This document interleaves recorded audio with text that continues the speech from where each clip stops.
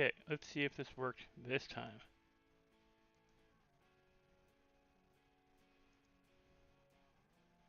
Here we go. Frickin'. Sorry guys, dealing with issues with Streamlabs. Bear with me while I get everything set up. Just gotta get my...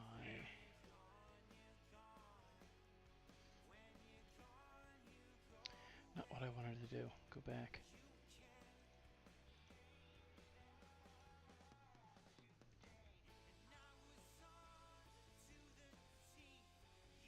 Copy.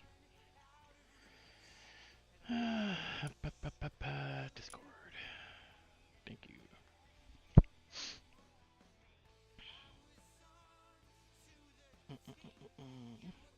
Doing the self-promo thing. Bear with me. I wonder if he's going to keep his Discord channel. I'm thinking about Clutch Lowcat because he's talking about leaving Redline, like just abandoning Redline. And the biggest reason he has his Discord is for Redline. Hello, Christopher. As I said, I'm not ever abandoning Redline. I'm not abandoning it. If it dies, it dies. I mean, if there's nobody, if GTA 6 comes out and it comes out with a version of 5M, then of course I'll be transferring over to the new version, whatever it is, but I'm not going to leave because I get bored, because there's too much to do. Oh, I'm on that one. Where's Rick? Okay.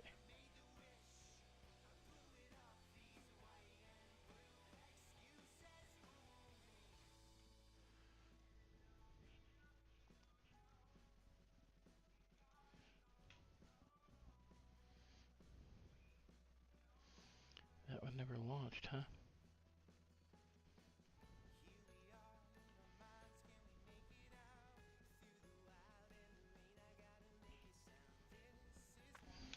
But let's go, guys. We are going to get into this. Give me just a minute. Just gonna switch it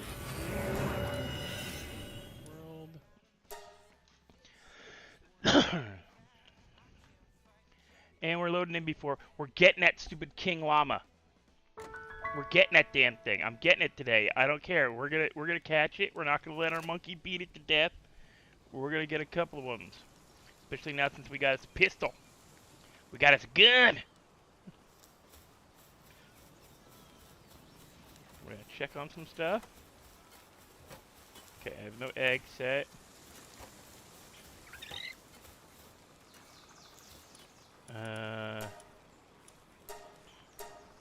I'll probably only make one.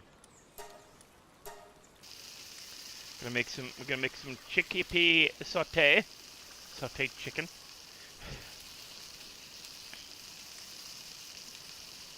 Light it up. Light it up, light it up, fire.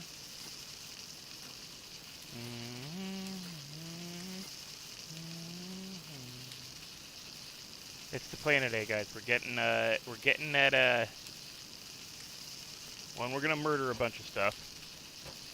Gotta find a dungeon so I can get more sulfur, so I can make more bullets. Oh, I remember what I gotta make. I gotta make that thing. Okay, so grab that. We're gonna go over here. Well, he's making that. Would it be on this? Yes.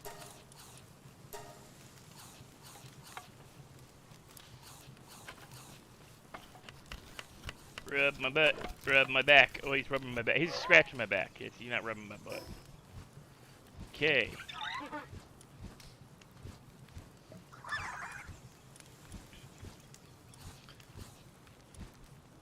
I don't really need that.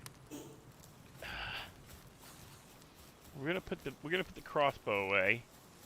Become a out of date weapon. So I'm gonna put that there, that there. When I move the arrows.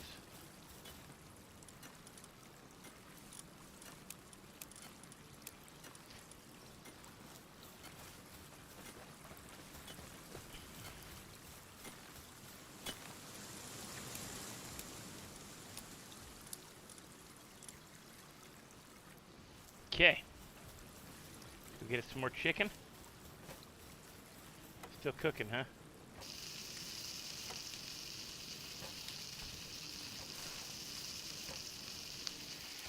And yeah, guys, we're working towards getting 300, another 125 subs, and need 125 subs, and need just over 90 hours of watch hours, I believe. I should really double check that. And we're also, because I think it is PalWorld.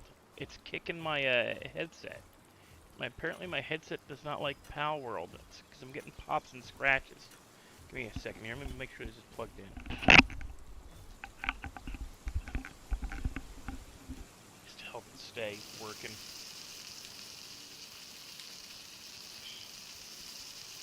And on Friday, we're going to stream most of the day. So guys, on Wednesday of this week, I'm going to post in my Discord what games I will play or would be willing to pay. And you guys got to, basically I'm going to figure out how to do a proper poll, and I'm going to let you guys pick games based off of the highest to the lowest. Of course, we're going to be doing Redline.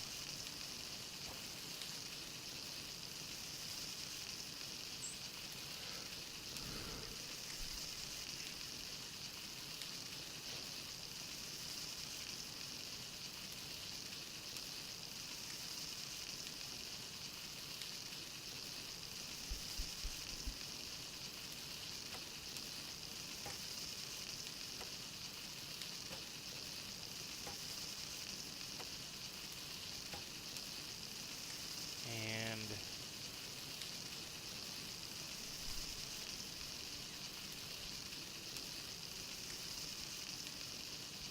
before we start running off, I have to take I am gonna need to. Okay, before we run to start doing anything, I'm gonna make sure my dogs that walks, they're not bugging me in the middle of this, and I'll be right back, guys. Sorry.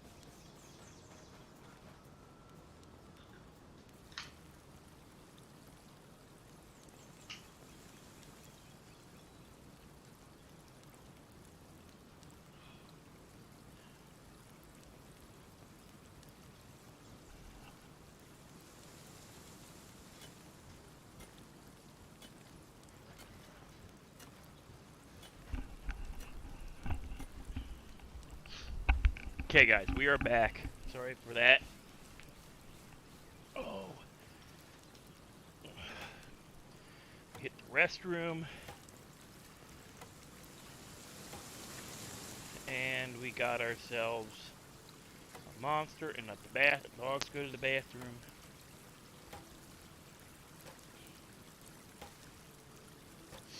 Okay. Map. Go here.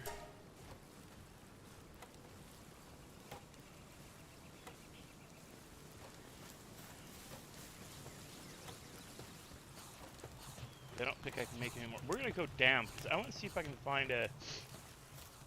I'm pretty sure there's a cave down below, along the water's edge, but I gotta find it. Geronimo.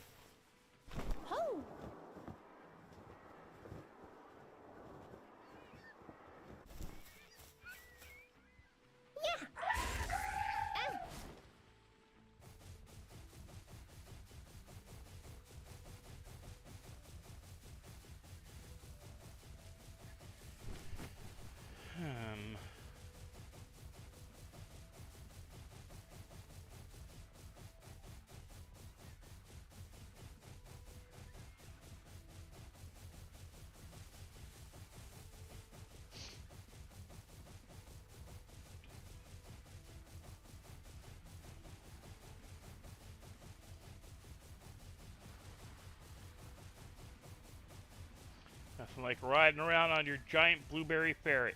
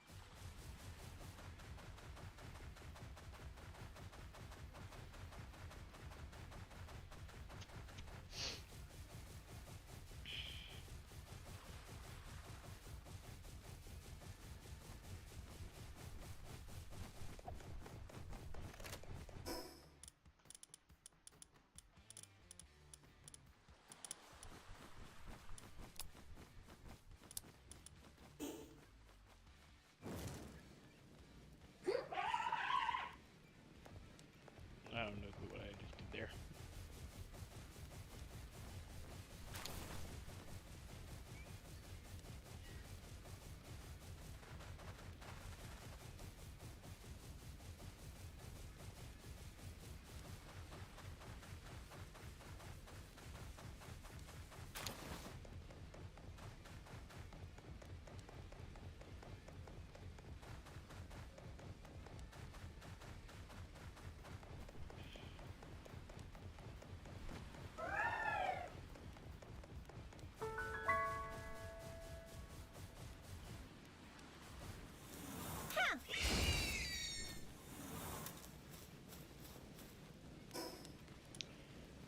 Okay.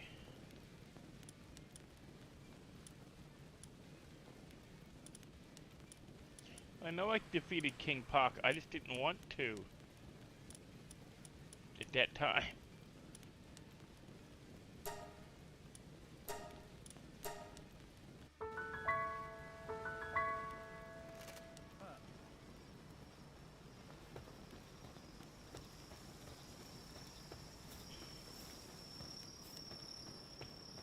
Ooh, actually, wait.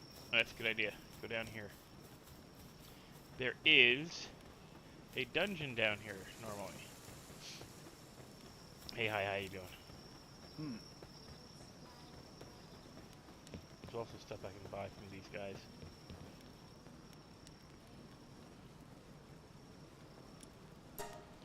What we got? We got anything worthwhile? Not really. Do I have anything worthwhile? Not really.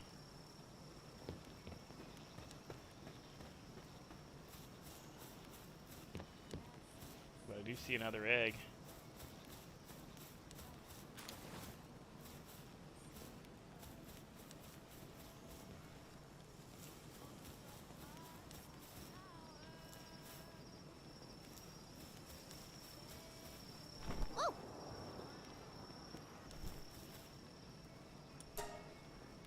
Oh, we only got 18 minutes?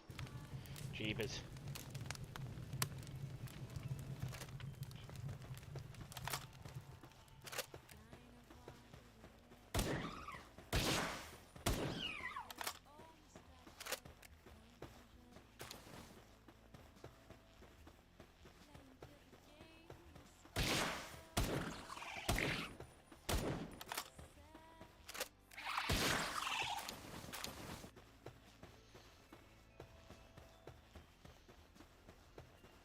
No prisoners.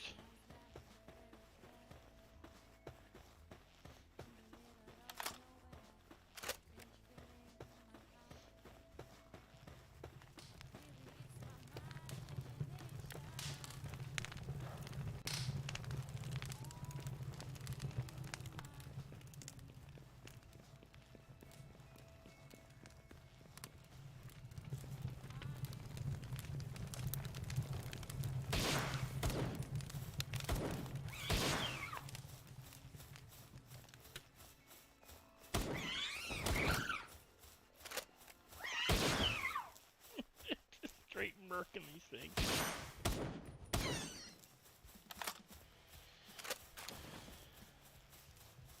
I'm not even bothering to try to tame them.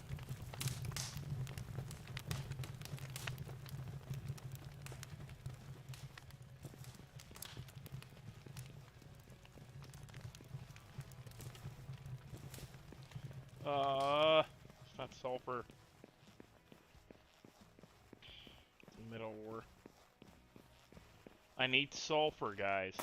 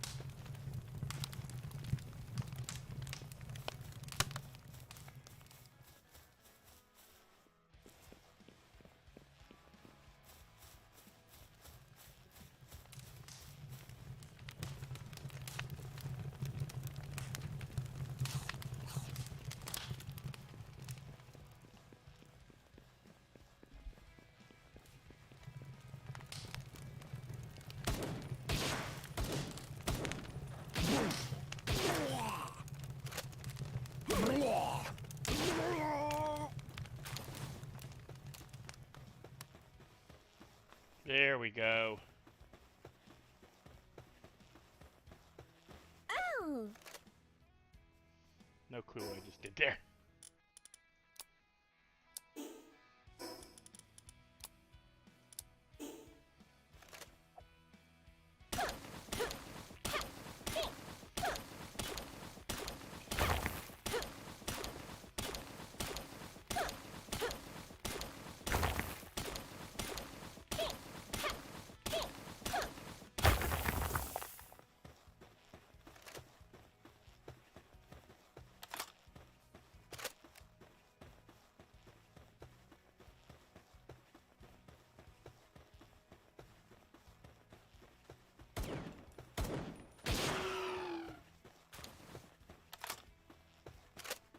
I am not a very good shot, I will admit.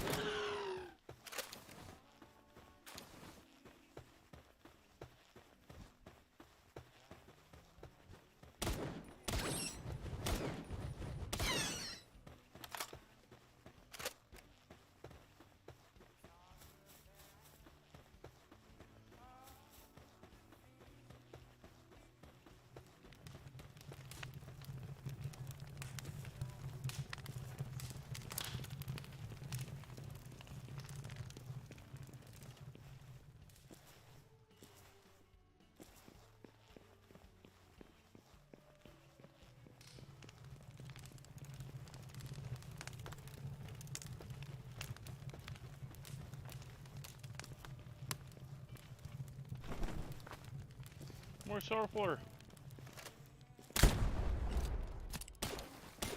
Jesus Christ, that is super realistic for being inside a cave.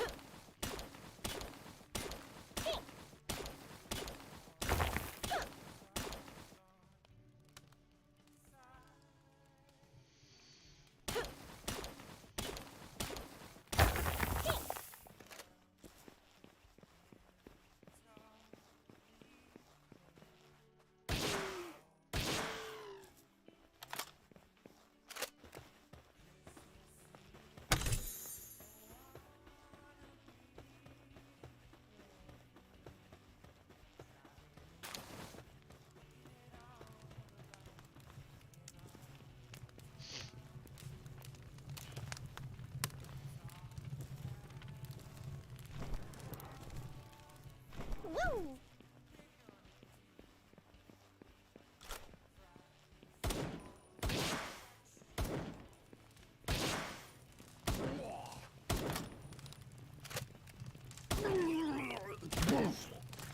Bullshit. Hey, over here.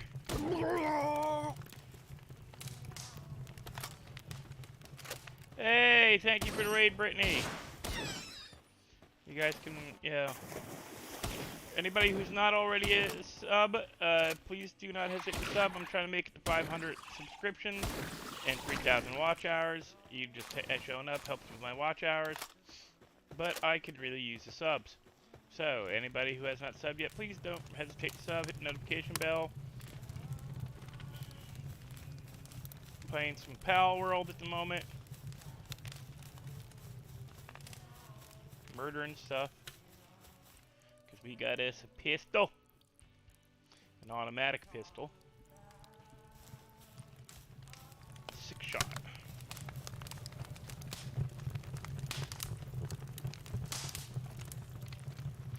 Ooh.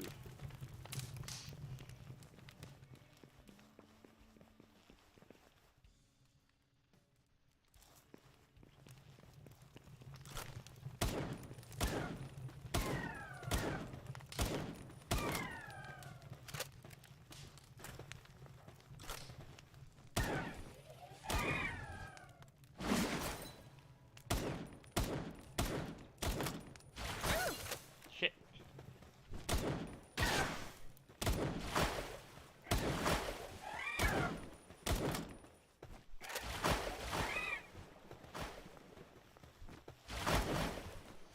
Oh, that was cheap. Okay, now I can focus on you.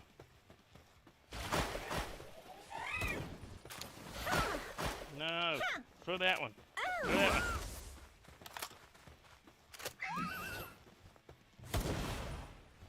Oh shit! No, no, no! Get it back here! Oh. Ha. Are you shitting me? Oh, yeah.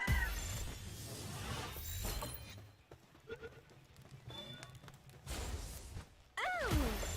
You're coming home with me! Stop it! There you go. Coming home with me. None of this foolishness.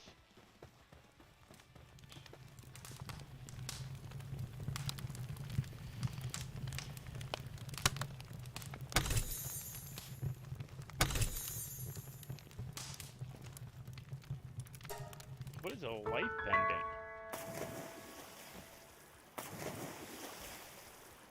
The hell is a life pendant? Ah, raises health. We want that instead. I'm gonna put that down here. Confirm, we're gonna use that.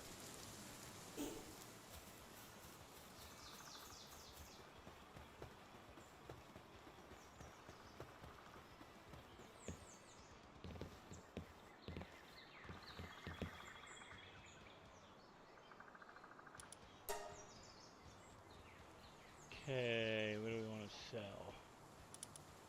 What, your level?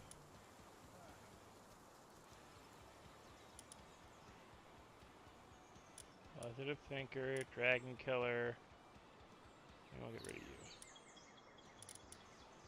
Heart of Gaia. Get rid of the pacifist.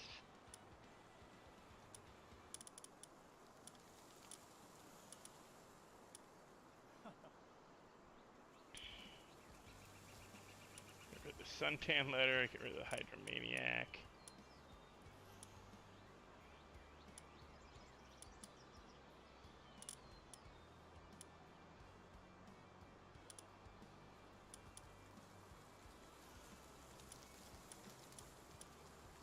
Okay. Sell. Sell. Buy.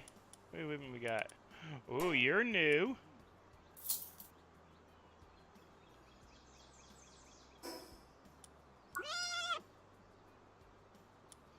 The only one we haven't gotten from the lower rank is that son of a bitch, because I haven't seen one again yet.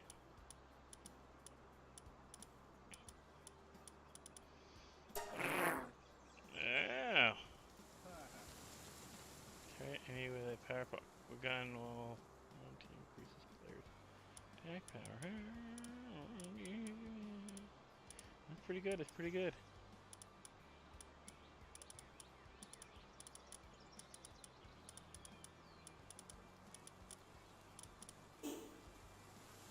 Okay, let's go. Yeah. Yeah, wrong one. Come here, blueberry ferret.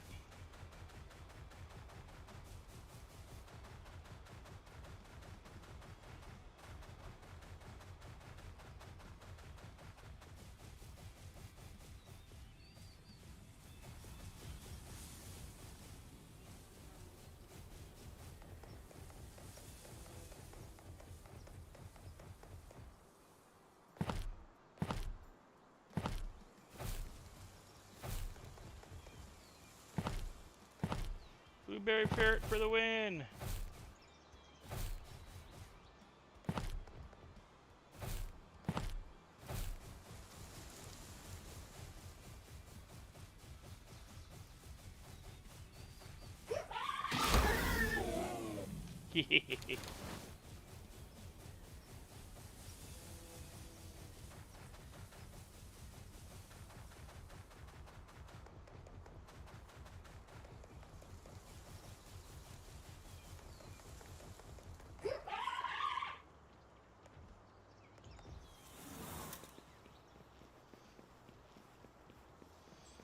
There's a reason why I'm doing this.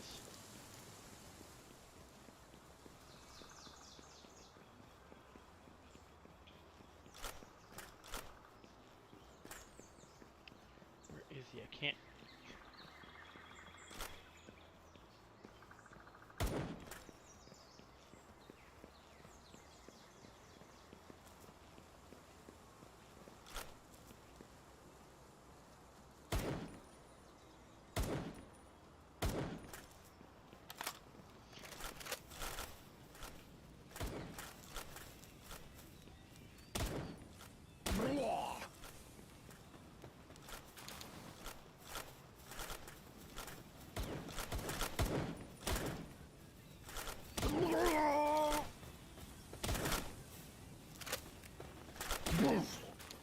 Boom.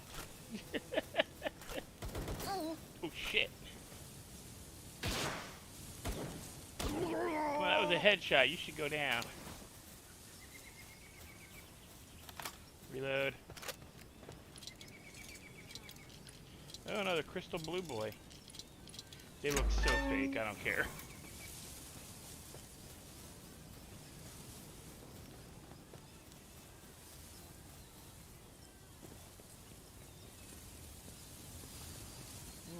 What's that over there? I don't remember that. Whoa.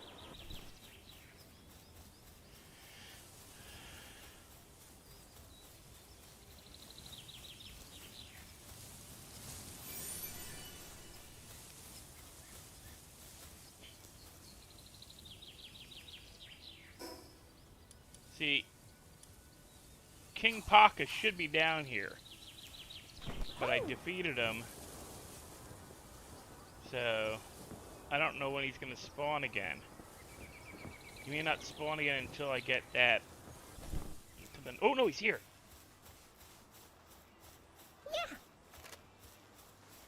Doing that.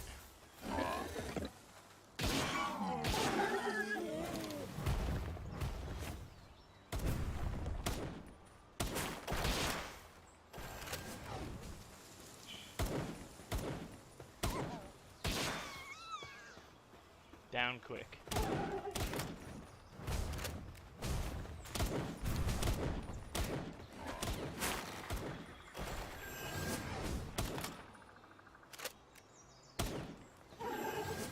And yeah, I've already beaten King Paka.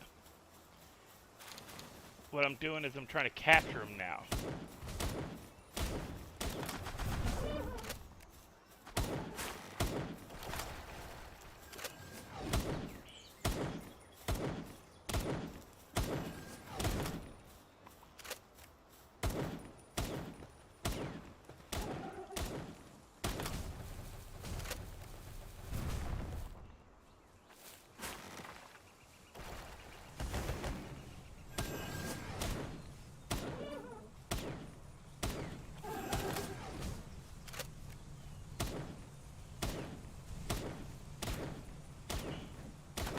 No clue I'm not getting any aggro. Yeah. Come on. Oh. Oh. Stay in the ball. Ha.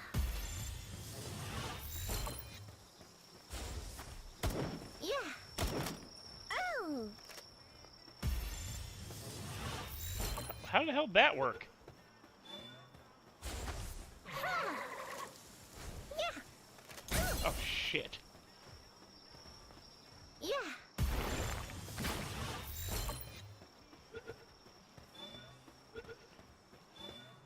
You shitting me.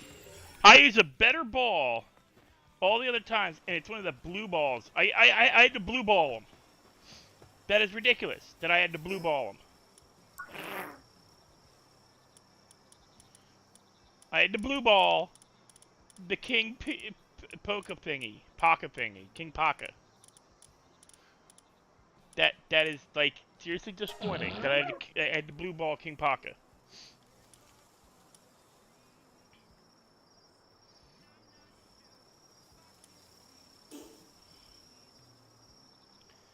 I'm seriously disappointed in the fact that I had to blue ball him. And yes, I know what I'm saying.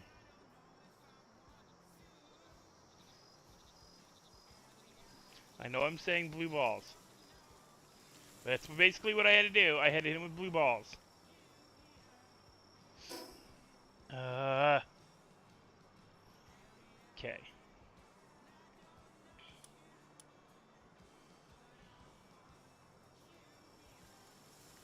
Ha. Ha. I forgot I don't have to carry the torch anymore. I've got a permanent light source.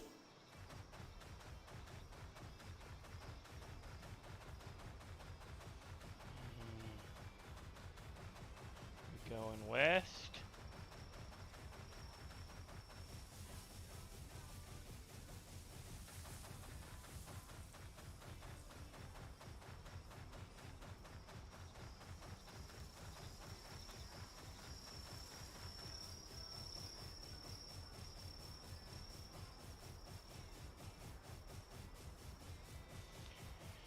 How everybody been chat doing tonight?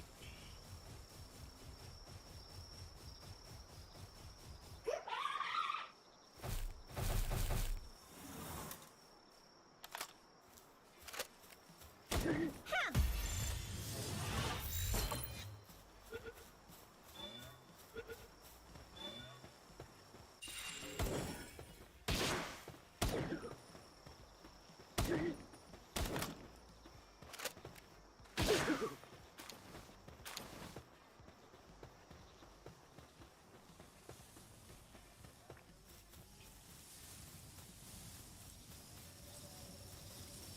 Okay, so that stuff hasn't respawned yet.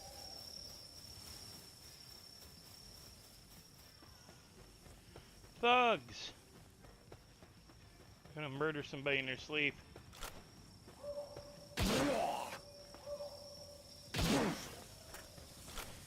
I love the fact that one of them says bullshit. It's blah, bullshit.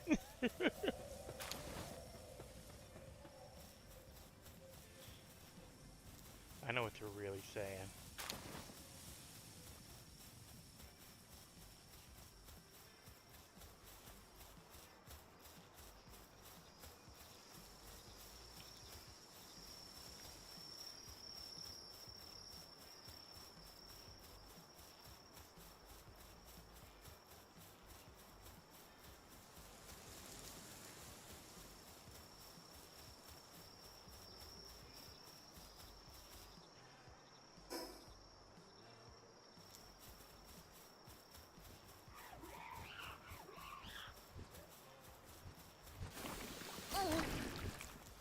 Okay, you little bastard.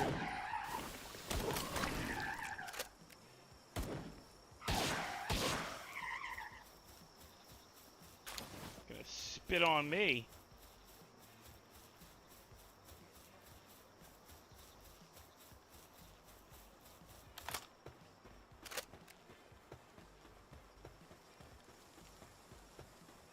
Where is it?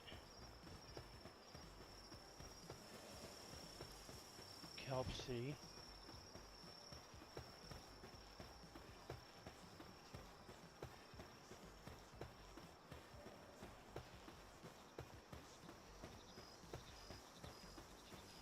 There you are.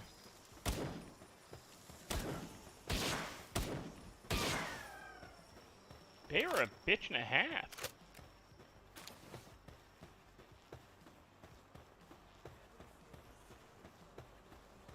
Yeah.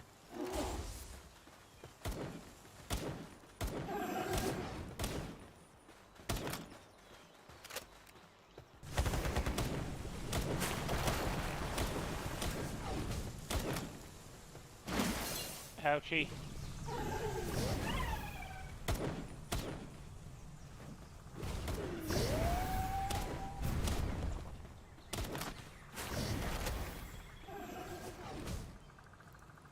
Nope, nope, nope, nope, nope, nope, too far out.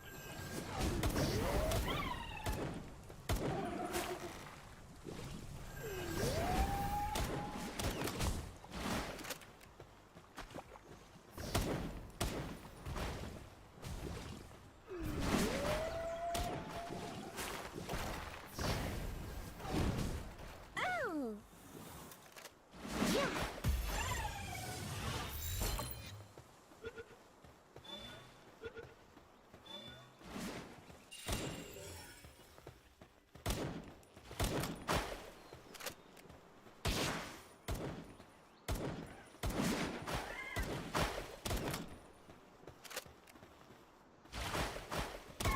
Screw you.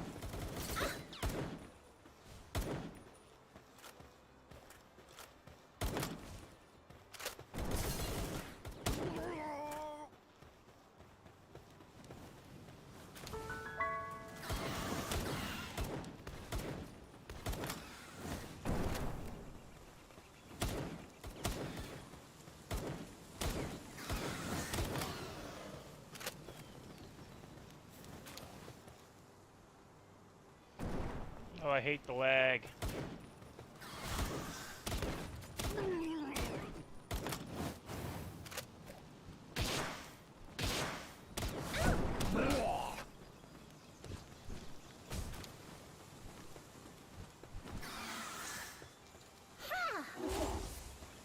Deal with them.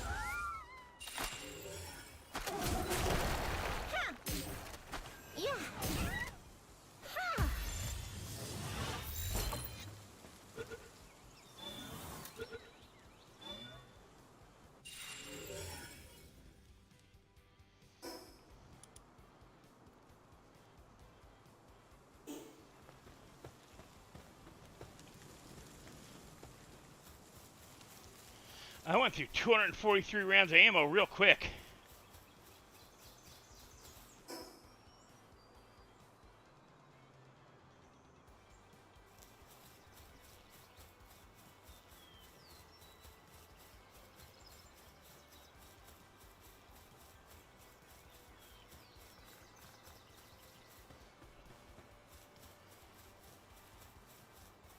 Hello, Nicholas. I just hit a cow in the ass.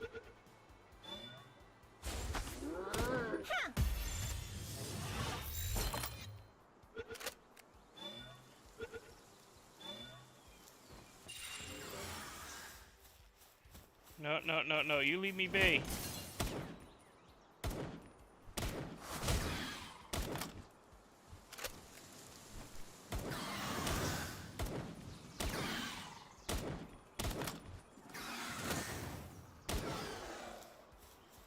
Stupid bird. I didn't want you.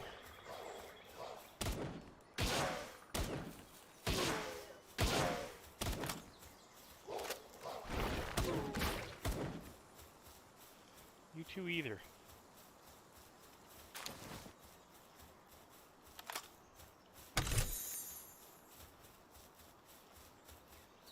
Take your shit, though.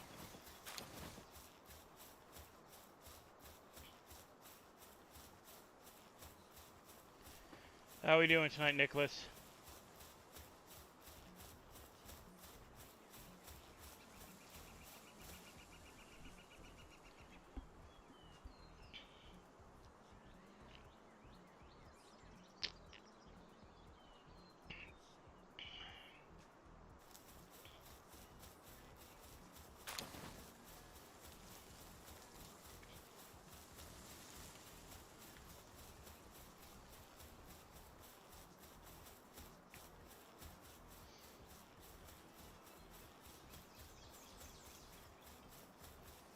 Thank you for the raid, guys.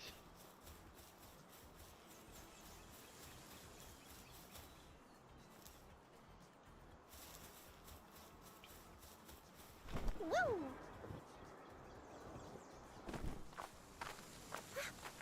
Ha!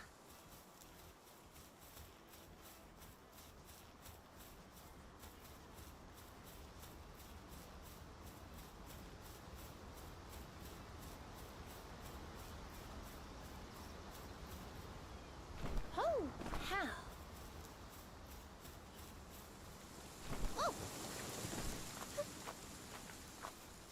Ho!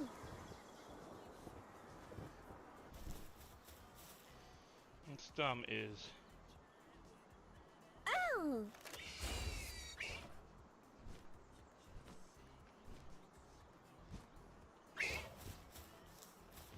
Come here so I can ride you.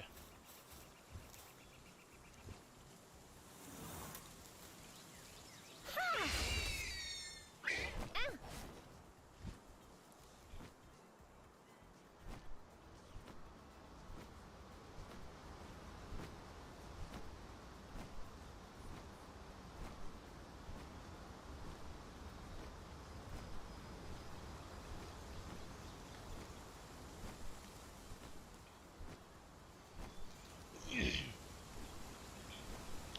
Well, I achieved my goal.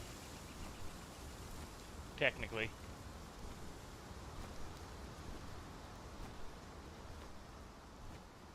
Do I already have one of you guys?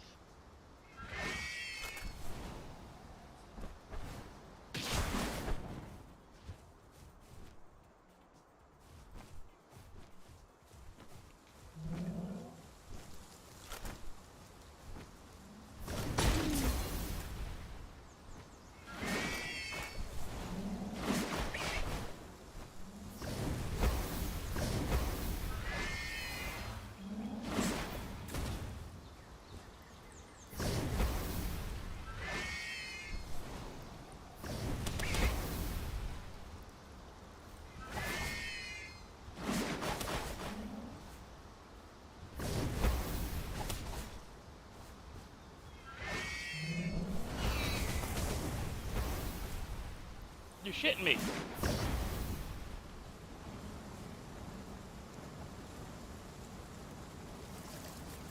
And I'm on fire. Yeah.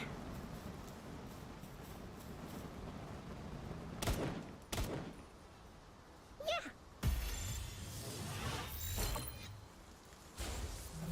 Yeah.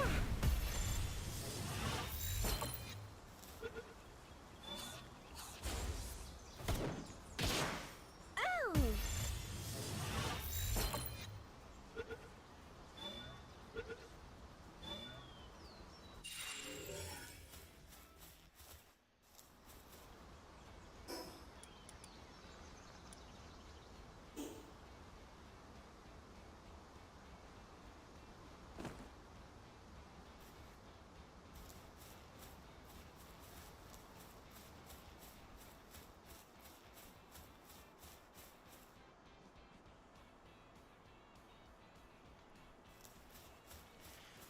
It went okay. We kind of played Tetris for a little bit and then got bored and ended.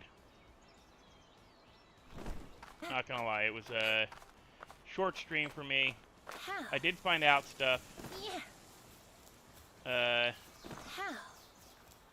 But nothing of, you know, nothing I didn't half already know. But I did find it out in game that you have to buy benches and that they're expensive as hell and unrealistically expensive, honestly. You know, because nobody starting out is going to be able to afford $1.3 million for benches. Which is why you end up having to join a crew. That's why they're talking about, like, you had to be a part of a gang to really do it. Because, yeah, to afford it all is prohibitive. You know, if you got the money to buy all that crap, you're not going to share it with too many people.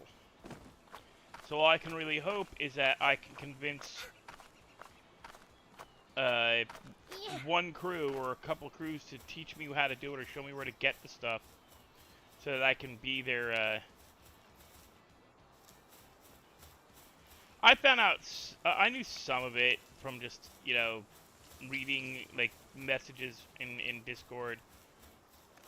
It kind of sucks that they make it like it is, but I'm going to put it this way. The system they're using, it's the same system I have for my server.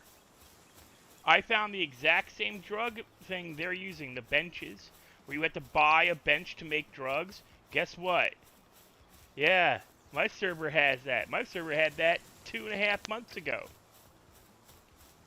We had that at the end in the beginning of January. Well, a month and a half ago. We had that in the beginning of January. I found that script. It's a free script. That they did stuff with it and changed a little up, yeah, because you can, you know, go in and change things in the tables and how people make the drugs. You can increase the difficulty or decrease the difficulty.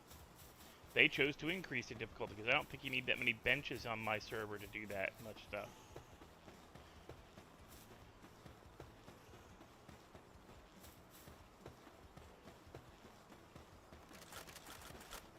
Oh shit.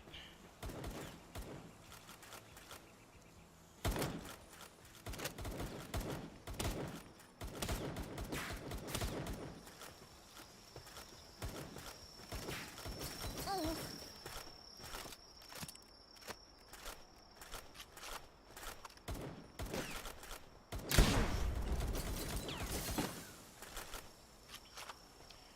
do, do, do.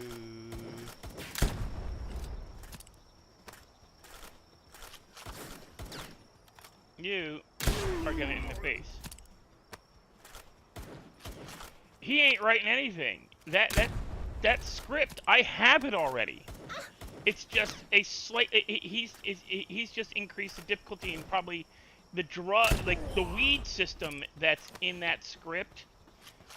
He probably removed because nobody's gonna want to do it the way we have it in the where it's almost like a job. It would be a job in Redline would like the way they do it in. I'll have to show you guys. It may be something I show in stream in the next couple of months, but at the moment I don't want to show anything because then it looks like I'm like just ripping off Redline stuff, and it's not the case. I actually had that script in January. I like parts of the script. But I'll probably buy a different drug script to use down the road. Yeah, they're buying scripts and modifying them to fit Redline's purposes, just like everybody else does. They're rewriting stuff, they're changing stuff, but in the script I have for drugs, you don't need a table to make weed. You need like in mine, there's an oven. You can actually make chocolates and brownies and food products that get you high, that relieve stress and give a high effect. I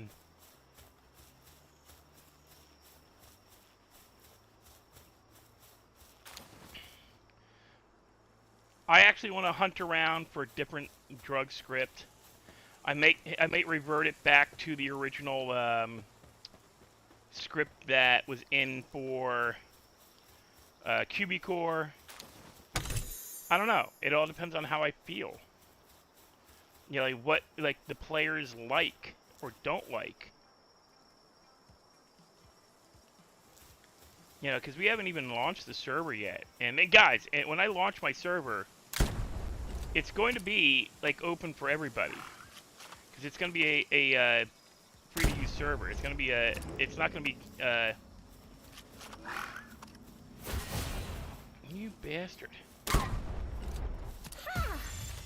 It's not going to be whitelisted. Not at first. Can't be. I don't have enough people. You know, I don't have the and you're going to get a lot of leeway when it comes to stuff. As I said, I want realistic RP and stuff. You're going to get a lot more leeway with your character. I want RP. I want, you know, people actually making an effort. But that doesn't mean I don't want you doing stuff like today with the two guys doing like I thought that was great. Because it's such a throwback. Like if you aren't a fan of old movies, you'd never know they're ripping off a movie. That they took that from Gene Wilder and Richard Pryor. It's an old movie called See No Evil, Hear No Evil. It's about two guys who basically end up getting involved in a bunch of shit because one's blind, one is deaf.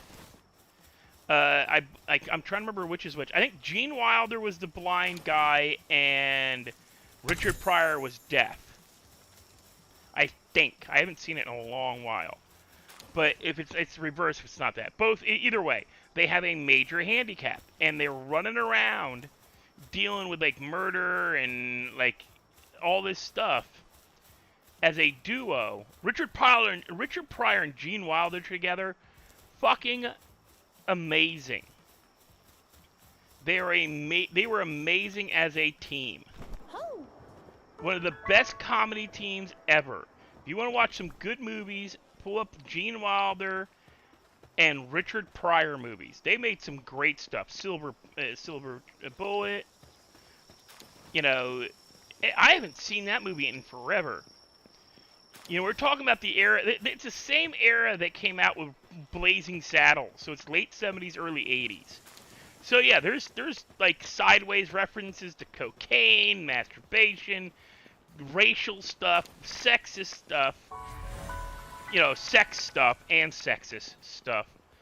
But they did like 5 or 6 movies together before Richard. I think before Richard had issues. And it was great. It was fucking hilarious. I gotta remember to up my stats. Let's see. Stamina. Stamina's a big one.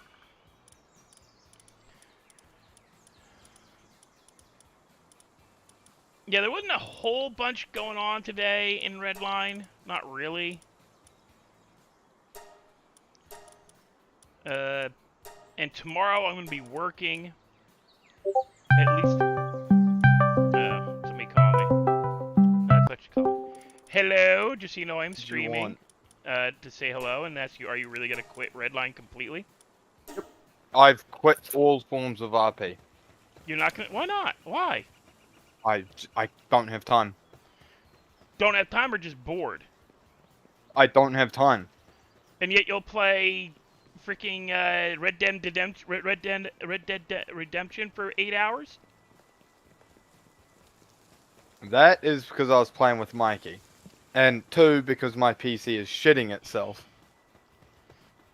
And I don't have the money to fucking pay for it, to fix it. Okay. I have to restart my PC 8 times just to play Need for Speed. Well, that sucks. Told you you needed to get it, you know, looked at. I don't have the money.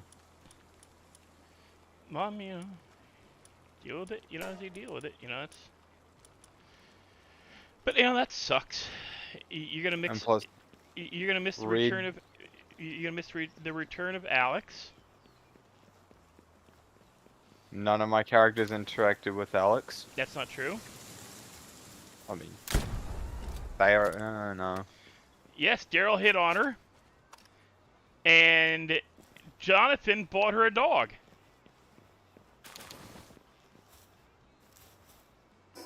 Jonathan was cracked out of his mind. Jonathan wasn't cracked out of his mind. He was horny. I plead fifth. You plead the fifth. Is your girlfriend there? I plead. No. No.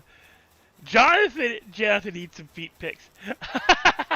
Freaking Blue. What? Blue Super is going, Jonathan needs to sell some feet pics. I do need to sell some feet pics. You want to buy them? Nah, I can't afford them. Damn it. Clutch is the one who actually helped me design Alex. Yeah, you helped me create the first version of Alex.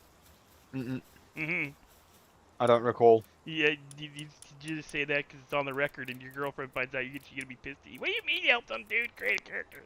Girl. I do not recall. That's creepy as hell. I do not recall. I will only speak to you when my lawyer is present. Mikey helped create the second version of Alex on New District, which I can no longer access. Huh? I can't play on New District RP anymore. I lost my. Oh, is it down? No. Unless I play on the weekends when it's open free, I can't get in anymore. I lost my access because I haven't played. I haven't played on that server since July. Because remember, it was like Rai pushed me to try it because he was looking for a new server to go to when he was kind of bored with Redline. When Redline was causing issues. Back in July remember when everybody was all pissed off because of all the changes they made, and then people got over it, and now they're all pissed off again because of all the changes they made, but they're eventually just gonna get over it. I think that's an egg. What is that? What the hell is that, guys? Is that just stone? Oh no, that's just stones. I have no clue where I'm at right now. I think I'm below an area. I don't even know Oh, what game you're playing. I am playing PalWorld. Oh, Pokemon. Pokemon. Pokemon. Yeah. What? I keep hitting the wrong key. I keep misclicking.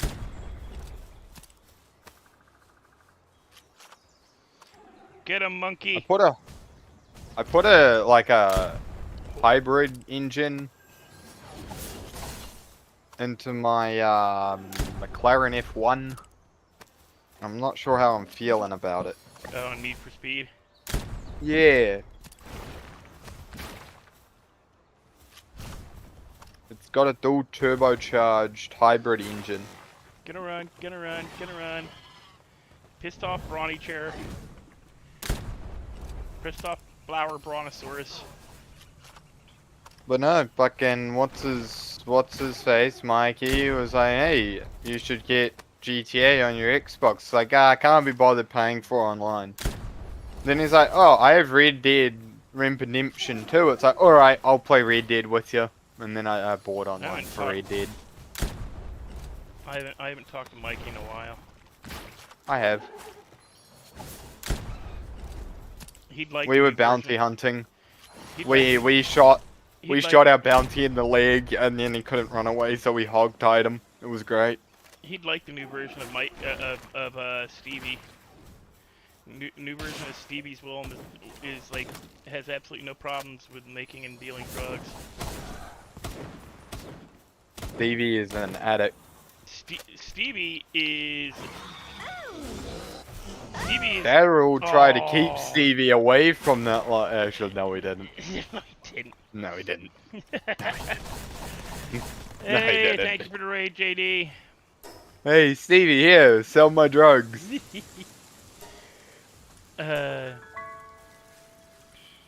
Stevie, I need drugs to sell. Well, now, like, dude. Okay, you know that the script I found for drug making. Uh-huh. Yeah, they're using one that's very, very similar. Huh, Like almost the interesting. exact same script. That free Interesting. one I found, yeah. That we hadn't even like no, like, you can't say because it's free, dude. It's not like I can't fix the. Where do I get high quality PAL oil from? Or what do I? Hey JD, hey, thank you for the raid, dude. Thank you for at least. Yeah, I know a lot of you guys are already subscribed to my channel. If you aren't, please subscribe. But if you are, thank you for stopping by because you guys give me watch hours, which I'm trying to get to my 3,000 watch hours, so that I can. Once I get my subs up, I can then go to monetization, and we can get memberships, and now we can do membership thingies. A Wally. I pay for. Fuck, who do I pay for memberships on YouTube? Oh, you pay for a bunch, honestly. I only pay for one YouTuber on YouTube for memberships. I pay for 3. I pay for one, and it's $5 a month. Who the hell are you paying? It's $5.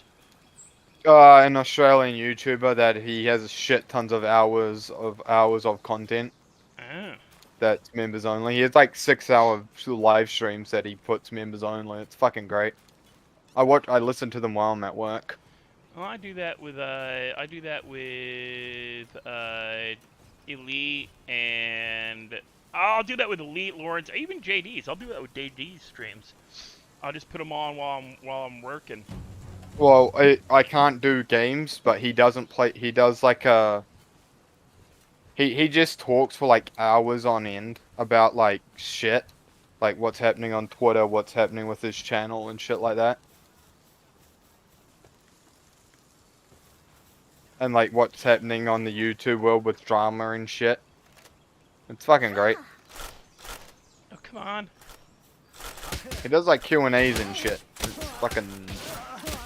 It's great.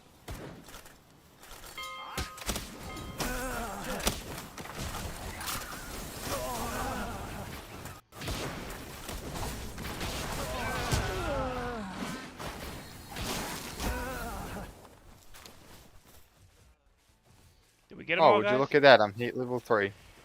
That's a shame. I don't tend to watch stuff that's not, what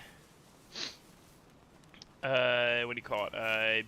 Game related, because I just, you know, to me, I can sit and vegetate and listen to the gameplay. Oh, well, I do watch one thing. He's doing a no jumping or climbing challenge in GTA at the moment. I've been listening to that.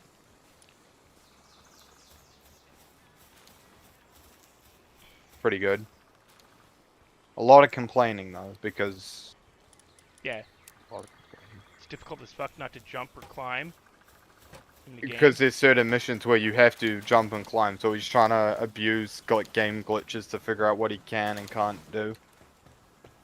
To get the least jumps as possible in the game. What did I just Pretty pick cool, up? pretty cool. Ah, that stuff. I pay for Elite, I pay for Alanip, I pay for Lauren, and I pay for Bob. And I think I think I paid for JD's once, and then I've just been getting gifteds ever since. I don't know. I've yet to pay for because I usually just pay for the main 3, the big boys, and then everything else is hit or miss. Whether I stay like Bob's, Bob's has lapsed once or twice, and I keep getting memberships for Rise and fucking Elite, and I haven't watched their channel for like 3 months now. yeah, but as long as you're in the list, you'll get it, because eventually it's RNG as long as you're subscribed. So I said I don't watch JD's as often as I used to, and yet I still get them. I get them because it's RNG, dude. You gotta figure, Elite will get something like 400 or 500 new subscribers every time he does. No, 400 or 500. 100 to 200 on average new subscribers every time he streams. Every time he streams, and he's been streaming 5-6 times a week in some months. So he's been streaming a lot more since the new year. So he's been getting a lot of them. I've just decided to stop because I cannot be fucked. Casual's fine. Why? I've been working 10-hour days. How you liking the new job? It's Did they extend your contract? No, it ends on 29th. I thought they But I put they were gonna extend you. I put an application in for a full time I thought they were because gonna. they have a permanent position. I thought they were gonna extend you. I thought they might. Oh, they thought they might, and it just ended up being. No. But what they've done is they've got a permanent position there, and everyone that I work with wants me there. So I put in a Yeah, fucking you put it letter. in using all them, use them as all as what do you call it? What do they call those? Referees. References, not referees. Same diff. Referees. Same diff. No. Same diff. Same diff. Same diff. They have a number of the same letters, sure. I'll give you that much. Oh fuck! There's a corner there. Shit. Tomorrow night I'm gonna be playing that off-road game that I got from Epic. So guys, we got a new game to play tomorrow night. Last week there was an off-road game. Fuck me. I told you about it. A racing one. Yeah. Fuck me. Yes. It was called Off-Road Rally or something like that. Oh yeah, nah. Yeah. Library. Going to the library. Go to the library. Come on. Freaking Epic Games. I swear it knows I'm on Steam and it doesn't like loading up. Dakar Desert Rally. Oh yeah. No. No? I don't care. Alright. I thought it was cool. I thought it was Dirt Rally 2 or something. That nah. game I'm looking at buying. But I gotta buy a new Xbox controller next pay. That, or you could put the money into fixing your computer. Fuck that. No. Too expensive. Yeah, and how much is an Xbox controller? $80. Yeah, you could put 80 bucks into fixing the computer. It's not that expensive to fix a computer. No. Did I get my challenge done? Well, I hope at least when we do start doing the videos for my server, you actually at least come out and try.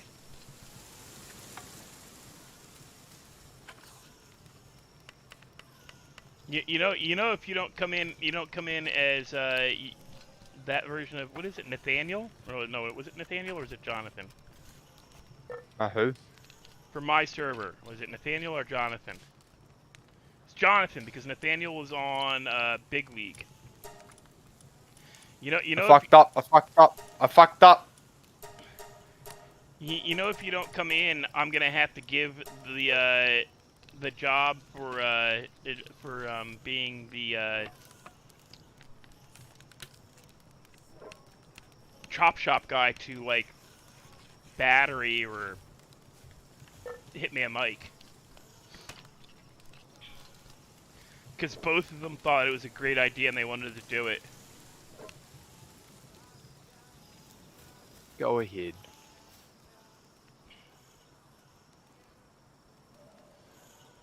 Well, I'm not going to take it away from you if you still want to do it.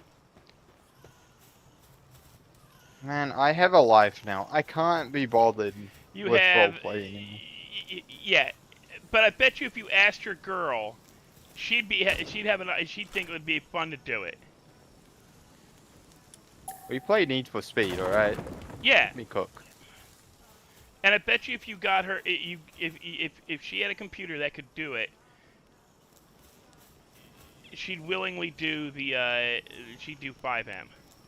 You don't have to have her join Redline. You know, that, no.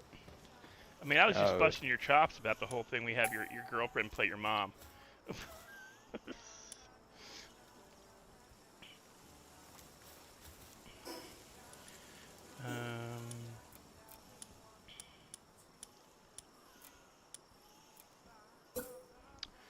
I need what? I need to go out and kill a lot more electrical guys. Okay. And I Wait, need what? more... Survive going through spike strips and end the night session. I did that. Sounds defeated. Oh, you fucking whore. He's not defeated. You fucking bitch of a game. He's P-whipped. No, I went through spikes and did the shit. What we're talking about.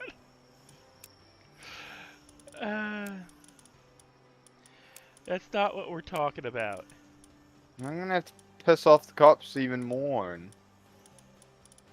yeah, fuck this. I'm gonna go play the Henry Stickman games. Fucking love Henry Stickman. No, Super say he sounds defeated. And I said, no, he's not defeated, he's P-whipped. No word for pussy whipped. Let me see how much this shit is. It may be $5, it may be $2. I think it's $2. For what?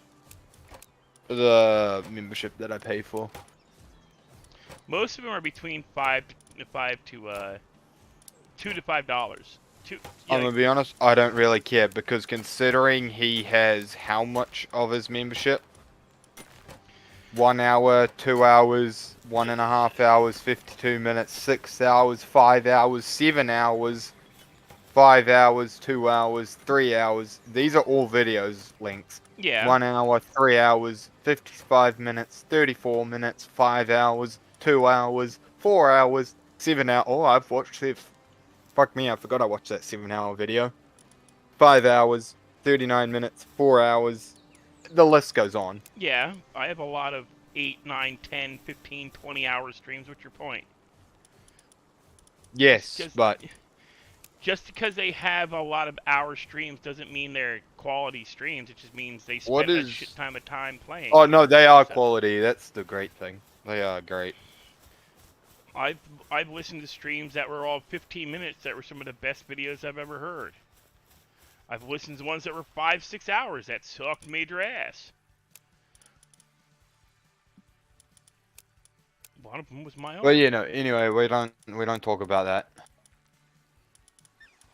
What, the fact that you're pussy whipped? No, not that. Oh, so we can't talk about the fact you're pussy whipped. I didn't get pussy whipped. Fuck's sakes. Oh, pussy, you're whipped. What? That Yeah. makes absolutely no sense. Yeah. How does that make you feel? Slightly uncomfortable because that makes absolutely no sense. Yeah, you're right. But we can look past that. Yo-yo. I don't know what this is. Oh. What the fuck? Uh,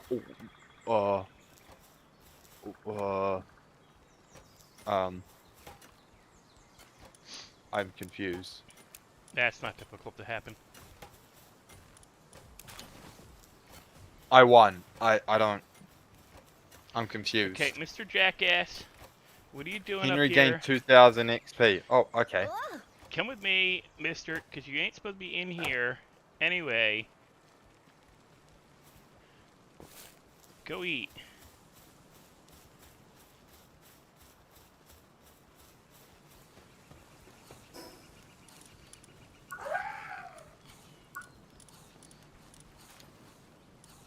Oh, I can learn new I shit. feel like that was a Zelda reference.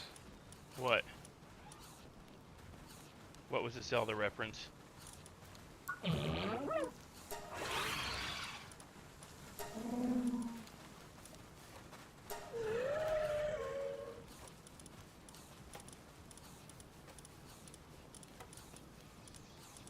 I got all of them. Minta. Well, that's right. I can make moo cow milk now. What the fuck? I can make moo cow milk. The fuck does that mean? Exactly what it sounds like. Pokemon reference? I don't. Magic. I can have my cows make milk now. Okay, so we're gonna get rid of Mr. Kitty Pants over here, and we're gonna replace him with a cow. I killed myself. Okay. Okay, okay, first we gotta switch to element. And we're gonna get rid of Mr. Kitty Pants. Tools. I have a chainsaw. You can come back over here. You can come back. Oh, no, I don't want you. I am utterly confused. What? Just move Whatever. pants. And do I really need...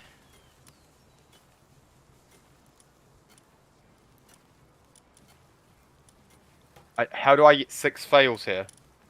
I'm confused. You're just that bad.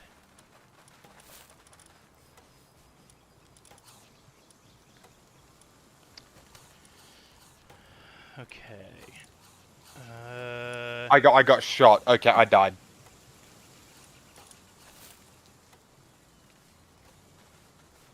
I want all of the fails, but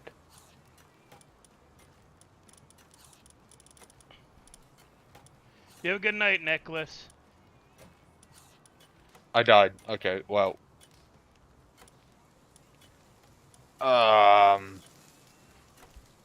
What about Yo-Yo? Yo-Yo. Alright, we got him. I don't know what this is. Where are you? You come over here. And where's my flighty bird? Bash. Where's my flappy bird?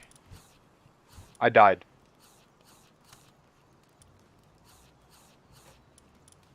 I died.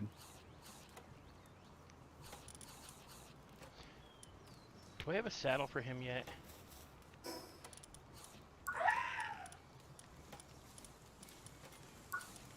PSI. Oh.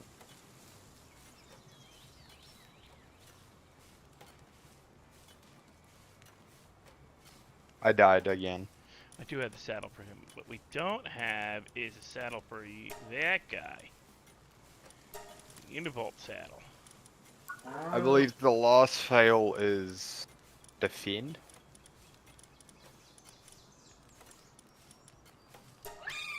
Oh, I died. Alright, that's what I wanted. I wanted to lose. Sure. I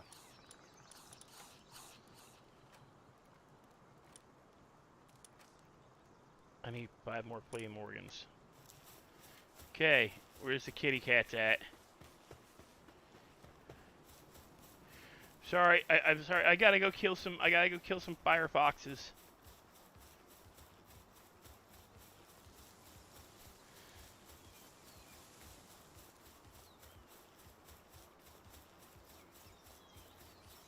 Here they are. Now.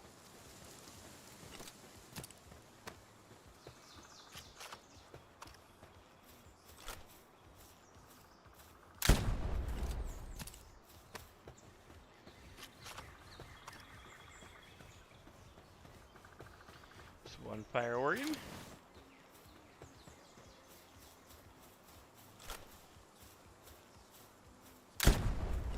Two fire organs.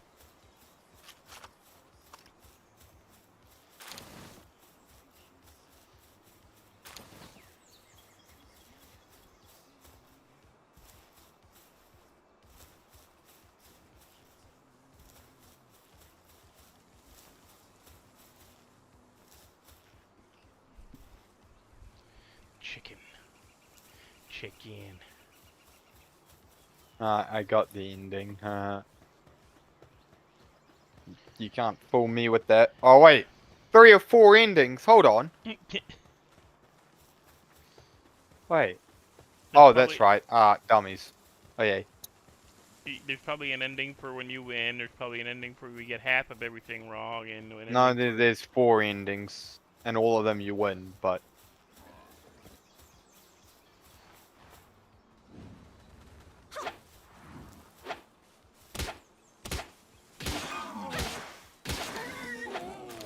That's right. I got myself a pike, bitch.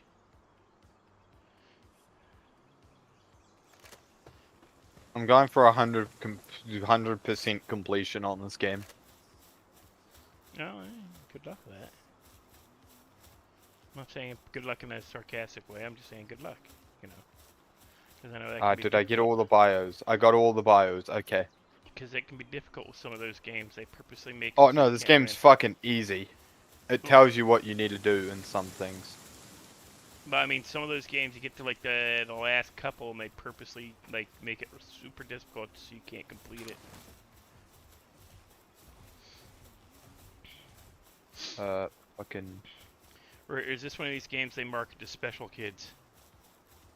I think probably the second one. There's 17 achievements. I fucking don't. Yum. Oh. Alright, there is a couple of I don't have 3 achievements. Alright, Google, I need help. As bad as me using Google to find out what animals I gotta kill.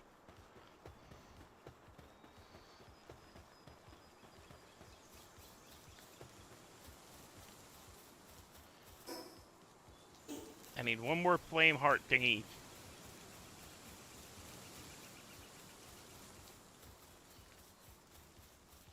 Is there a new, If you know what I like PalWorld, they have really cool looking guns, and they actually sound like a real,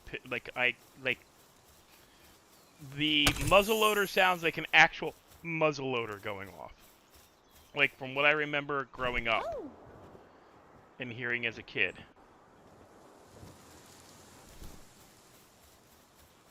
Because yes, I've played with muzzleloaders. Actual muzzleloaders. Probably unlike French, who's probably never actually held a Zouave in his life. Whereas I have. I've held Zouaves, Springfields, Gatling gun, and I'm talking the old school hand crank bastards. Mortar. I fired a gun. I fired a round out of a cannon. Actually, I handed the cannonball to the guy who loaded the cannon. But you know, counts. It's a team effort. I fired a vintage repeater rifle. I fired a Henry repeater, Sharps repeater. I like the Henry over the Sharps, honestly. Sharps repeating rifle's nice, but the Henry repeater I actually can aim better. It's balanced better, I think.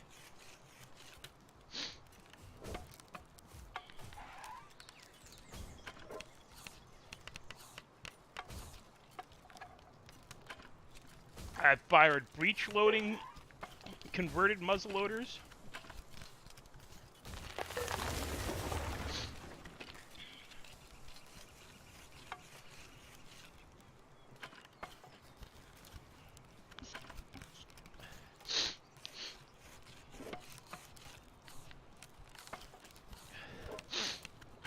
So are you going to actually at least stop by next Saturday?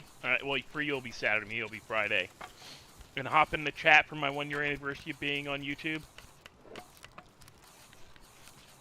Clutch? He's wandered off.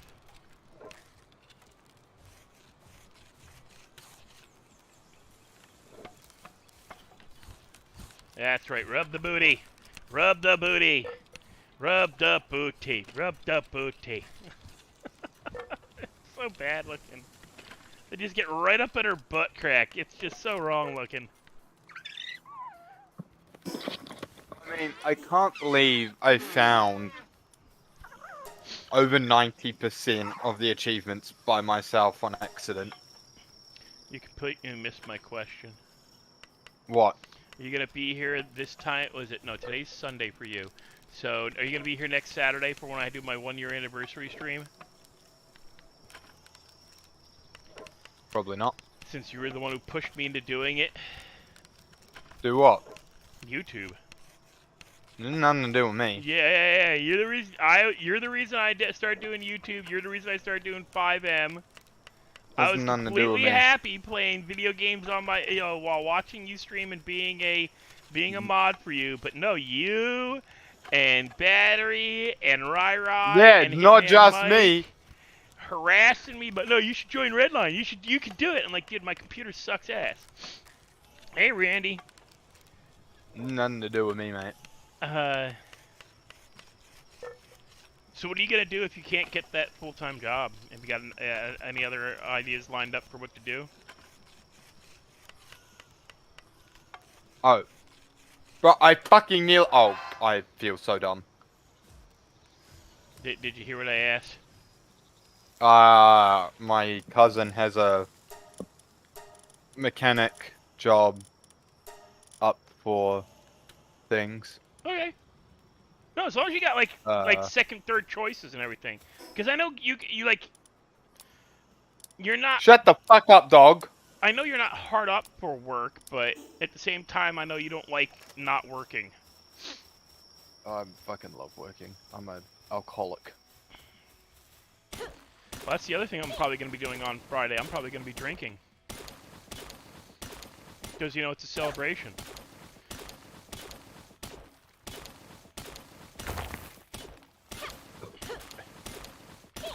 You'll get to hear me drunk. Or at least decently buzzed. But no, when I do it, it's frowned upon. Yeah, but I won't be playing Redline while doing it. You can't stop me. We kind of did. Both times you did it, we got your friends to yank you out and away. Because you were kind of fucking up.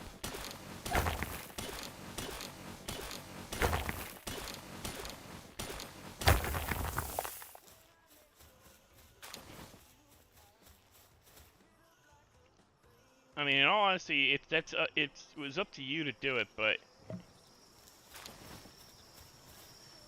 At the same time,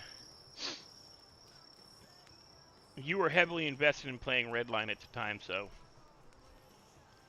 losing that would have been, I think, psychologically more harmful than pissing you off or telling you to get off the fucking computer and go sober up. Especially when you ended up in a wheelbarrow eating fucking lettuce.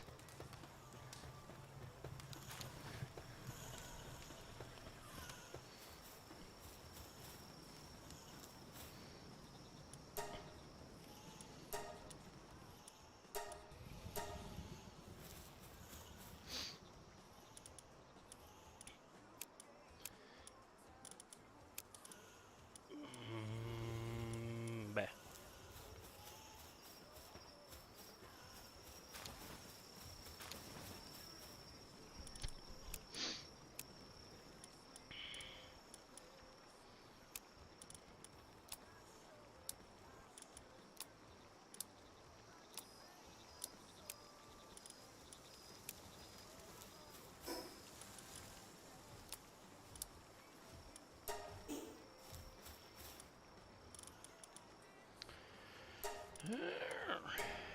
And we only got one. How many we got of these?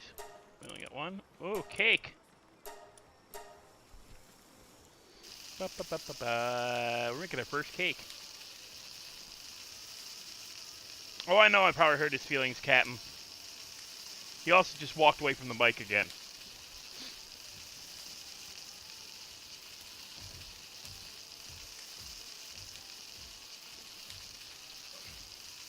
But it's true.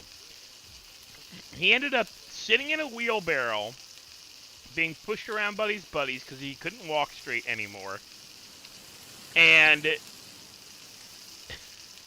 eating head lettuce out of a bag after his mom told him not to eat it all. That's the best part.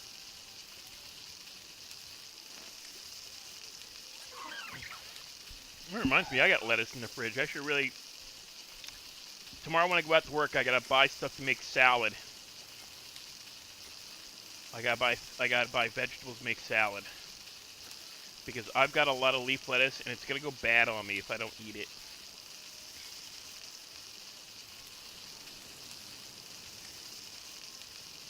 Hey, greatest.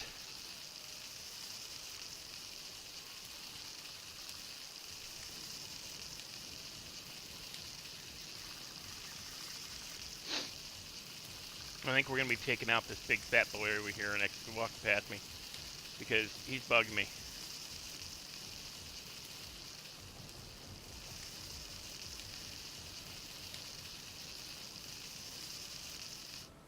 Okay.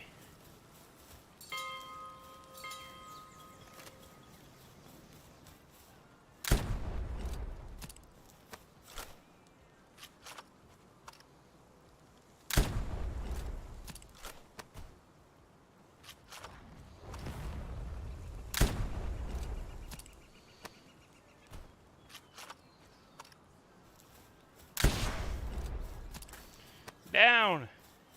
Mammoth thingy is down! Good, because Mammoth thingy is annoying. Ooh, we got a high qual! I knew these guys produce high qual. We need high qual to fix the pistol.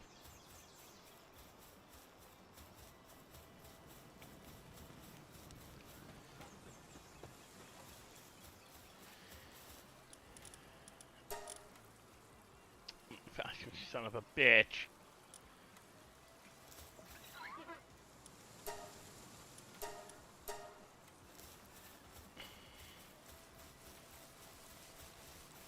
Yeah, you go do that. I'll keep working on the cake.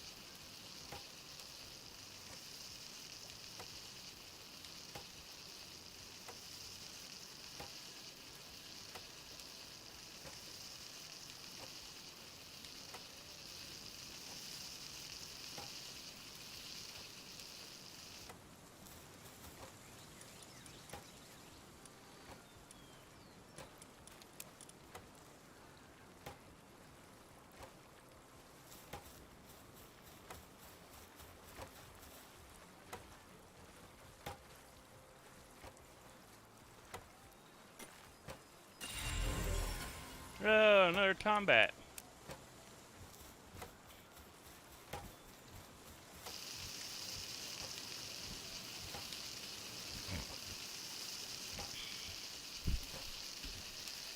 Oh.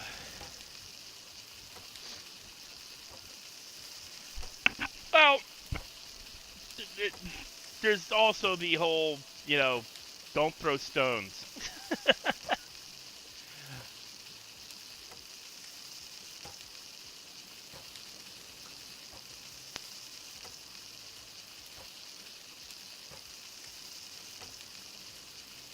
I have had a lot of friends who, when they get truly drunk, the the ability to make clear and conscious, like realistic choices goes out the window. So yeah, it is on you as a friend to point it out when they are being idiots. Especially if when you drink, you don't become a like complete moron. Because even when I'm drinking, I can't help but long time how to put it. I never quite step off the edge of control. The worst I've ever done was be so drunk that I was depressed. I was seriously depressed. And I'd been drinking all day. And I was sitting in the backseat of a friend's car, and I was depressed because the car I owned just blew, like literally the engine blew up. And I was just pissed off and depressed, and I was hanging with my friends, and they were just kind of not wanting. They weren't really going out and doing anything, and all they wanted to do was go out and drink and have a little fun, and they were kind of being boring because we got to do this, and this today. Okay, fine, but I asked you guys if you wanted to hang out and get drunk. You all said yeah, and now we're not doing it. This shit's taking too long. You guys picked me up, said it'll be a couple hours, and then we'll be off to, go fuck about. And it wasn't a few hours and we were off to go fuck about. It was several hours. And then, their girlfriends drove me because we were going to go we're going to this bowling alley that used to have karaoke at the same, on Friday nights. So we would go to do karaoke for a few hours, drink, bowl, and in between bowling, you go do karaoke. And so they were taking forever to get their shit together to go out. So the girlfriends show up, they're ready to go. I'm 3 sheets. Man, I was toe up. I was not stumble, fall down, puking drunk, but I was definitely stumble drunk. And I sat in the back seat of a car, and I'm just bored, I'm drunk, I'm just tired. I didn't really want to be there anymore. But no, now we gotta go to bowling, and I don't really want to do this anymore. I just want to go home now. And there was a scarf in the bottom, in the back seat of the car with me. And I was laying down, and I went and sat there, and I don't know why I did it. I just did it. I had gotten to that point of I don't fucking care anymore. So I took the scarf, wrapped it around my head, and sang I Feel Pretty, Oh So Pretty, and Witty, and what? From, what's the name of that fucking movie? It's based off of Romeo and Juliet, but it's a Robert and Hammerstein's movie. They just remade it, and everybody praised it for being so great, and then the girl now, who's now pretending to be, she's going to be Snow White, but they actually took 2/3 of her acting out of the movie because she acted like a complete idiot in interviews. West Side Story. I started singing a song from West Side Story with this thing wrapped around my head, and the girls They had to pull the car over to the side of the road because they were laughing so hard. Because here's this, like, out of all my friends, I am the biggest guy out of all my friends, meaning tallest and at time most muscular. I was still doing martial arts heavily. I was participating in Ren fairs and live action games. I was still biking regularly, like I do now. I was still teaching martial arts, so I was well under 220. I was 225, 230 pounds, 6'1". I was training to do pro wrestling at the time. I'll never have a six-pack, but I can get pretty decently lowered in the gut area. But I'm not gonna have washboard abs ever. Doesn't matter how much I exercise, what surgeries they do, unless they go and put in a washboard in my gut. I will never have washboard abs. I have the muscles, I just don't have the abs. I don't have it. It will never happen. Even now, I have very little. I can pinch. And yes, I am 255 pounds. I'm the lightest I've been in 2 decades. But I still look like I have a gut because it's just my genetics. I will always carry my weight in my gut. So, yeah, there's this big-ass guy in the back seat who they know does pro wrestling, martial arts, Ren fairs, live-action role-playing games, Rocky Horror Picture Show, and I'm saying I feel pretty in the back of their car. So they started laughing their ass off. By the way, these are the 2 girls I ended up sleeping with after both their boyfriends dumped them around the same time. One while he was in Texas, the other he was just a dick. He was just an asshole. But these 2 girls, I ended up sleeping with them eventually. But when I get drunk, I loosen up, but I never lose control. Even when I was stumble, fall down, puking drunk, just happened twice in my life. Both times was alcohol poisoning, because I can actually hold my gut pretty good. I don't throw up at the drop of a hat. Even when the medications I take, Ozempic, hit me with nausea, and I thought it was because of, I thought it was a head injury. I thought it was October of last year, not this past, October 2022. When I first started taking Ozempic, I had a fall. I fell, and a week later, I increased the amount of, I fell on a Sunday, and I was out working on a Wednesday, Thursday, and I had severe nausea and balance issues, and I thought it was from the head injury, and that I was having late-stage reaction to a concussion, because I bounced my head off a steel streetcar line. I had a bad fall. I cut my face. I had a scar that I have a abrasion on my forehead that is a pressure scar where it occasionally will create a blister from it's just health shit. It's stuff that pressure scar tissue that wasn't healed 100%. It keeps getting damaged. I'm back. Who's front? Let's go make 2-minute noodles. Who's front? Huh? If you're the back, who's the front? The fucking what? Huh? Huh? We've had this discussion. You don't want to go there with me. What? Oh. Jesus. Oh.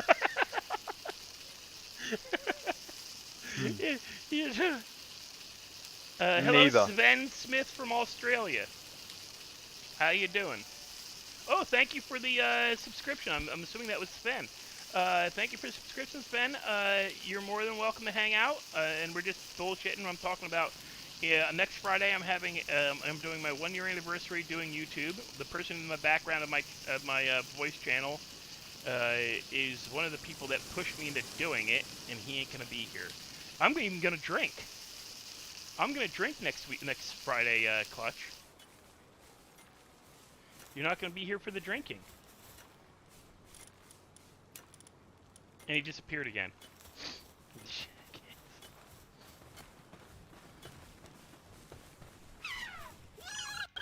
And I need another. But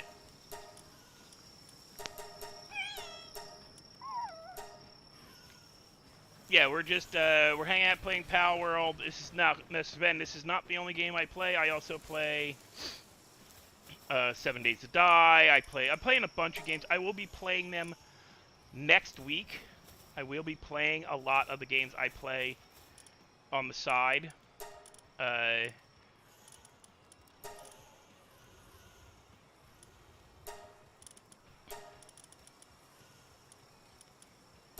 Yeah, it is a fun game. I actually surprised I enjoyed it. A friend of mine pushed me to play it. I was surprised I liked it because I'm not big on these. Like, one, I could give a crap about Pokemon. Other than collecting, the whole collecting every Pokemon thing being one because I have OCD. That'd be about the only reason I'd want to collect everything. But I ended up, the fact that I can build a base, I enjoy doing. I've enjoyed doing that. So, a friend of mine, another streamer named Hitman Mike, he's done a couple of streams with this game, and he got me playing it. Those don't belong there.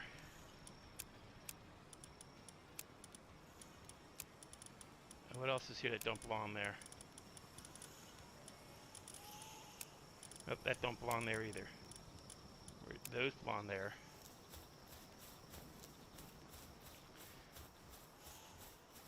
But yeah, if you want to look up Hitman Mike, he also plays once in a while. He plays PalWorld plus a few other games. If you're into he does a lot of first-person shooters. He's pretty good at those. And you don't belong there. I think I've got those over here, don't I? Yeah.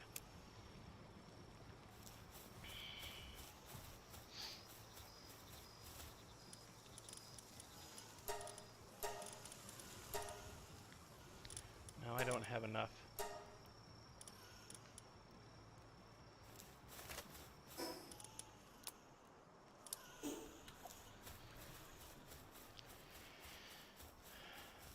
But, you know, the base isn't that difficult.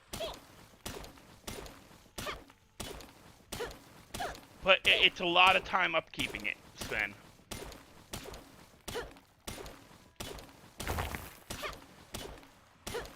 Darksiders. I remember the game. Oh, Sven, I play Ark as well. I actually have Ark streams. I used to run my own Ark server. Believe me, any of these, Captain, he can tell you about my Ark streams. A few of them can, actually. I had my own Ark server for about 6-7 months last year. People were supposed to come in and play, never showed, they got caught up in, again, people said, yeah, I'll come play on your server, sure. Oh, man, I haven't played that in years. I'll come over and I'll stream and play next week. And life happened, and they never played. So I just kind of I'm not paying for it anymore. If nobody's gonna, it's just gonna be me. It's kind of pointless. So I stopped paying. It was $10 a month. It's just I didn't want to bother with it. I didn't want to bother keeping it going if I was going to be the only one playing on it. Eventually, that might be the case for 7 Days to Die as well, because I have a 7 Days to Die server. But I have somebody who's not what is this? JD Jr. He also goes by what is this? What is this? I forget his YouTube tag. Crap. He has he's a YouTuber who also plays on Redline. He plays a bunch of other games as well. But he might come over and play eventually. Once we get scheduling figured out. My biggest issue is I'm on a run up to my 1-year anniversary. And other people, like, they have their own shit they're dealing with, of course.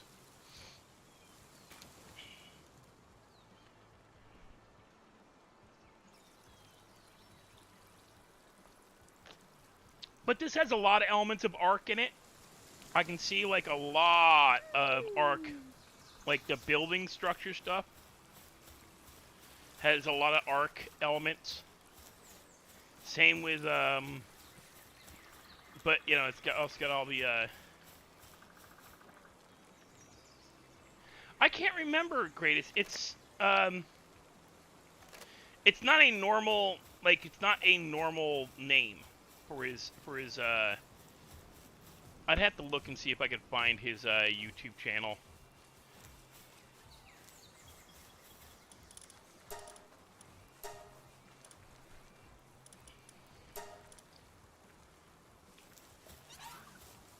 Okay, so build.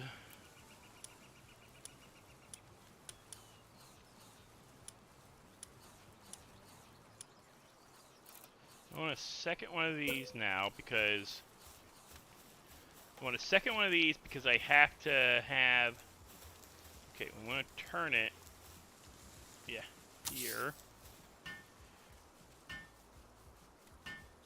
Because I'm gonna be doing charcoal as well, so that I can make black powder.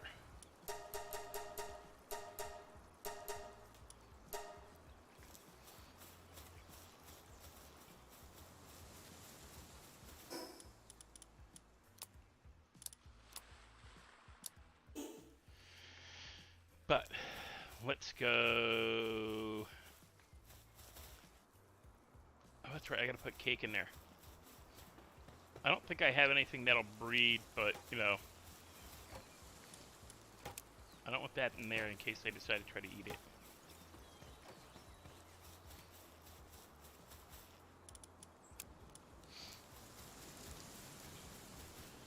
Oh, I didn't just, did I? I think I did. Wait. Yeah, I gotta go get electric organs. You gotta go to, I believe it's this island I'm on now. Like, okay, you gotta get from here up to here. And find the bees. They're over in this area. I only got it because I kicked the crap out of the bees. Well, actually, my monkey kicked the crap out of the bees. But we're not going to talk about that. And, of course, he leaves out of the combo because, you know, he's going to tell me he's going.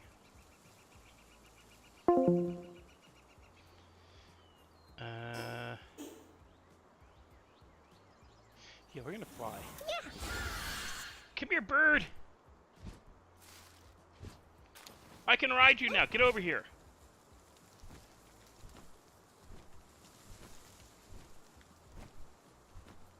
Not yet, Randy.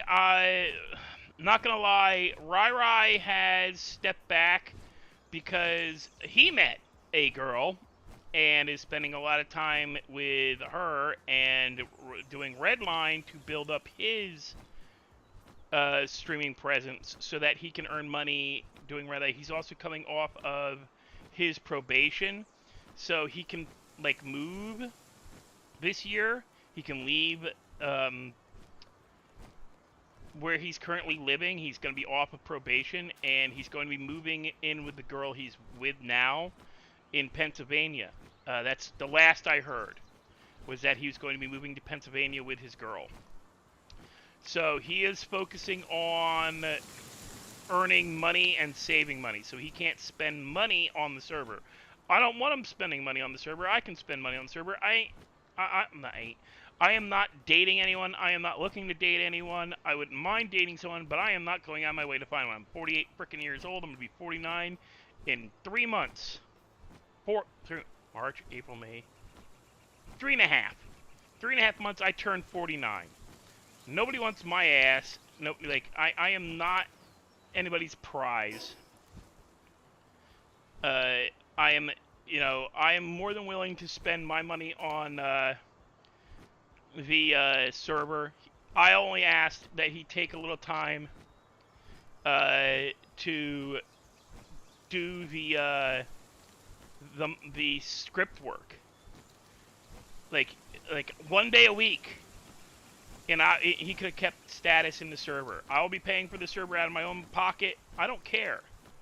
I'm not going to kick him from the server. I'm not going to kick. He's still technically, as far as I'm concerned, part owner, because once he gets to Philly, or not Philly, but once he gets to, I just say Philly because for PA. Once he gets to PA, he may need, he may decide to work on it. Yeah, I'm straight, dude. Sorry, Captain.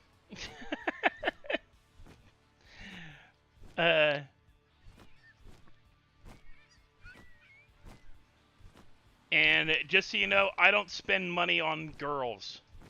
I don't spend money on, I don't spend money dating. I haven't for decades. I stopped doing that shit in my 20s, where I killed cars for women. Oh. I destroyed three different cars by focusing on spending time with them and not doing what I should have done, which was, I'm in trouble. I don't have ammo.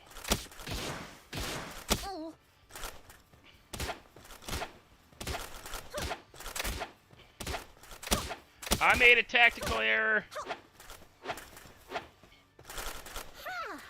Get him!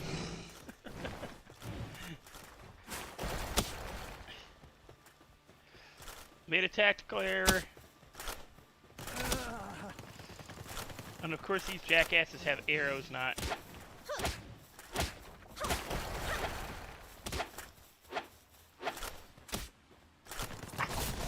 No, Dickie. You're gonna have to wait.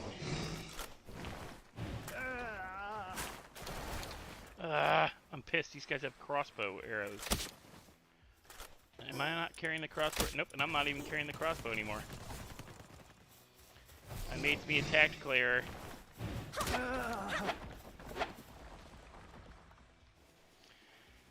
I had no plans on being single the rest of my life, but the girl that I probably would have married, no joke, the girl I probably would have married, she ended up being killed in a car accident in my senior year of high school. At the same time I found out, it kind of crushed me emotionally. Like, I'm not gonna lie, I probably at that point in time, I'll be right back. I'm gonna end up taking a quick break, guys. It's been 2 hours, and my one littlest doggy is wanting to go to the bathroom. So, in fall of 1992, a girl that I had known since kindergarten. Actually, before kindergarten, she was in my church. I'd known her since I'd known her since preschool Sunday school. Since I was about 4 years old. Her name was Melanie Bergowski. I'd had a crush on her all my life, pretty much, probably up to that point.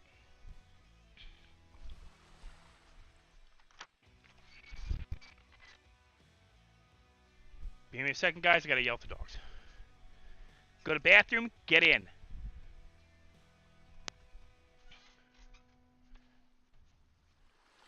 So, I'd known this girl since I was a 4-year-old kid.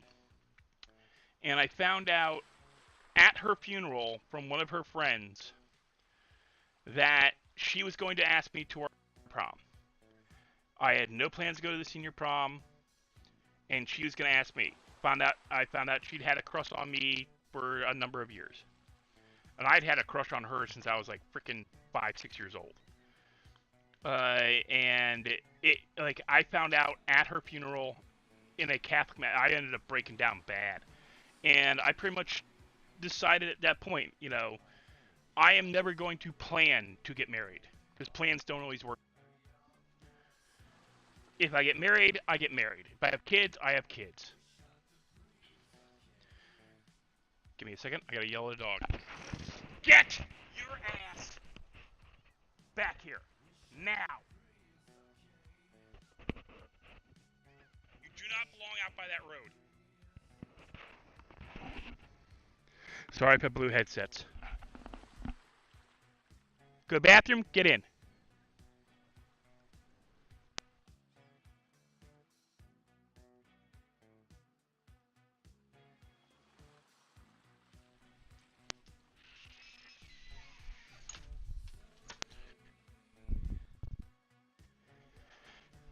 And so that kind of soured me for a number of years. And I dated. I went on dates and everything.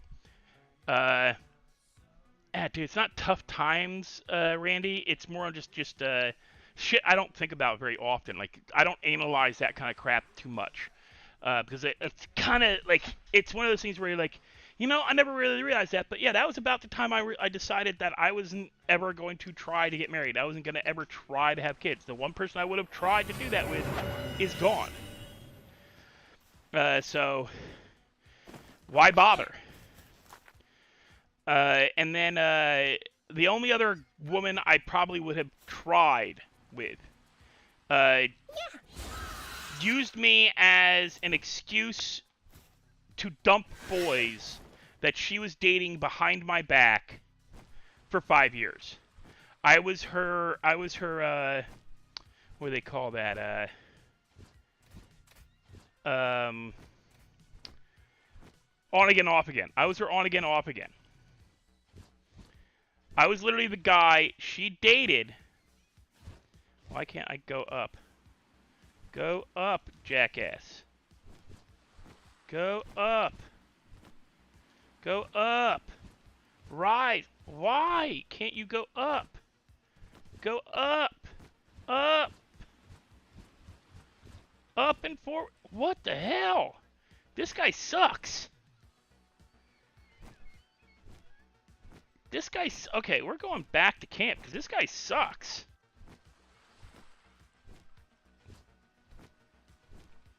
This guy sucks ass.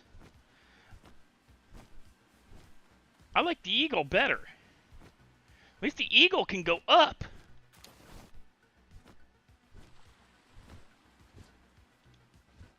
No, not rebound. Literally, she'd go on dates with me. All right, this is the girl's MO. She would date somebody, get to a certain point where they wanted to get serious, and she'd get cold feet. So to make up her mind, because according to her, out of all the guys she slept with, I was the one she liked having sex with the most, right? I was good in bed. Oh, we gotta get these guys because these guys will have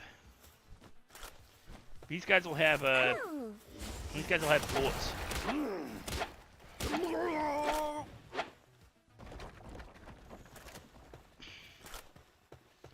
Kick his ass. So she would sleep with me. She would go out with me. We'd hang out for the weekend. She'd sleep with me to determine whether or not she was going to go with or stay with the guy. And I'm not kidding. This went on without my clear knowledge for about 5 years. I was her on again, off again reason for dumping guys. I got told by a ex-friend of hers, Yeah, by the way, she's been she's been dating guys behind your back and lying to you since you moved to Philly for her. I was living in New Orleans back in 2003, 2004, right? I had to move out because my dad had a heart attack. My mom asked me to come home and help, like us kids to come home and help her for a little while, and the agreement was that she would give us money equivalent to what we would need. Ooh, you son of a... Get off. Monkey boy. Go. Oh. We got us a shiny. Oh, I just murked him. Are you shitting me? I just murked him hard. Oh my god. That was harsh. I just murked that poor monkey, the cat, so hard. So, she would,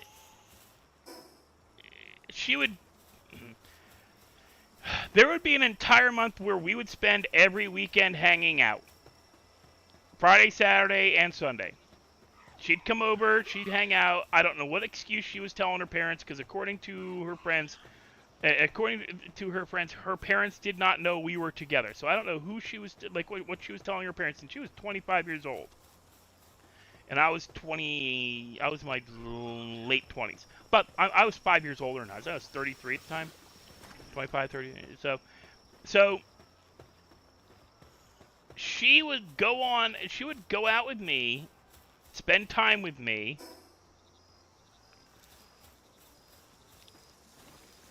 She'd be staying overnight in my apartment, in bed with me.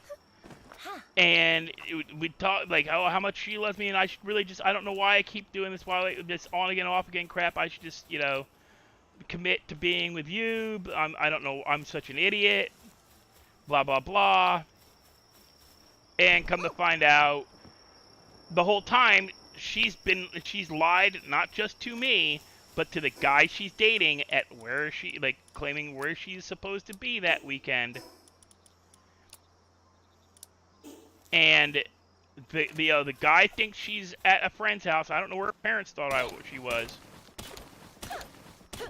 But yeah, she would use me, not as a rebound, but as a way to determine whether or not she's going to stay with the guy she's with. Because if I was still better in bed than that guy, she'd dump the guy. And this went on for 5 years. From 2004, 2005 through 2009, 2010. And then I got tired of it. I got tired of waiting on her to decide to be with me or what. So I said, you know what? I can't do this anymore. I'm going to move back to my parents for a year. Stay my parents' rent fee for the year, because that's my help out with my mom. I can stay for rent free for a year, help my mom with my dad, save money, and I'm moving to fucking New Orleans again. I'm out. I'm done. I can't keep doing this shit. This is like, either you're gonna commit, but she didn't want to move to New Orleans. She didn't like New Orleans. She didn't, I don't like New Orleans. Yet she's a massive music fan and a massive jazz fan. It's like, how can you love jazz, love music, and not want to move to New Orleans? Well, my dad would love it. Yeah, that's why. Because her dad would love her moving to New Orleans. And if her dad found out she was moving to New Orleans with me, she'd get shit from her parents about me. I wasn't good enough for her parents. So, but I was good enough to use as a reason to dump the guy she was with. So, a year after I moved to my parents, like right before I moved to I spent 2 years with my parents, because I had during that 2 years, stuff came up, like helping my mom with stuff like medical bills and other bills. So I gave my parents like, you know, several $1,000s just to help around the house and help my mom and my dad. Like with, not like medical bills per se, but like relieving her of bills so she could pay medical bills. And do stuff for like, you know, make sure that my dad would not have problems if and when I moved out again. And he had a minor stroke while I was home, so I stayed home extra long. And then Hurricane Sandy hit. Well, the December after I moved back to my parents, she puts up on her Facebook page that she's moving in with a guy. I'm like, oh really? You're moving in with a guy? After you told me for 5 years that I never want to live with another guy again unless I am the one who owns the property, because I've lived with people before and I've gotten screwed on rent and this, that, and the other thing. So that was her whole thing. She wasn't going to move in with anybody unless she was the one holding the lease and owning the property and had enough, like she wanted to have something like $18,000 saved, and she was staying at her parents' house, so she was saving it. And we both, at the time, I worked an office job along with her, and I was making good money. So we were both making good money, but it came around that, oh yeah, she moved in with a guy. A year after, less than 9 months after I moved back to my parents, she moved in with a guy. After going on for years with me, that she never wanted to live with a guy again. And then right before I moved to New Orleans, right before Sandy hit, Hurricane Sandy, she puts out a notification on Facebook that she's getting married that spring. And I'm like, oh, wow, okay. I was under the impression I never want to get married. I don't believe in marriage. I won't ever get married. I won't give up my freedom like that. I will live with somebody and I'll spend my life with somebody, but I don't believe in marriage. That was her statements to me on numerous occasions, because that was discussed. She asked me, what are your thoughts on marriage? I said, if it happens, it happens. I do not care if I ever get married. I don't. I don't think it is I don't think it's a reason to stay together. I don't think it's a reason to build you don't get married just because. You don't get married because, oh, we had a kid, we should get married. No, why? Just because you had a kid does not mean you need to get married. That's a very fundamentalist and it's a very fundamentalist and controlling Christian belief. It is old thinking.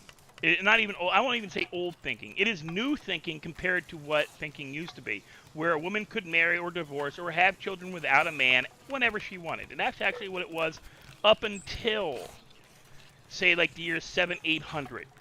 You did not have to marry the man who gave you who put a child in your belly. Didn't have to marry him. And he was on the hook for that kid. Married to you or not, he had to help support that child. That was his child as much as it was your child. That's old thinking.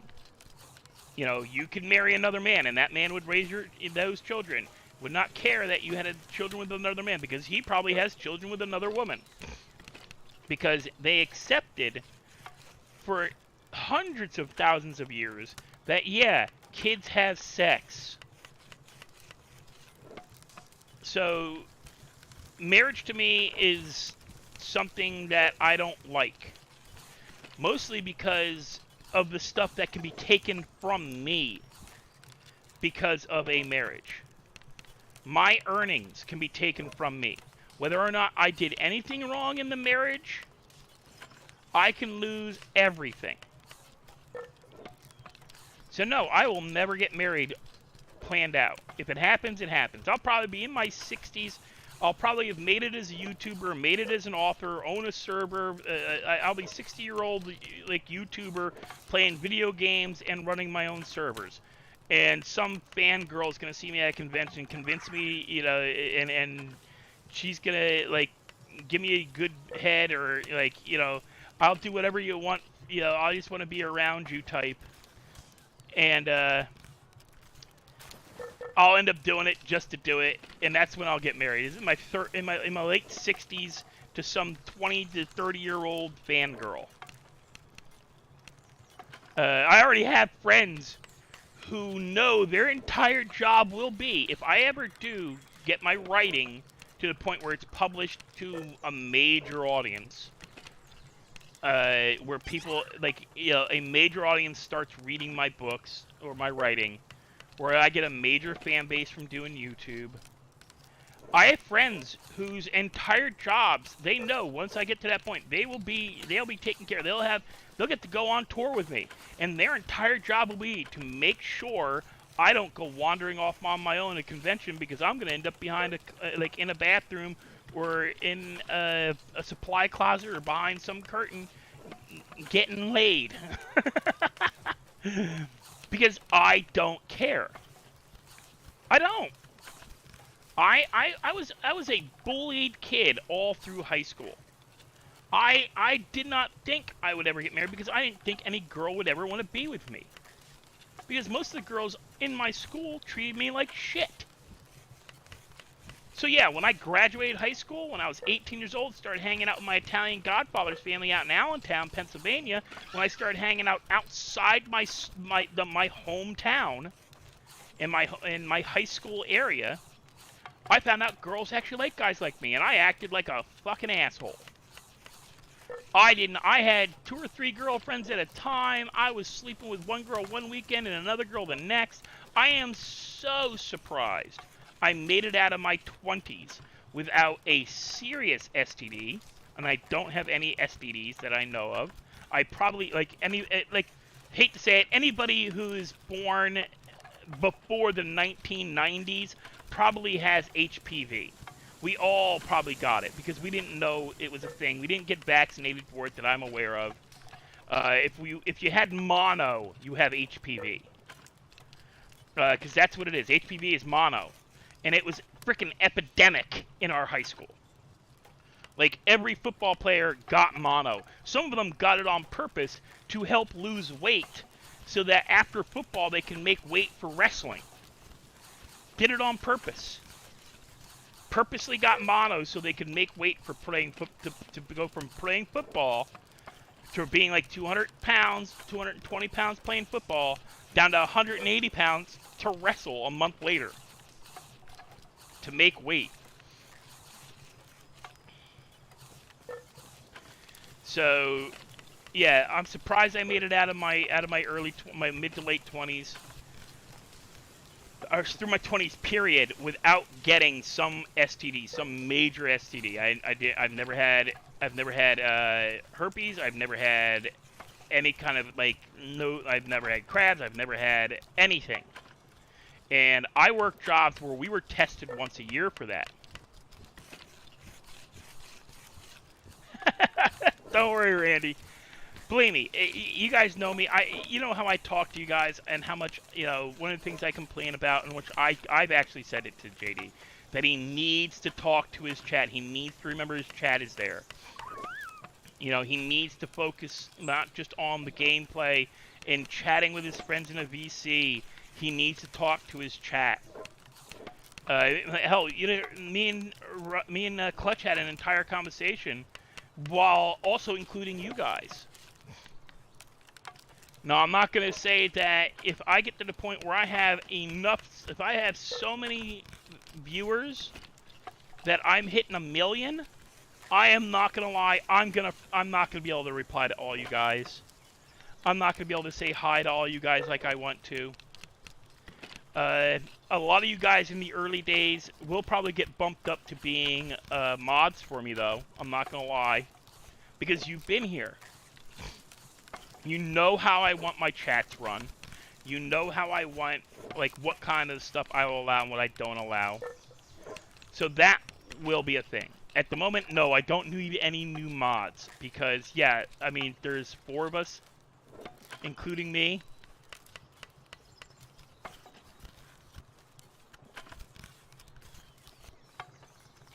Yeah, I talk to you guys like your family. I talk to you guys like I would talk to any other group of people that I do gaming with. Uh, I talk to my chats like I talk to the players I used to have. The ones I would have called my boys back in the 90s and early 2000s. My boys. These are the kids who I introduced to role-playing games at a local game store. I talk to them like this all the time. I talk to one or two of them still. I catch up with them on Facebook. One of them's in Boston. The other one's out. Is he in Cali now? No, he moved back to Pennsylvania. He's actually up. He's up back home area. He's not in Jersey, but he's at least in the Lehigh Valley area of Pennsylvania. But having grown up in New Jersey, PA, I can forgive Rai for wanting to spend his time focusing on earning money, because I know how much it costs to live in PA. I have family up there. I have direct information, intelligence on how much and what it's like to live right there, and it is not cheap at the moment. It's also one of the bigger reasons I won't move back, because there's no way in hell I could do what I do for a living now. I could maybe move to Philly again, move back to Philadelphia, and do Uber and DoorDash there, but I would have to get a completely different bicycle setup for times a year. And yeah, it wouldn't be the same. I would probably really push to get a I'd probably drop off YouTube for a while and really push Uber and Uber and DoorDash to get myself enough money to buy a moped scooter. And I'd also have to get my license back, because I don't think in Pennsylvania you can drive a scooter, even a 50cc scooter, without a license.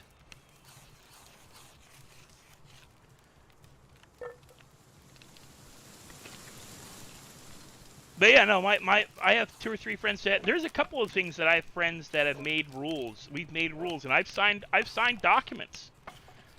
That's gonna be their job. Like, I have a rule. I have a signed document that says 2 of my friends have 100% permission to walk up and punch me dead in the face in a public setting with, where they can put it on camera, somebody can film it with a frickin' cell phones now. This was done back in the early 2000s, well before cell phone stuff became a big deal. Early, iPhone era. iPhone 1, 2, 3. J.K. Rowling sued a fan because he got a writing contract for writing fan fiction on the internet. So she sued him. He lived in Canada. Canada at the time still fell underneath, still falls underneath copyright laws of England. And she was able to claim and prove in court that because he stole her intellectual property, Harry Potter, by writing fanfic, he got his writing contract, his publishing contract. He was a high school student. Kid was 16, 17, and she ruined this kid's life. This kid will never get published because he's now blackballed by the publishing industry. He will forever have a mark on his name, sued and proven to be commit copyright theft. No publisher will ever touch him, because J.K. Rowling is a bitch. She is and the whole thing is, he stole my, I'm sorry to tell you this, you stupid, arrogant twat. Every writer steals from another writer. Nobody who writes fiction is original. None of us All of us steal our writing. I steal. Everyone steals. Fucking everybody is a thief. Everybody, including her. Because they literally proved that her entire story arc is stolen from Star Wars. It's Star Wars without cool lightsabers. And that was proven. A YouTuber proved that her entire story arc was pretty much lifted from Star Wars. She even stole the term muggles from another book. Her term for non-magic people is stolen from another book. A British writer he sued her. He actually got credit. He sued her for stealing the term muggles. Because yeah, she's a thief. Every artist is a thief. We all copy somebody else when we start out. A 16-year-old kid is not going to have original ideas. They're not. Their brains aren't developed enough yet. You get your rare few, who can and do create original works at the age of 16. You get your Mozarts and your Michelangelos and your Leonardos who create early in our those are not J.K. Rowling. J.K. Rowling is not Mozart. She is not Leonardo da Vinci. She is not Michelangelo. She's fucking J.K. Rowling, who wrote a book that is at the second grade reading level and pushed to be sold to preteens. It's a book written at an age a 7-year-old can understand it, and marketed to kids who are in their early teens.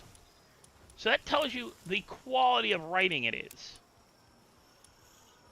I am not a fan of hers. Beyond it is that she wrote a very entertaining book. It is entertaining. Cannot deny that. It spawned a lot of entertaining work. It actually has some very, very in-depth moments. None of them are original. None of them are spawned out of anything original. Even Dobby's death was taken from another book series. It is Yoda dying. Dobby is Yoda. Somebody who taught Harry so much without realizing how much he taught Harry. It's literally Yoda.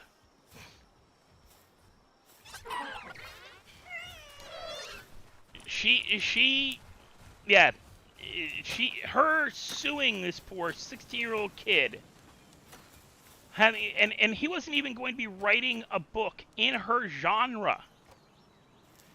That was part of the agreement. He couldn't write a book in the same genre as J.K. Rowling. He had to write something else. So he came up with a completely original concept. Completely original. Actually completely original. And they still won in court because the argument was that he wouldn't have even gotten the writing contract if he hadn't stolen from her. And no fan steal. When you're writing fan fiction, you're not stealing from it. It's appreciation.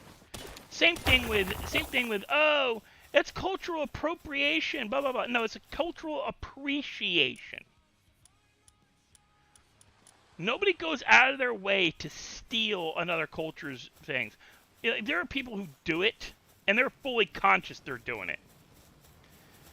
But just because somebody wants to dress up because they see a photo of these gorgeous people wearing tribal, there is an entire cultural thing in New Orleans of they're called Indian tribes. Most of them are not Indian. They aren't. They're African Americans. And they combined the Zulu tradition of the headdresses and outfits for Zulu and the outfits that the Zulu wear. They combine them, and I'm talking like African Zulu tribe. They combine and they have big parades, and they call them Indian. They're the Indian tribes, and they're not actual Indians per se. They're mixed heritage. The Indian tribes that they're portraying haven't existed in decades or centuries, because the American people are complete assholes. And when we conquered this country, that's what we did, we wiped out a whole bunch of people. Because that's what conquering countries do. They come in, they conquer, they remove the locals. Because you don't want the locals around fucking up your future. That's normal. Like, you think the Romans, when they came into an area, you think they didn't keep around the locals? They went out of their way to kill all men above the age of puberty, killed them or sold them into slavery. That's what happened to men in a culture with the Romans. Do I want to make gigas or do I want to make? I think I want to make these.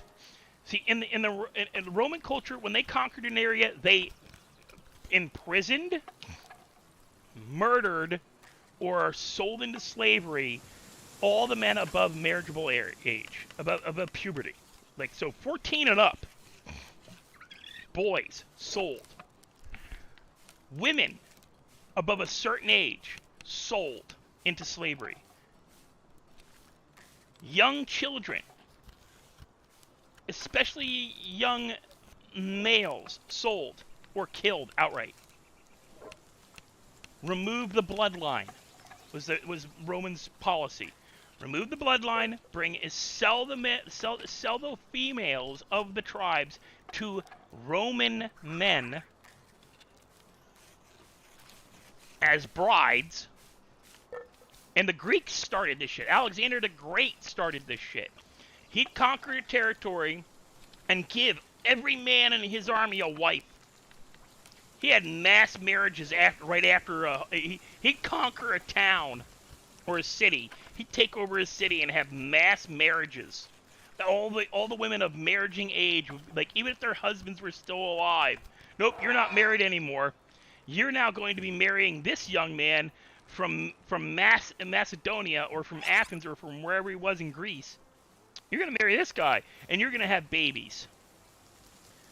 Freaking Genghis Khan, when the Mongolians took out an area, he didn't even let his soldiers have the women. He had all the women. That's why damn near every man in the world has DNA from Genghis Khan. Because he'd come in, wipe out all the men, and have every woman of age that could have children brought to his tent, one after the other, and he'd have sex with them. En masse. Like, line them up.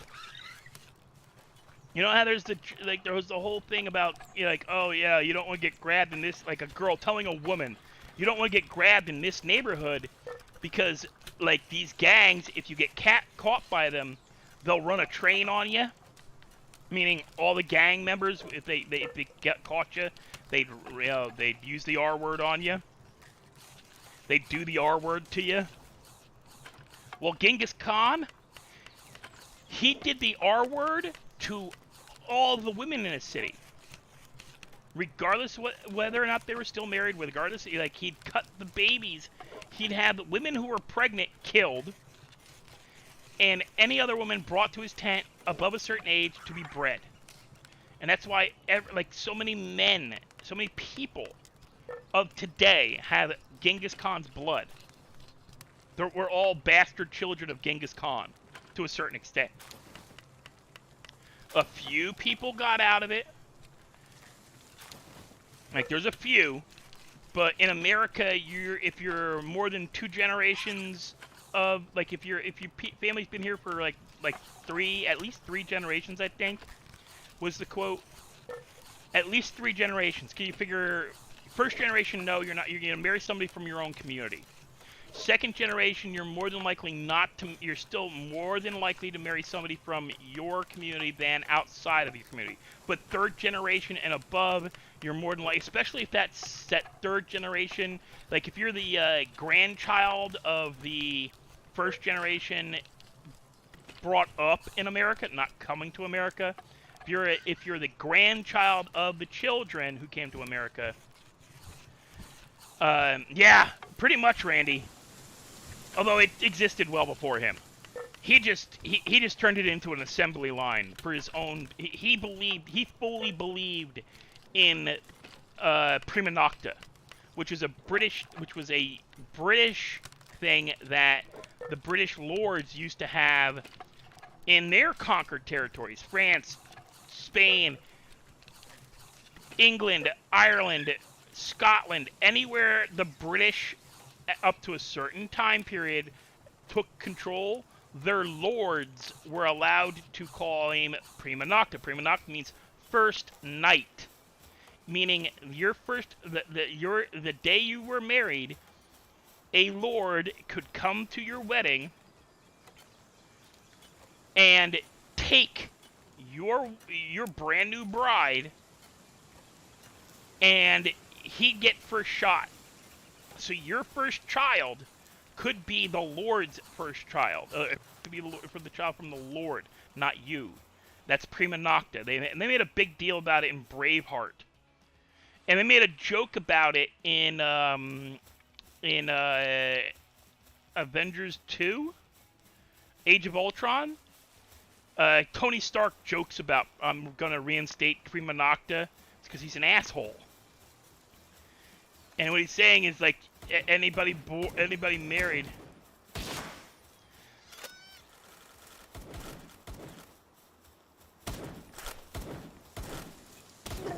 And what he was basically saying is he was going to sleep with Black Widow, because she'd be the only one probably getting married.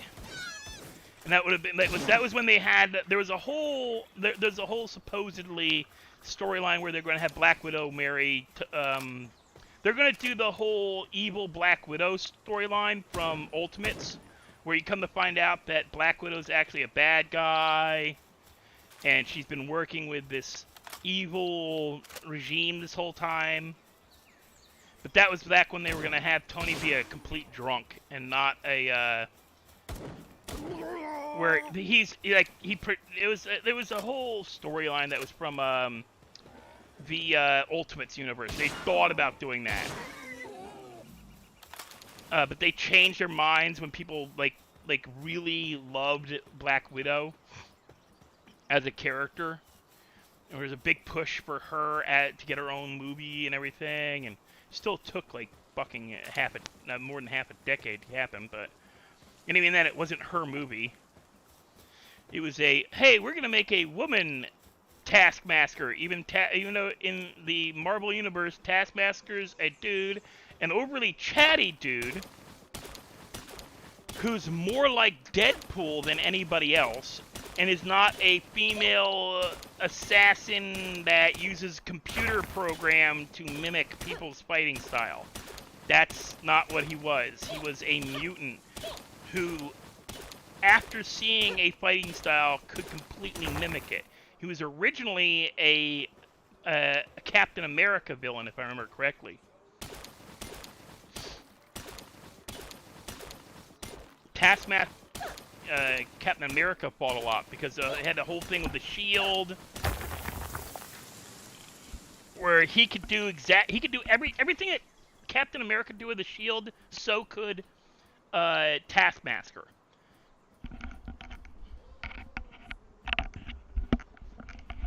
And they got to go and make it that Russian generals, and he wasn't Russian. That was the other thing that bugged people about Taskmaster. They really screwed up that storyline. Taskmaster would have been cool if they left his original storyline where he's a mercenary who is a mutant who could literally copy everybody's fighting style just by watching him because he was a mutant. Not this, oh, she's a cybernetic, she's a cyborg under control of some Russian dude, and she's got a computer chip in her brain that, you know, keeps her functioning and all that, whatever crap that was. That was the worst rewrite they could have ever done.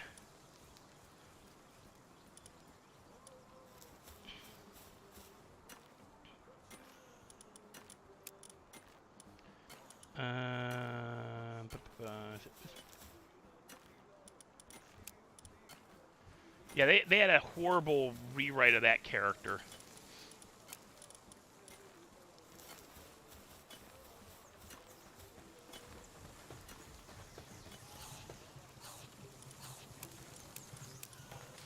Oop, I gotta make some berries.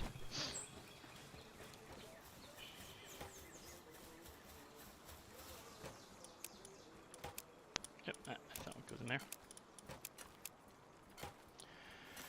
Okay.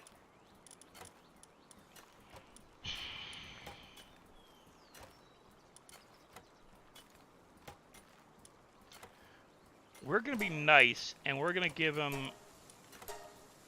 We're gonna make a bunch of jam toast. I've got plenty of food up, right? Ooh, I gotta move food down. Jeebus.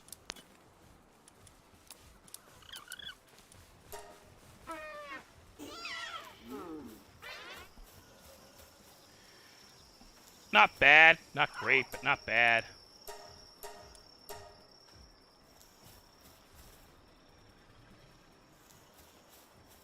I have issues that could be fixed, but, you know, not could be fixed. That could be better. Can't be fixed because they're permanent conditions, like, you know, my joints and everything that, you know, which the doctors won't do shit about because that requires them, like, actively giving me pain meds, and nobody wants to give pain meds no more. Oh, we can't give you that, you know, you might become addicted. Dude, I was on fucking Oxycontin 40 milligrams a day for how long was I on that shit for? I was on 40 milligrams of Oxycontin from 2006 through 2010. Never developed an addiction. Never developed. The only problems I ever had from that was constipation and being in a lot of pain and misery when I came off of the medication, because the doctors would repeatedly, my doctor would repeatedly go on vacation without filling my prescription.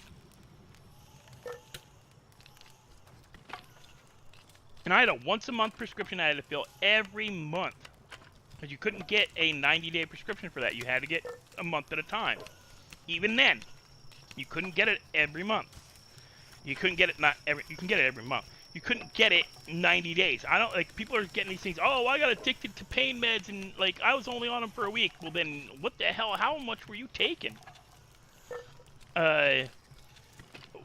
You know, because, holy shit, I was on 40 milligrams a day, and I didn't get addicted. But then, apparently I don't have, see, here's the thing. They call addiction a disease.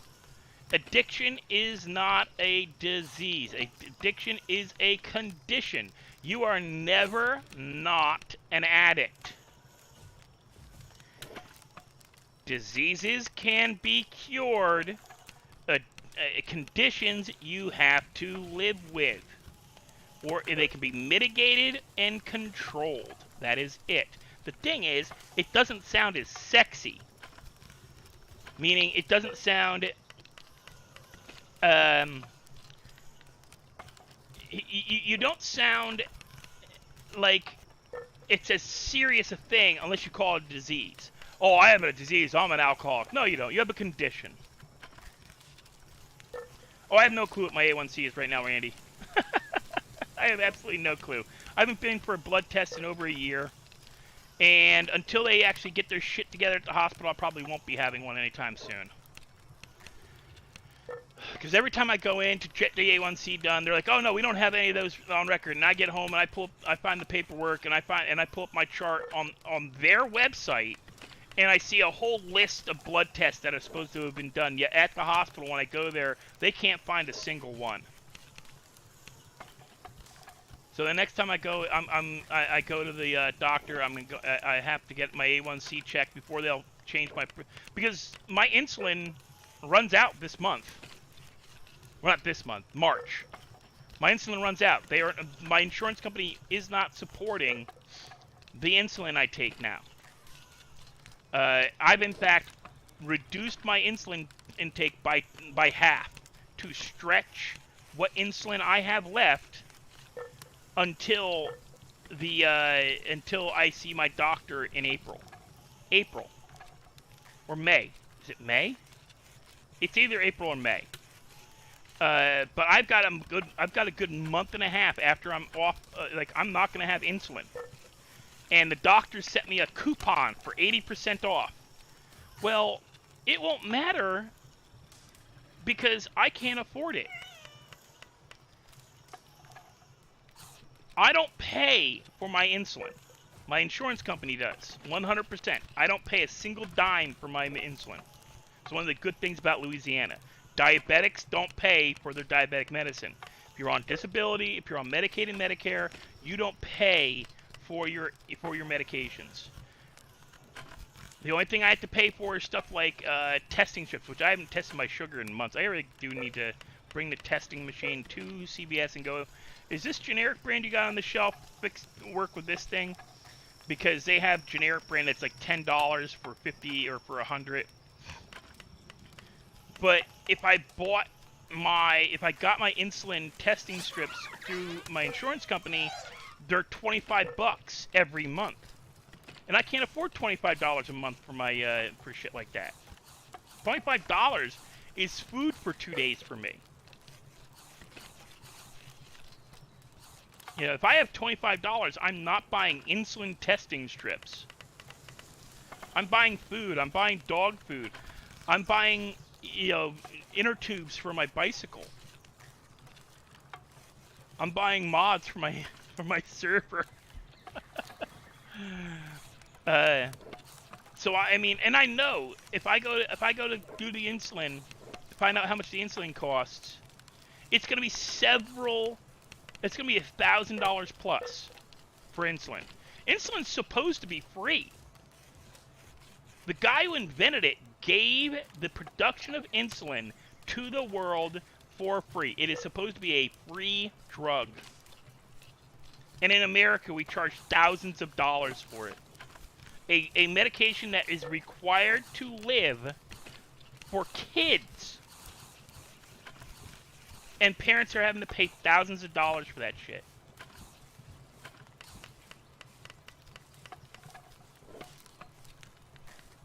But no, I go to see my, because there was a whole bunch of shit that happened last spring.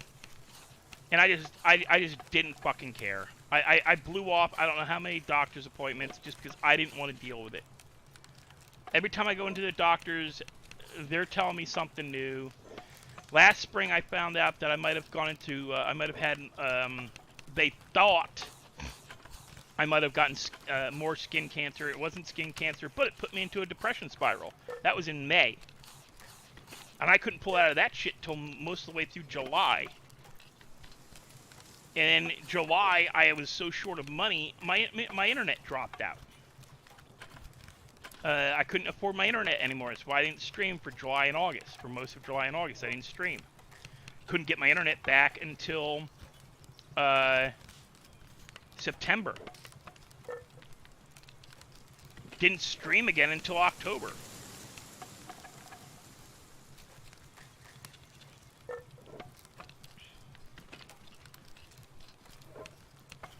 Shit that should have gone right didn't, because people that make claims, like, I am surprised, emotionally speaking, I am surprised I have not gone into a severe depression spiral because of Rai kind of abandoning like the stuff he said he was going to help with on the new server. That just means, mentally speaking, I'm in a better place than I was last year, because last year when this happened with the Ark server I was launching, where Rai, JD, Clutch, Battery, and a bunch of other people, like, from Redline were saying, yeah, dude, you play Ark? You have an Ark server? How many spots you got? Oh, I got, like, 10 spots you can play. Awesome, dude, I'll be there. I'll play next week. Next Monday, I have a whole day free. Monday comes along, I make sure to be on server and there and be able to help them get into the server and help find them and know where to be fucking found. Hell, last year, this time last year, when I was, not this time last year, it would have been April of last year, when I was still had my Ark server and I was still streaming it. Storm showed interest in it. It was like, oh, I'll play. I just got to download the game again. Okay, cool. Let me know. When you download it again, I'll give you the stuff for the server. Because she was all about the dragons on the server. Never heard back from her. Elite showed interest. Dude, you've got your own Ark server? Yep. Oh, man. We've been wanting to get back into that game for a while. Isn't it a new one coming out? Yep, a new one is coming out. I don't know when, though. Just like GTA 6. We know it's coming out. They've told us it's coming out. We have no clue when. Elite's going, dude, yeah, me, French will play. Me, French, and Elite, Atlanta. We'll do, and Lauren. We'll get Lauren to play too. We'll come in and do a thing. I just, don't worry. And I even said to him, because we were in a Redline Discord. I said, yeah, and don't worry about, like, for streaming purposes, don't worry about, unless you want to, don't worry about leveling up. We'll power level you and get you gear. He's like, he was like, yeah, okay, cool. Because I'm not sure whether we want to do a stream of videos where we, me, Frenchie, Elite,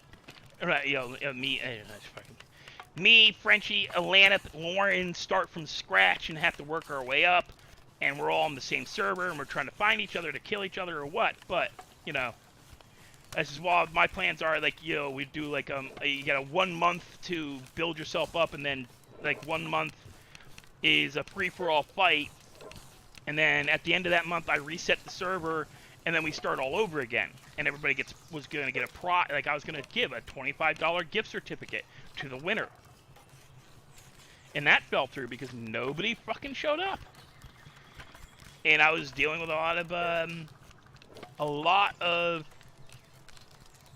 issues, medical and I was relying on people when I shouldn't have been.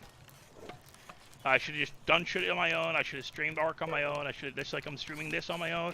I'm streaming, I'm doing my I have days where I just say, I'm going to play 7 Days to Die today. I'm not going to stream. I'm just going to play 7 Days to Die. And I'm going to, wherever I'm at, I'm going to push it to the Blood Moon Day. And on the Blood Moon Day, I'm going to videotape Blood Moon. But I'm not going to bother with, I'm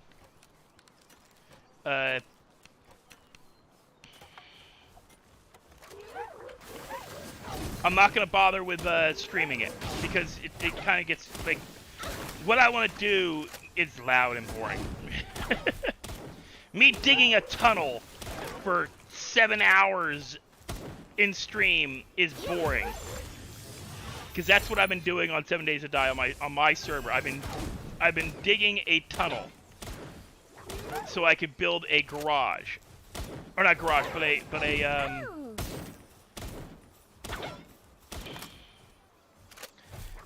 it's a literally a like a Batman tunnel. Yeah.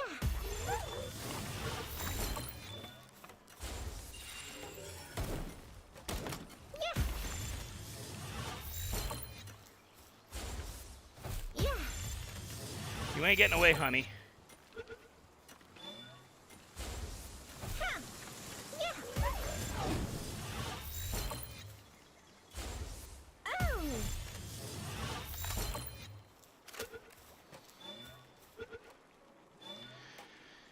and it's bad. Like the noise of like digging the tunnel with the drill and the hammer and everything. Oh my god! Like I literally take my headset off. I take the headset off and like lay the headset with the mic with the earpiece pointed up so I can hear them. And no, that's correctly spelled for layer super. I sit there and I play 7 Days to Die with the headset, my headphones off, sitting on my chest, and even at the lowest volume, where it's loud, even then, I have it down to 10% for everything on the headset for the game, I can still hear it clearly in the headset, off my head, sitting on my chest. So I can't imagine what the noise would be like for you guys in stream. It's like with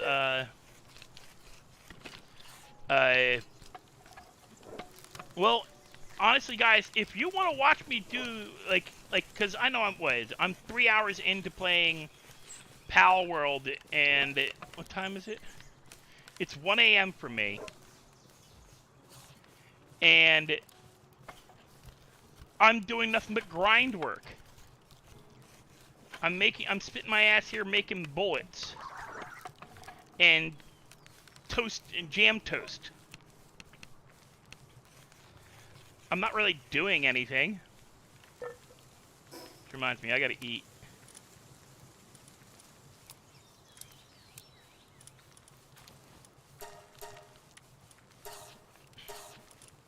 I gotta feed my guys, too. Jesus. Oh, I was getting rid of you. You are worthless. You're going back in the box, boy. Because you suck. I'm bringing back out the Nightwing. Because holy crap, do you suck.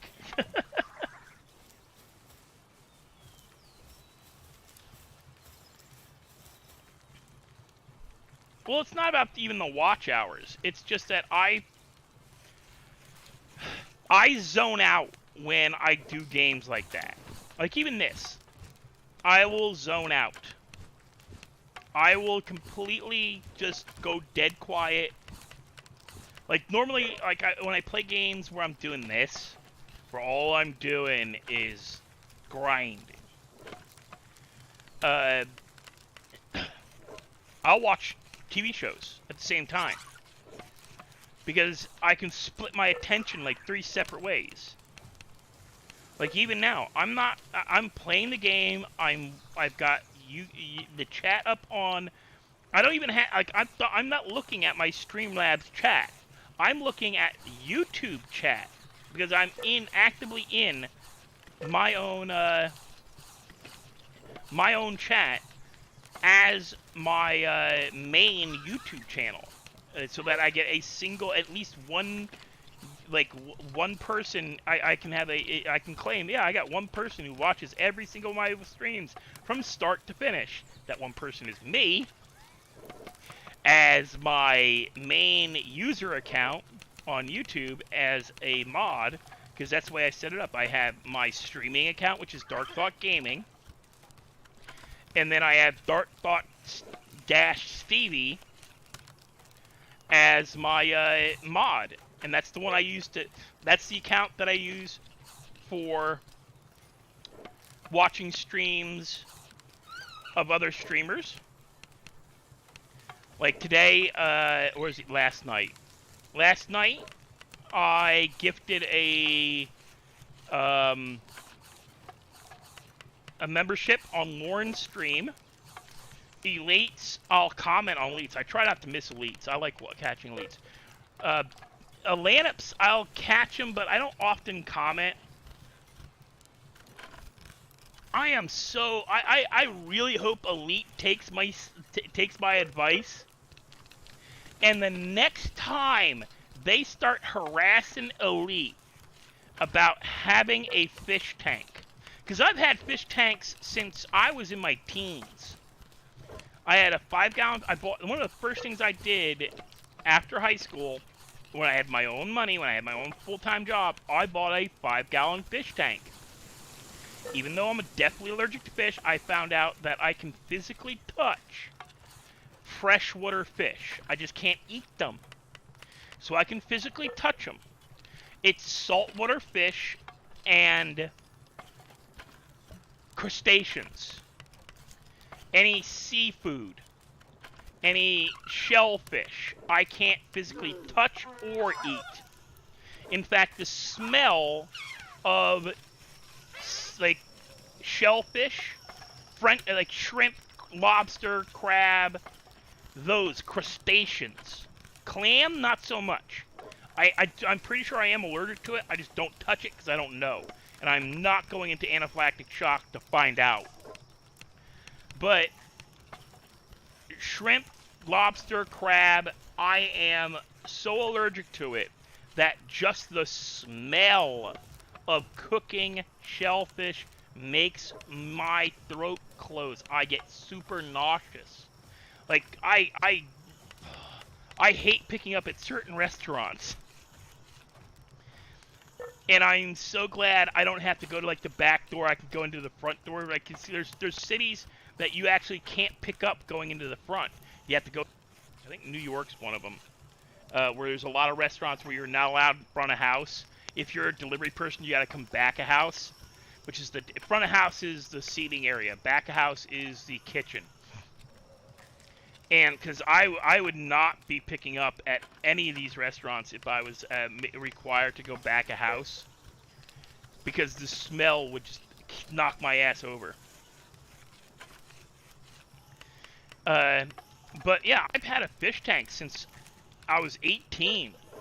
I've had some form of fish tank, whether it was a 5-gallon fish tank, just a fish bowl for goldfish, or oh no, I can't eat, Randy, I can't touch anything that lives or swims in the water. If it is fish, shellfish, or seafood, because there is a difference. Fish is not seafood. Seafood includes anything that is salt water. I can't physically touch saltwater fish or shellfish. The oil in their bodies makes me sick. Regular fish like rainbow or like a trout or like a freshwater salmon, I can handle it. Salmon are an iffy one because they're both salt and freshwater. But I can handle all my tropical fish. I physically touch those things. When I'm cleaning out the tanks, I'll physically, I fish them out. I have a 75-gallon fish tank. If I could figure out how to hook up a webcam where I wouldn't be walking in front of it to go to my bathroom, I'd make my away screen be my fish tank. I wonder if there is such a thing as a inexpensive, not something that I'm gonna have to spend hundreds of dollars on. I wonder if I could get a Bluetooth webcam that is 100% waterproof. Cause I have to change the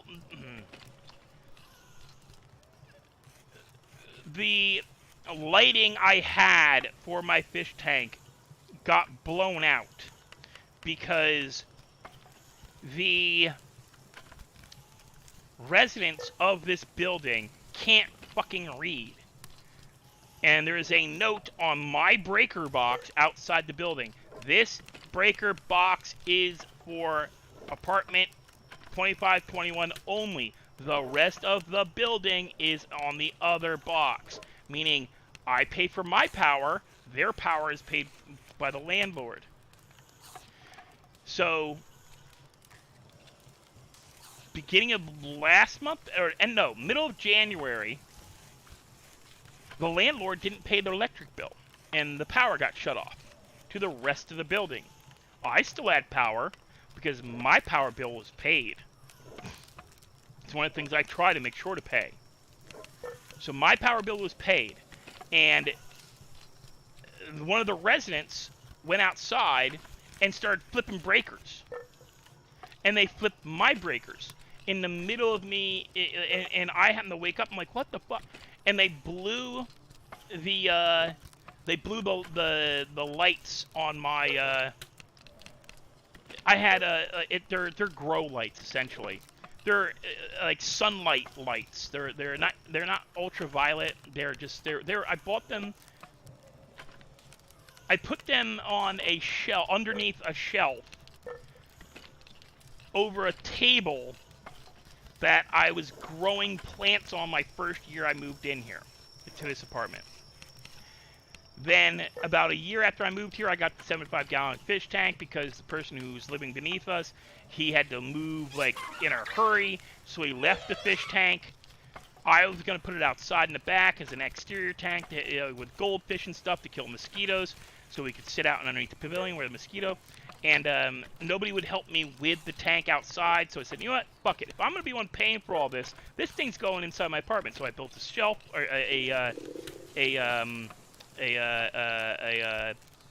what do they call those things? A stand for the tank, because what was on was falling apart.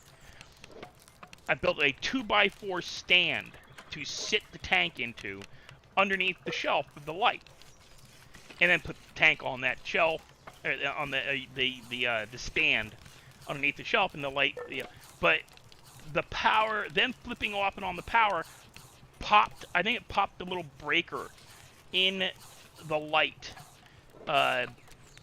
and it's one of those ones where you can't, like, I should be able to pop it open and replace the breaker, the little surge, like the little circuit, but it's a sealed plastic. It's not a screw-in.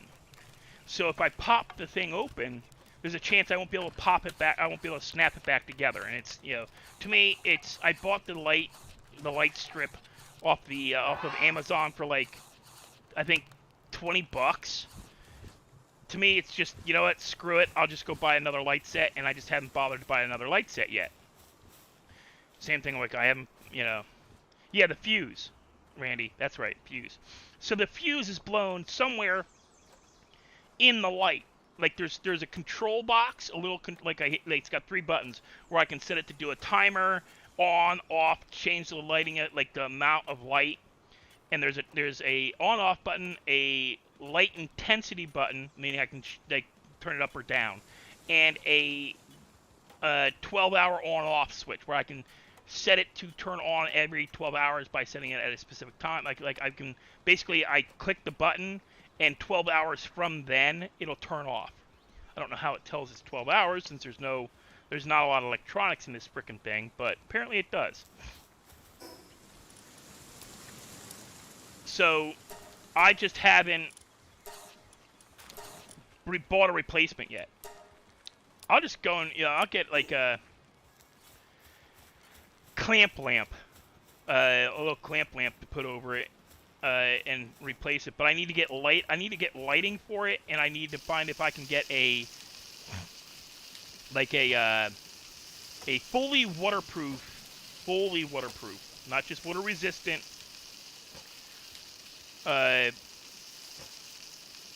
webcam to put in the tank, and I'll make it a where I can Bluetooth. I'll probably get a Bluetooth extender, which I think I need one just to use my for my headset.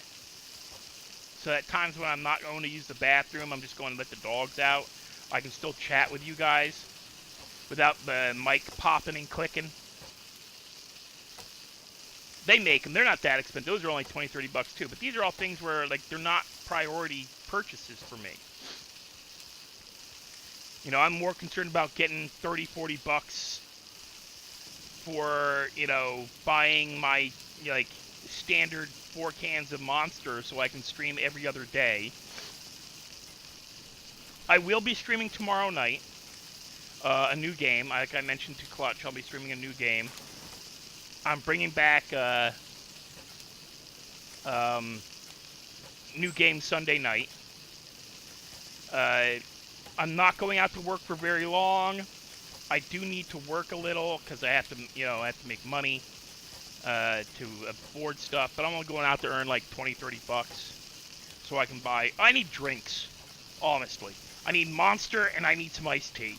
I need to get some Arizona iced tea and I need to get some Monster. I have food. And then I'll probably go out again Monday. Probably go out Monday. I probably work Monday and Wednesday, but not Thursday.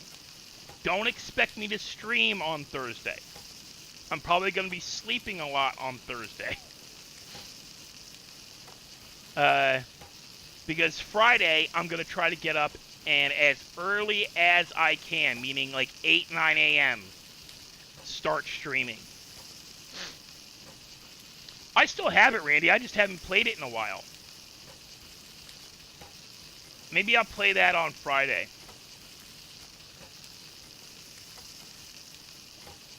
In all honesty, games like that get repetitive. Best way to put it. The games just get repetitive, so I kind of slide off of playing them.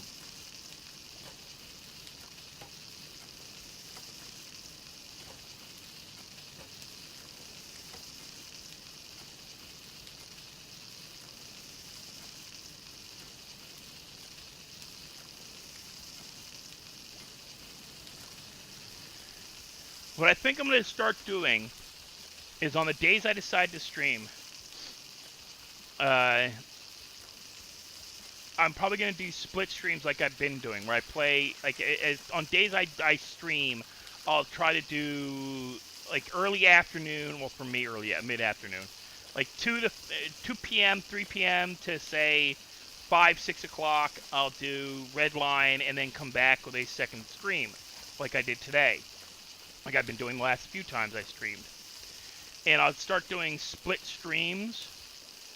And I'll do... And we'll make it a thing where I'll put up a voting thing. Like I do in my Discord. While we're streaming.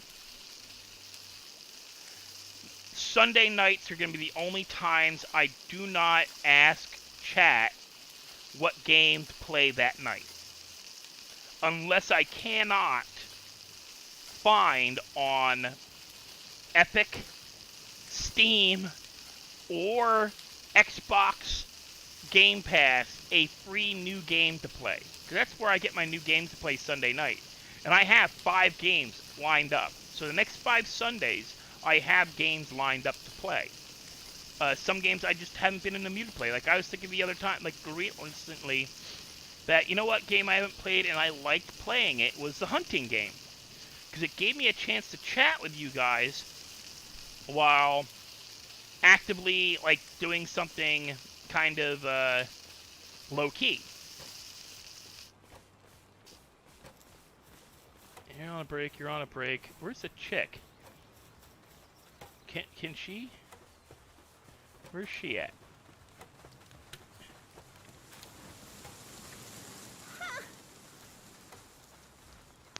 Come over here. I mean, I know it's kind of... I hate saying this is going to be very, very, very not politically correct, but... I know it's not... What? No, get your ass back here. Get back here. Honey, no. No, get over here. Ugh. Come here.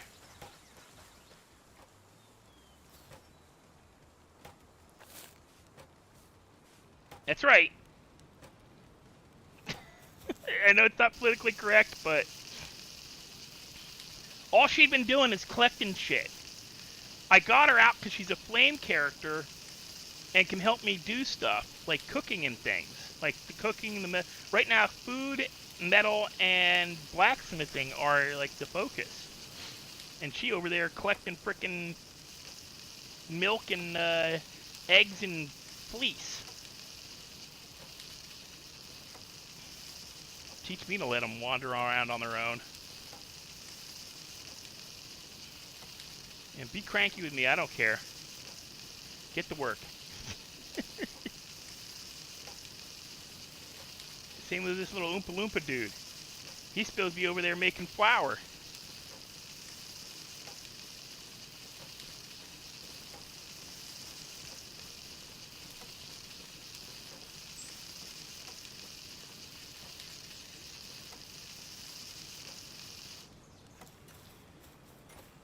Here, wait. Where are you at? You. No, no, no, no. Get over here. Get over here. No, get over here. Oh, no, no, no, no, no, no, no, no. This not, no, no, no, no. Get over here. I didn't bring you out to carry. Brought you out to keep this crap cold. Yeah, I know, Randy. Clutch, he's gotten a full-time job, so he works like 10-hour days. He's, I think, 4 days. No, he might be 5 days a week because he's getting a lot of overtime. But he's like working a lot. As he said, he's working a lot. His computer isn't doing all that physically. It's doing well, and he's got female obligations. He's got a girlfriend now, so he can't, or he's not doing as much with the gaming, because if he's gaming, he's more than likely going to be gaming with her.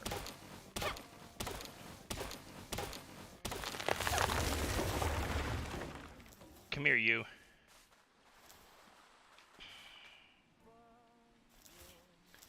Oh, you're bugging me. Because you're stuck on there.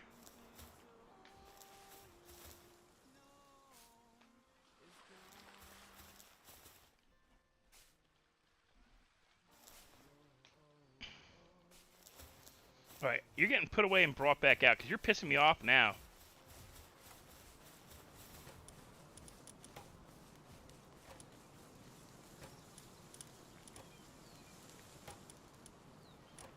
Okay.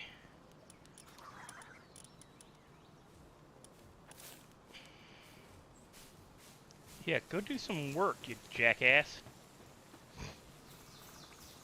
But yeah, Clutch has got, like, obligations outside of the gaming now.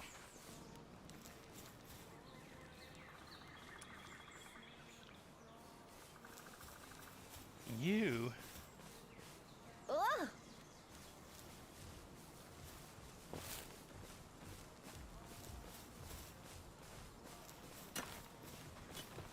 Problem is, I need...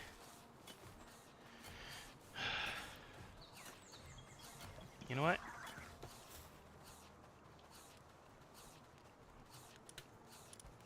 We're gonna put her away. We're gonna get out him. No, no, no, no, no, no. Get your ass back here.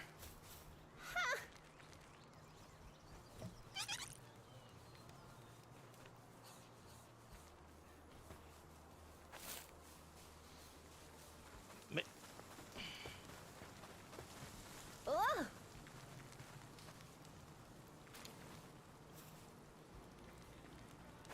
Yeah.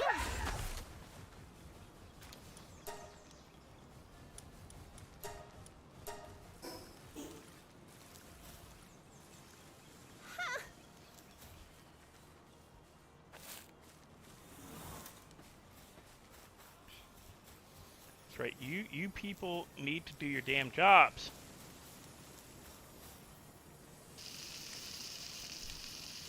Yeah, Clutch has got a girlfriend now, full time. It's a girl he used to know in high school. They got, well, went out of touch for a little while. Now they're, back dating, or not back dating. They're dating.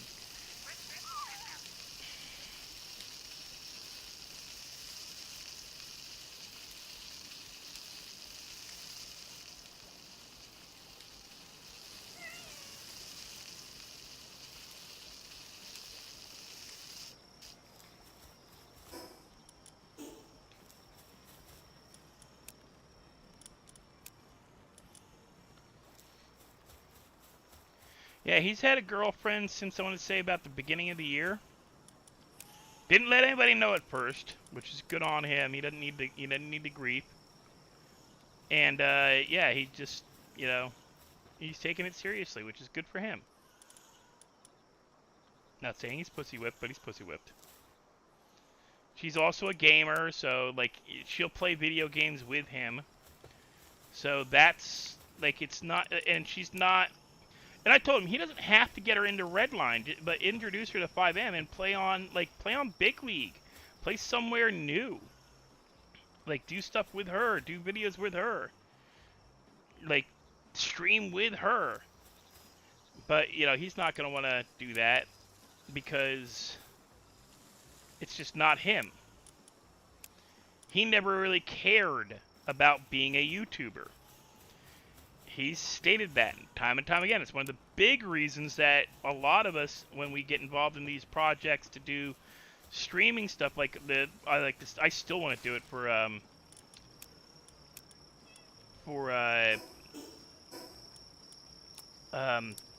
what is it? For 7 Days to Die, where we do a thing where, okay, guys,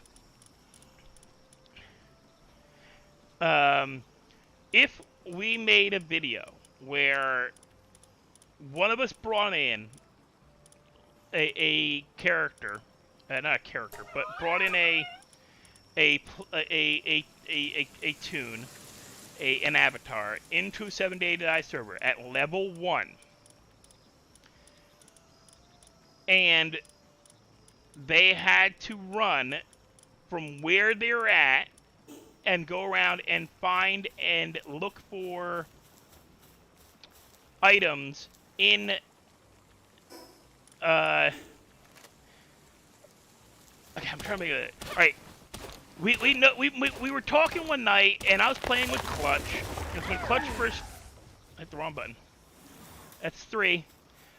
Clutch was playing, and I was playing, and he goes. He was going through a high school, and he found a gym bag, and he found a shotgun in the gym bag, and I'm like, yeah, and he's like, holy crap! Like, what do you guys in America do? Dude, this is Texas.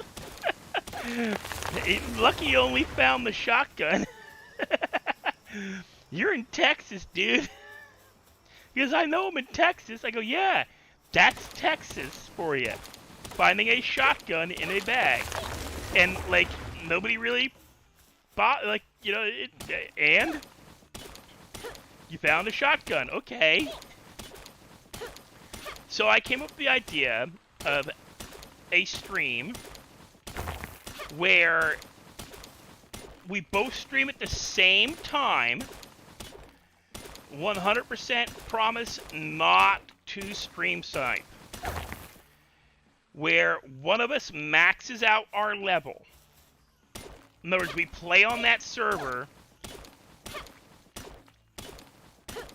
as much as possible to level, right? So that we are maxed. We max our level on the server. One of us maxes our level, the other person comes in with a level 1 character. And it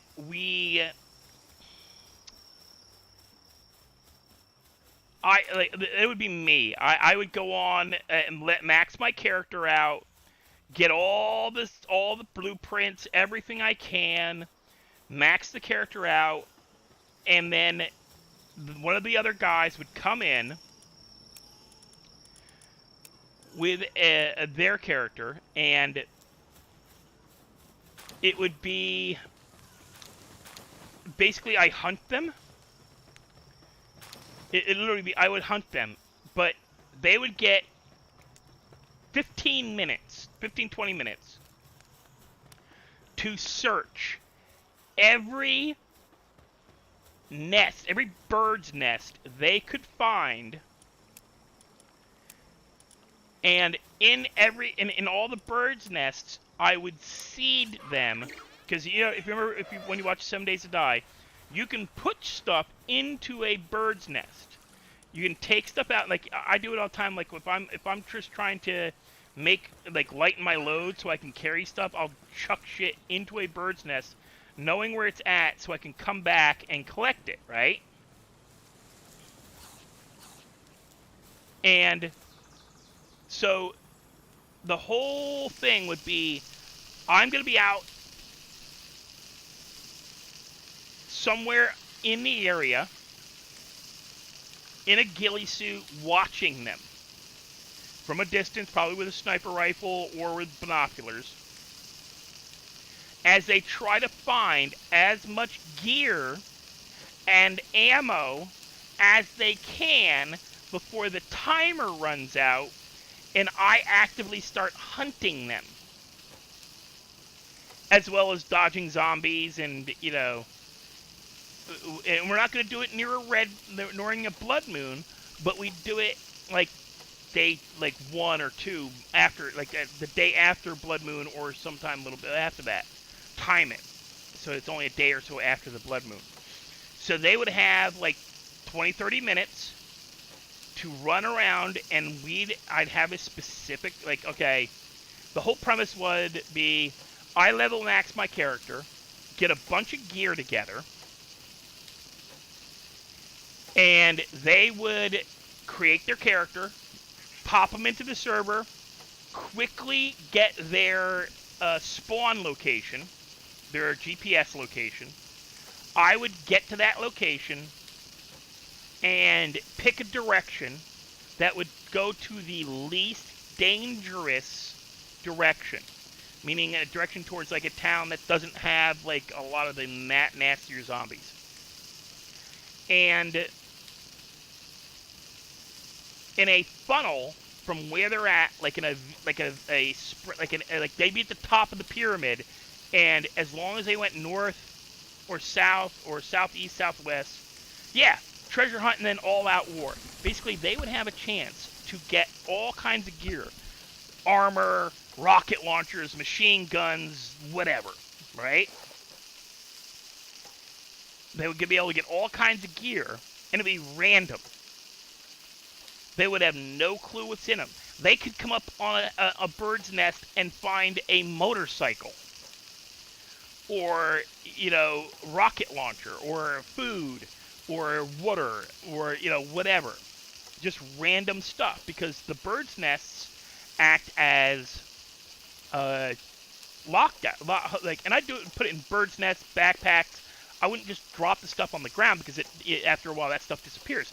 Like bird's nests, backpacks, and stuff like that. Those stay as long as nobody touches them, and there's no render distance disappearing. I've literally driven across the map. Well, bragging rights, dude. You just get bragging rights. It would be a great, because both of us would be streaming at the same time, right? So our chats hopefully will keep their mouths shut, but they'd be able to see what's going on and like be able to go, oh my god, I wish there was a way we could dual stream. Meaning do a split screen. I'll have to look into that. See if there's a way to stream both our views at the same time. We could probably do it, we're recording it. But I wanted to do it as a live stream. So the live stream would show us both at like same time, but doing a split screen, like left, right, or up, down. But I'd have to figure out a way to do it. That would probably be later on. Like we'd have to figure out like that's something that would probably take a lot of effort. The split screen thing.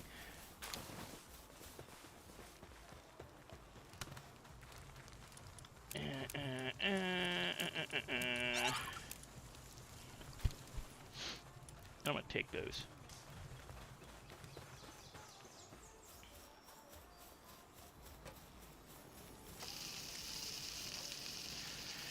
The other thing we were gonna do, yeah, we could split screen, disable chat, but people watch it live. We could also do it as a Discord only, where you have to be a Discord member, and we do it as a video, like a video share, where I think we could pull that off. I'm gonna look into that one. I like that idea. They're doing it through Discord and doing it through like one of the chat rooms where anybody can watch, but we lock out all voice chat. It would only be me and like Deathstroke or Rai or Hitman Mike or who else play Lenny, like those guys in the chat talking.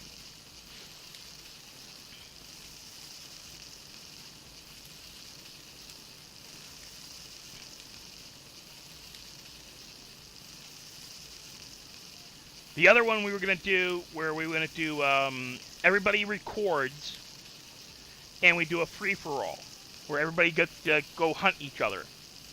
And then, after we're done recording, we send the recording to your opposite, like, if it was going to be me, Hitman Mike, Battery, Rai, Lenny, and so on and so forth, whoever else came in. Each person would record, right? And you would then, you'd send your recording to one of the other members. So if it was me, Hitman Mike, and Battery, right? Just the three of us. Hitman would send his recording to me, I'd send my recording to Battery, Battery would send his recording to Hitman. We would all watch the recordings and do a reaction to the recording.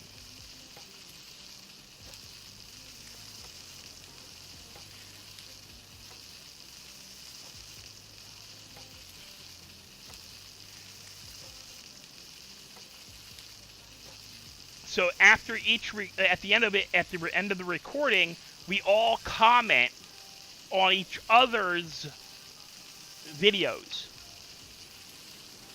So Hitman would comment on mine and Battery's. Battery would comment on Hitman's and mine. I would comment on Hitman and Battery's. And you'd get 2 videos out of it, and essentially 6 videos, because you're going to want to hear the commentary of, like, say if it was me and Hitman hunting each other in a building, and Battery's watching it. Battery's, oh, I wonder what's going to happen. Oh, so that's how we got him. Oh, Battery commenting on, like, my view of hunting Hitman, and then Hitman's view of hunting me, and then, or Hitman's view of hunting him, or my view of hunting him, because we'd be fighting each other. It'd be a free-for-all, and we'd all be hunting each other, and we'd each show each other the other's video. So yeah, you'd get like Battery going, watch this. He's gonna come around the corner. He's not gonna know I'm crouched down. He's gonna come around the corner right now, and like literally comment, like him blasting me in the forehead with a shotgun because I didn't know he's laying down with a shotgun pointed up at me, or he'd done a drop floor and he was one level down below me and pointed up, and I couldn't see it around the corner. That kind of crap. Or like, I wonder how he shot me. I didn't see him when he shot me there. Wonder how was he? Oh, that son of a bitch. Just like, because I know. I watched back, like, some of the stuff that Deathstroke and I did for 7 Days to Die, when we did our Blood Moons. And we both streamed our Blood Moons. Or videotaped them and played them. And hearing him in my background in the BC, him making comments and me making comments at the same time, him seeing what he's doing and hearing myself in the background going, oh my god, no. I know exactly where I'm at in that video sequence. And what I'm seeing him do at the same time is he's going, die! Was hilarious. I was laughing my ass off. In Death said the same thing. He watched back a couple of my my Blood Moons from 7 Days to Die, where he's watching them, and he's like, "Oh my God, that is freaking So that's why you were yelling and screaming like that. I go, yeah. Hitman was in my background for a couple of the videos I put out. I think the first and second one he was in the background. Because he was playing, I think one of them he was actually playing PalWorld. He was trying to convince me to play PalWorld. So I was doing 7 Days to Die and recording it. But yeah, if you guys want to see videos like that, I'm going to get back in touch with Deathstroke, and we're going to try to do a couple of those. When we watch each other, like, we do, like, because I'll reset the 7 Days to Die server. I don't care, I'll reset it to 0. Everybody who's in it's going to get told, by the way, I'm resetting the server. We're all going to start from scratch. It's going to be free for all. Everybody for themselves. And, we're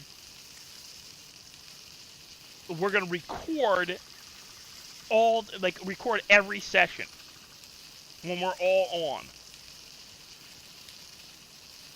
so that you can see, so that we can, and then you can post your recording, but also send, like, before you post it, send it to me so I can put out a reaction. And they, like, you know, especially if they do a live.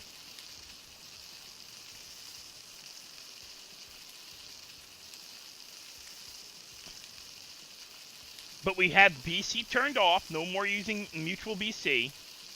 If we do a day hunt, like we're hunting each other for a couple hours, we turn off BC. So neither of us can hear each other.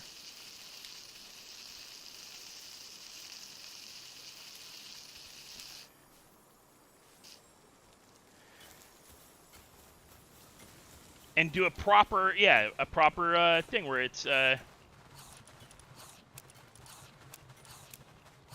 going to have to put half of these back in.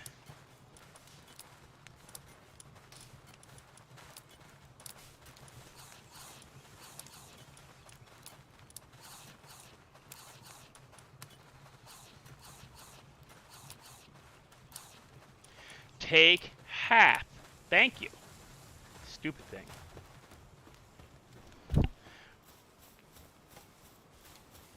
But I'd like to get back into doing 7 Days to Die as a once-a-week thing. Because Rai stepped away from it to do Redline. And he's like, oh, you know, once, you know, when we do this whole break for 1.5, and for the 3 days 1.5 was down, not once did he reach out to doing it. He's playing games with the Redline crew, because he's trying to stay in with the Redline crew.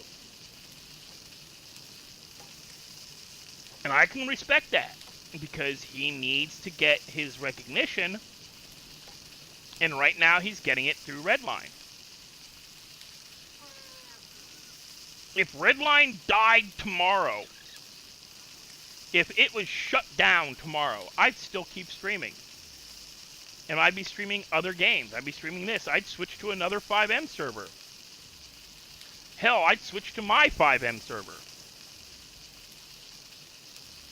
Regardless of whether or not it was, you know, kind of half, like, where all I'm doing is rolling around, building money and buying cars and figuring stuff out, I'd still do it.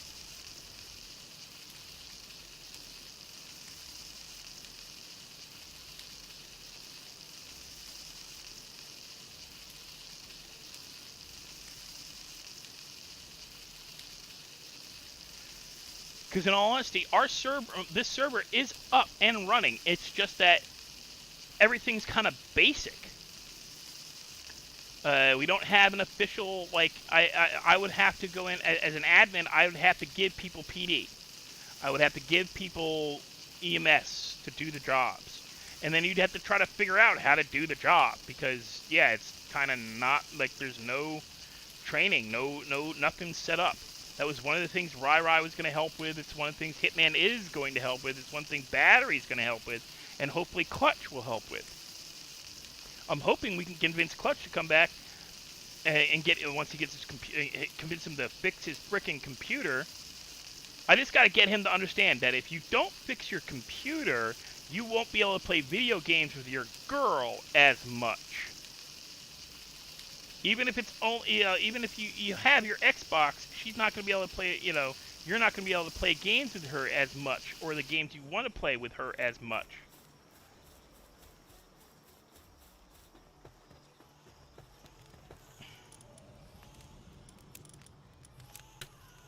That's, it's manipulation, it's evil, but, it is what it is. How'd I pick up a flame organ? How am I getting additional flame organs from?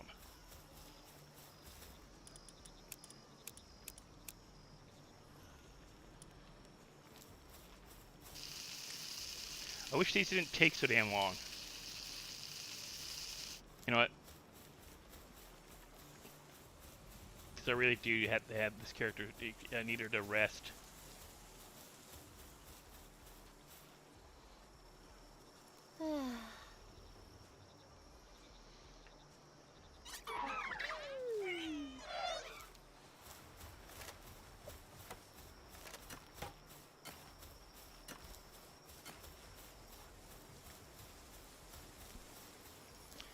Hey, No Chill.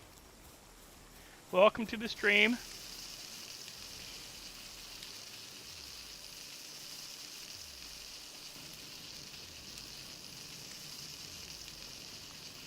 We're just kind of playing PalWorld and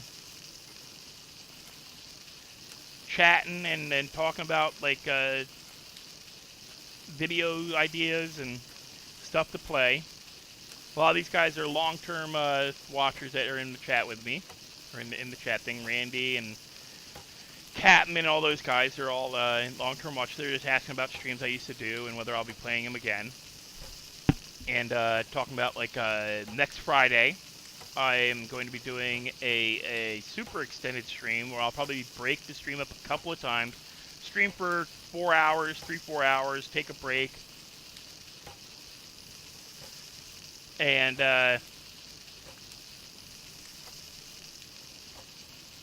come back with a different stream, or maybe not a different stream, but maybe a different game, maybe the same game. It's going to be up to the chat, pretty much probably I'm going to do. But you're welcome. I hope you stick around. Hope you like watching. Just playing PalWorld at the moment, kind of grinding food so I can go out and kill a bunch of stuff.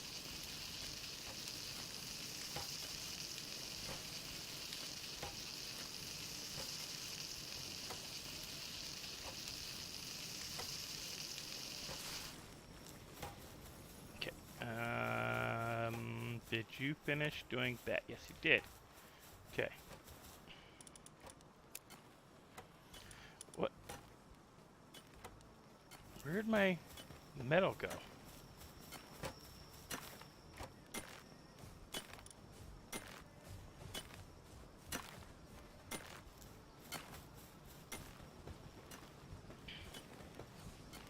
Where's my little fire chick? Oh, there she is.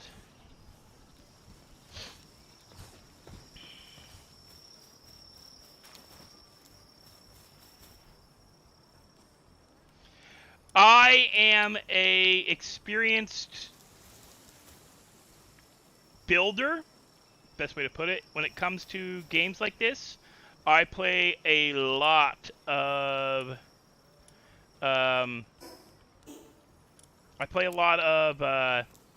Ark, and once I figure out like how the game is set up, like with regards to like the way they do their, that's an extra, the way they do like their building and everything, like how things are structured, like like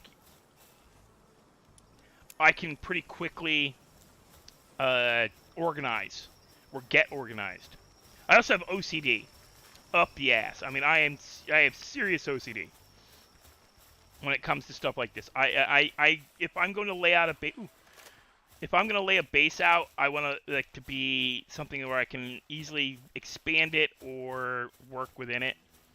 And once you figure out like stuff like how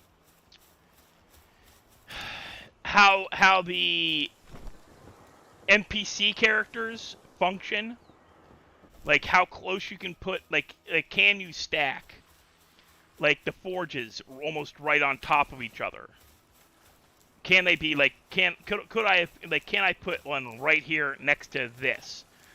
No, because the pals, when they get, if they're stacked right next to each other like this, they don't work correctly. So you gotta make sure they're spaced enough for the pals to get in between, so they don't get stuck on things. So you know, I learned that playing Ark. I learned it. You know, there's a bunch of games that like had that all set up. And I play a lot of games that require logistics. PC. I am always PC. I don't play. I haven't bought a console since 1996, and that was a PlayStation. I literally still have that PlayStation. I have a PlayStation 1. Not PlayStation 1 as in the PlayStation 1. I have the first PlayStation, the one that was called PlayStation. I don't have the littler box one. That's the travel PlayStation, which was PlayStation 1. I have first generation PlayStation, the third iteration of the first generation PlayStation.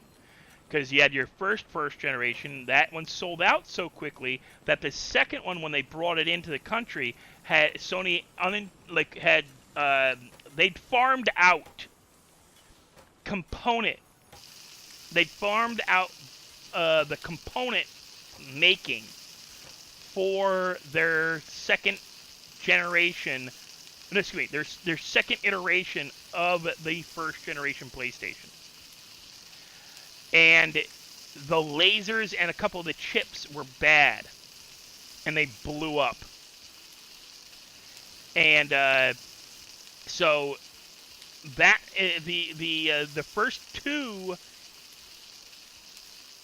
iterations of the PlayStation were able to do stuff with music. They play a like when you put a music disc in, it would actually show you. It would actually be able to like if you put a CD into the thing, it would play music, but it would do designs and shit on the screen like you can do with Winamp.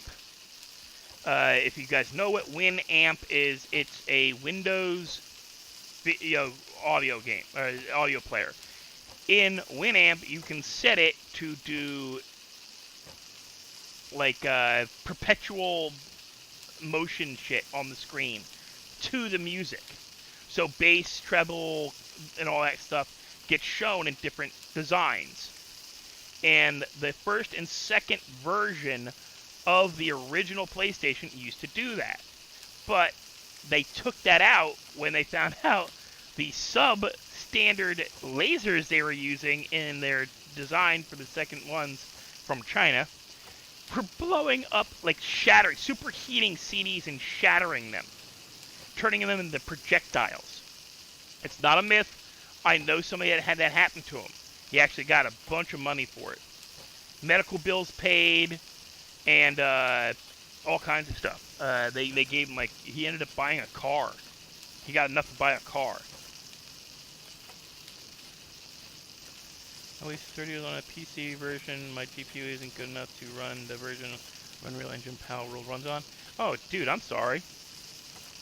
The only thing I can tell you is see if you can refund it, because you can refund that game. If you haven't played it and you haven't had it for too long, you can refund the game. Cite that you can't play it as the reasoning. And then I don't own this game. I have it by getting Xbox Game Pass because I can play it for free. So the minute I have to start paying for PalWorld will be the minute I stop playing PalWorld. So if they ever take PalWorld off of Game Pass as a free-to-play, I won't be streaming it anymore. It won't matter where I'm at in my storylines. Game will get deleted off the computer. I'll go to play something else. I'll play Ark. I own Ark. I'll wait for Ark 2 to come out and buy Ark 2.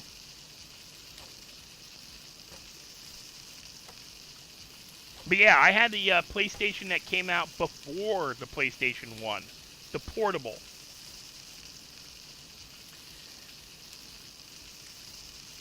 But yeah, no, I wouldn't have bought this game. I just have, like, I had no interest in it. What little I saw of gameplay, I could have cared less about. I'm not a big Pokemon fan. I don't care about Pokemon. The only thing I cared about Pokemon, I think I started talking about before. The only reason the only time I gave a crap about anything to do with Pokemon was because of Pokemon Go. A couple of my coworkers played it when it first came out, and my two younger nephews played it on their phones, and they knew I was a gamer. They knew I played Ark. They knew I played Rift. They knew I played World of Warcraft. They knew I played all these different older PC games.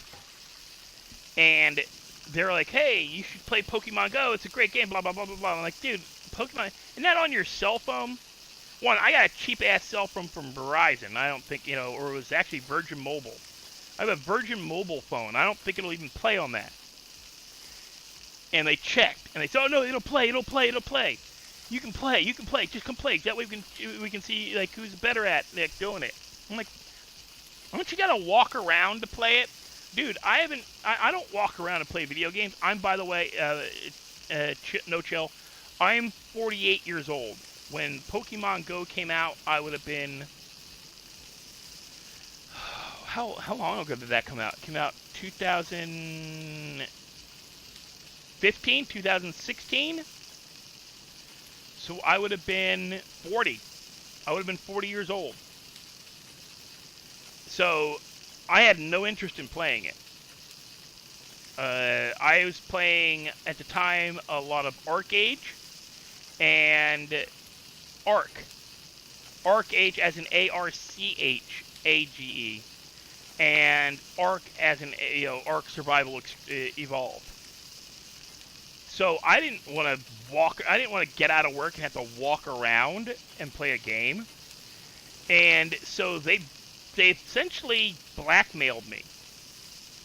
They used my niece, who was 10 at the time, who hadn't talked to me since she was 6, because I told her about the time me and my friends beat the hell out of Barney. I know why I said Barbie. My brain, I don't know why my brain clicked over to the fact that I've seen the Barbie commercial like 18 times in the last few days, because Max is pushing it, and I've been watching a lot of Max series shows, so you gotta watch the commercials on Max, and they keep pushing Barbie, and so my brain went from Barney to Barbie. Yeah.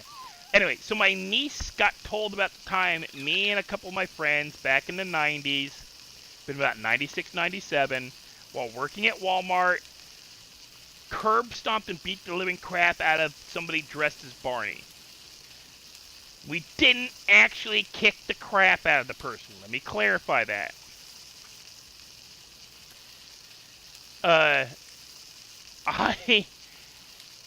We knew who was in the suit. It was another coworker. We staged a beatdown of Barney. And the whole point was that we were going to get copies of the security tape to show at parties. Don't ask. Still VHS back then for security. They still used VHS, not digital. It's the mid-90s. They hadn't come out with digital recorders for security cams quite yet. But our receiving area had an entrance from layaway and back by our bathrooms. It was a remodeled Lanco. If you guys remember Lanco, maybe not, probably never even heard of it, Google it. Laneco, Lanco. They're the original version of Walmart. They had everything. Food and clothing and grocery, everything. They were the first version of a Walmart. They were mostly New Jersey, PA, New York. They never really made it national that I'm aware of. They might have. I don't know. I can't remember. It's been 20 plus years. But, so our buddy, dressed in the Barney suit, after going out and doing the crowd thing out in front for the kids, and the way back we were escorting him because you could barely see out of the suit, We were escorting him, and we kind of we staged. It was staged. We weren't actively kicking the crap out of him. We weren't really. At one point in time, he was sitting on his butt inside the shipping receiving with the head off. We had the nose part and face part of the head between the two swinging doors for shipping and receiving to go from the sales floor into receiving. And we were beating the head with the shipping receiving rubber door, like those big heavy floppy wobbly plastic doors. We were just smacking the crap out of the head with it. And we hit. This is all on camera. I have no clue whether it's still the video still exists or not. And we were kicking it, and we were kicking him in the suit, and it's a big padded suit, so he wasn't feeling any of it. But at the time I was also training to do pro wrestling, so all the shots were pulled. We were very much acting out a scene. And just our luck, a dad and his son come out of the boys' room and sees us beating the piss out of Barney. And the kid screams, and the dad clapped. And we got in trouble. We were told, like, the kid and the father were told they were disciplined. We were told, don't ever do that again in front of customers. They weren't going to fire us because they couldn't keep employees. The turnover for that store was ridiculous, because in 1996, unless you were day crew, you were a part-timer. And most of them were high school kids. So after 4 p.m., unless you were somebody who came in at noon, I was at 12, like 11:30 to 8. And I was there to make sure the high school kids did their jobs up until I left. They came in at like 5 o'clock and closed the store at 9. So I was there to make sure they got their breaks at the end before I left for the day, that kind of thing. So I was a full timer because I was 21 at the time, and these were high school, like 17, 18 to 20-year-olds working night shift in college or in high school. I was in college. And we got copies of the tape. I still don't know what I did with that version. I think I threw it out at some point when I was one of the moves I made. It's been almost 30 years since that happened. But yeah, when my niece was 6 years old, 6 years old, she came to visit, and she came into my bedroom because I was staying with my parents at the time to save money to move.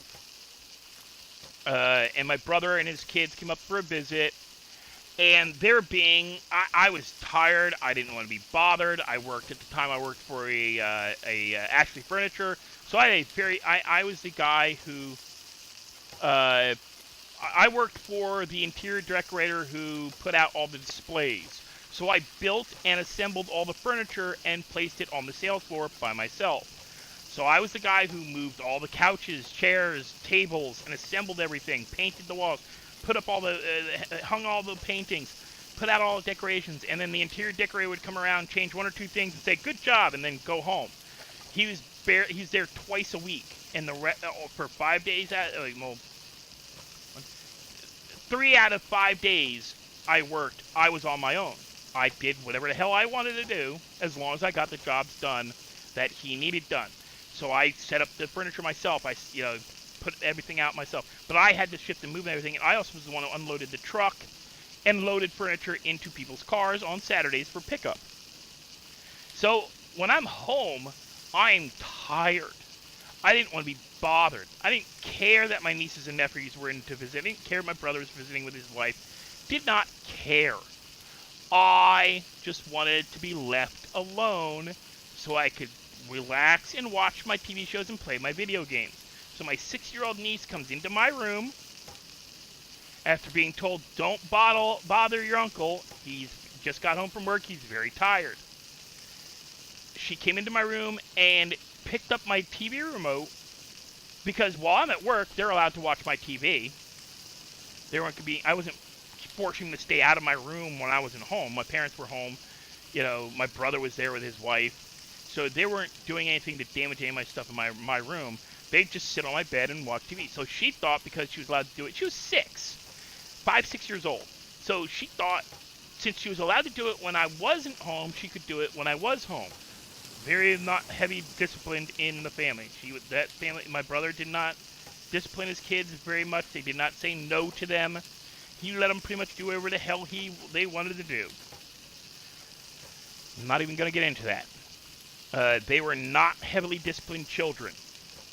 So they thought, oh, I want to do it, so I'm going to do it. So she came into my room because her older brothers, my parents, her parents, my brother and his wife, they were talking downstairs or watching something on TV that she didn't want to watch. Didn't want to do it.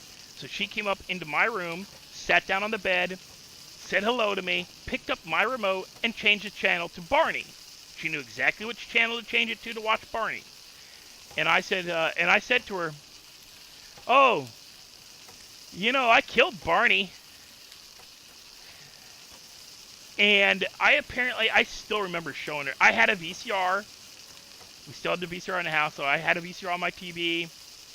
I got the VCR hooked up. I hooked the VCR up. No, you didn't. You didn't kill Barney. Oh, yeah, I killed Barney. Me and my buddy back, you weren't even born yet. Your oldest brother, who was 16 at the time, he was only 3. I killed him way back when your brother was younger. Your oldest brother was younger than you.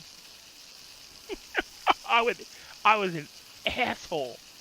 I showed her the video of me curb stomping and kicking the crap out of Barney at the Walmart. Wouldn't talk to me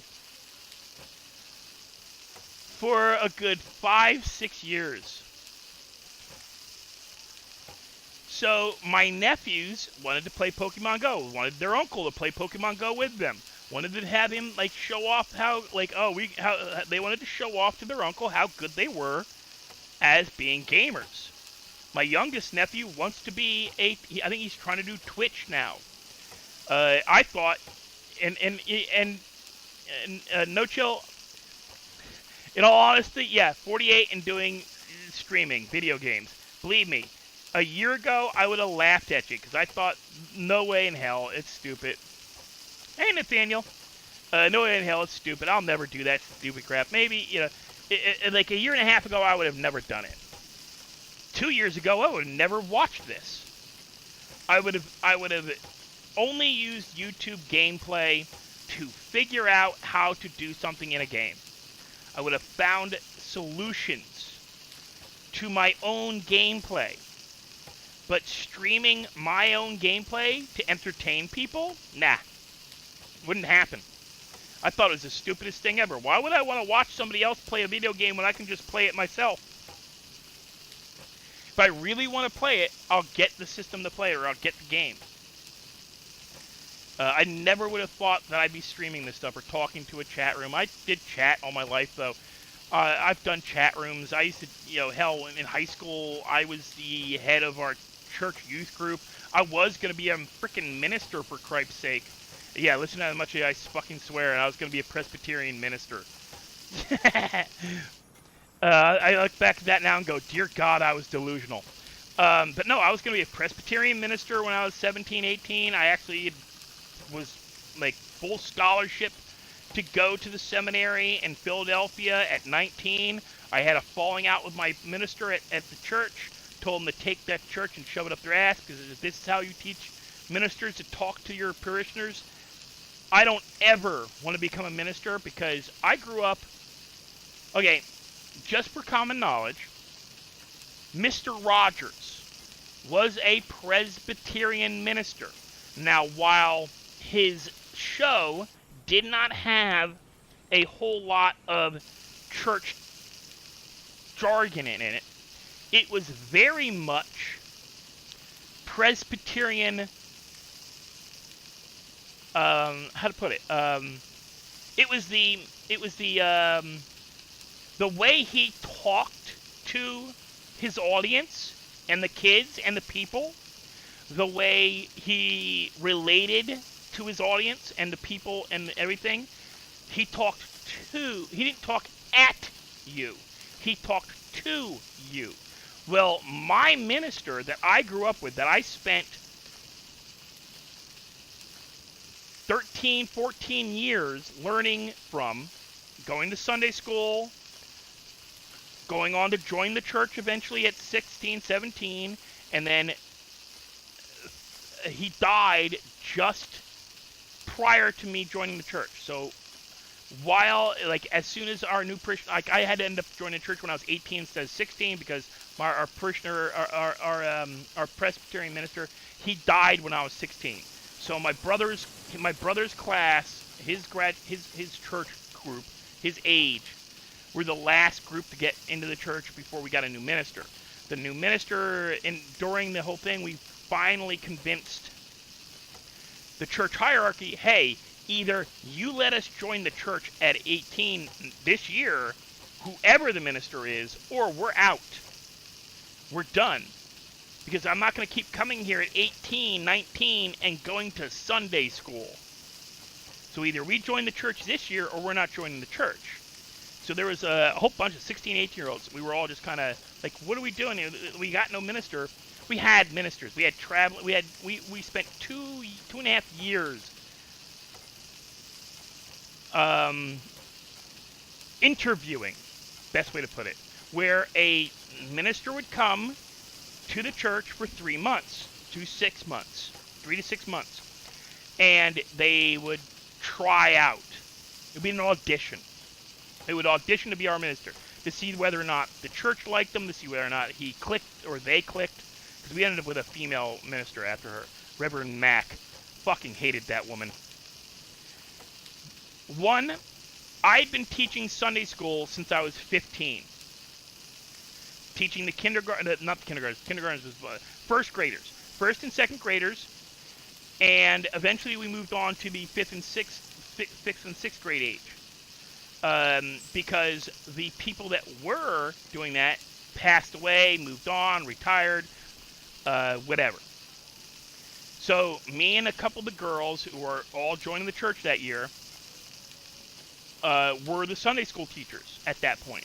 We also did after church. We did, and we were in church choir. We were greeters. I was at that church every Sunday from the age of 3 years old until I was 19, a little after 19 years, after I had my 19th birthday. And they told me, hey, by the way, this fall you're going on to the seminary. We're full scholarship sending you. My family founded the church. Hey, Verb. My family founded the church. Half the church board member. What the hell do they call those? What do they call those? Elders. Half the church elders were my relatives. And the other half were so interlinked with my family that most of them either rented property from somebody in my family or worked for somebody in my family. They wanted me to go to seminary and then come back and become the minister of the church. We also founded the Methodist church on top of the mountain where I grew up. My grandmother went to the Methodist church, and the other half of her family went to the Presbyterian church. They founded both churches. We also founded the Catholic church in White Township, New Jersey. And a couple other churches throughout upper north, like Sussex, Morristown. All these, like, oh my God. My family goes way back in New Jersey's history. So I've been, in some way, shape, or form, a teacher, an educator, a talker. I've been told by both my church choir, elementary school choir, and the high school choir teacher that I have what they call a preacher's voice. My voice carries without effort. Meaning, if I yell, I don't, like, everybody thinks when I get when I get agitated, my volume goes up. When I say agitated, I don't mean pissed off. I mean not right now. Like right now, my voice is my volume is up because I'm agitated. My adrenaline's up. So my voice is up.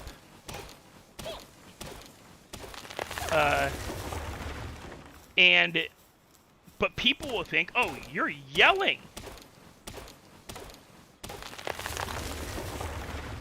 Well, chill. It's more that I don't stream at like what would be considered traditional hours, and most of the streamers, most of the people that share my stream, they're sharing it to Redline 5M. And yeah, there's stories, but it's also, I haven't spent a whole huge amount of time pushing myself. I don't spend every day streaming. I've learned that's not a good policy to do that. And I learned that from a streamer who has several 100,000 subscribers. And yet he breaks that rule all the time. But yeah, no chill. If you like my stream, please share it. Tell your friends about it. Like tell them, hey, this guy's fucking hilarious. This guy's a great talker. He even talks to his chat. Like next time he streams, catch us live. I talk to my chats. That's one thing. Like, all right, I'm not trying to throw shade. As they say, I don't like that. Like, I hate that I'm using fucking modern language, like saying "bay." What I find funny is people go, "Oh, bay just means bay." No, it's not short for babe. It's not, it's not just B-A. It's B-A-E. It's before any other, or before any before. It's before any. Wait, it's before something. It's before something. I forget what it means. It's freaking text term. It also means shit in a language. I can't remember what language.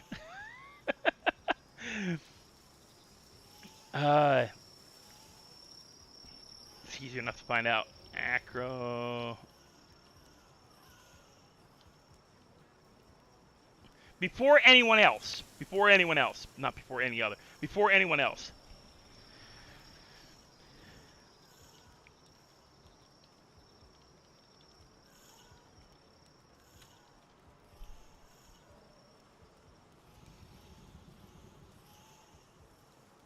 Danish. That's right. The Danes. In Danish it means poop. Shit. Yeah, in Danish, bay means poop. I gotta go see my bay. And every Danish person going, why do you want to go see your crap? Like, I mean, I know you Americans are into bay. Like, you had that whole South Park episode about, like, the biggest shit in the world. And it being Bono, which is true. Bono is the biggest piece of shit in the world.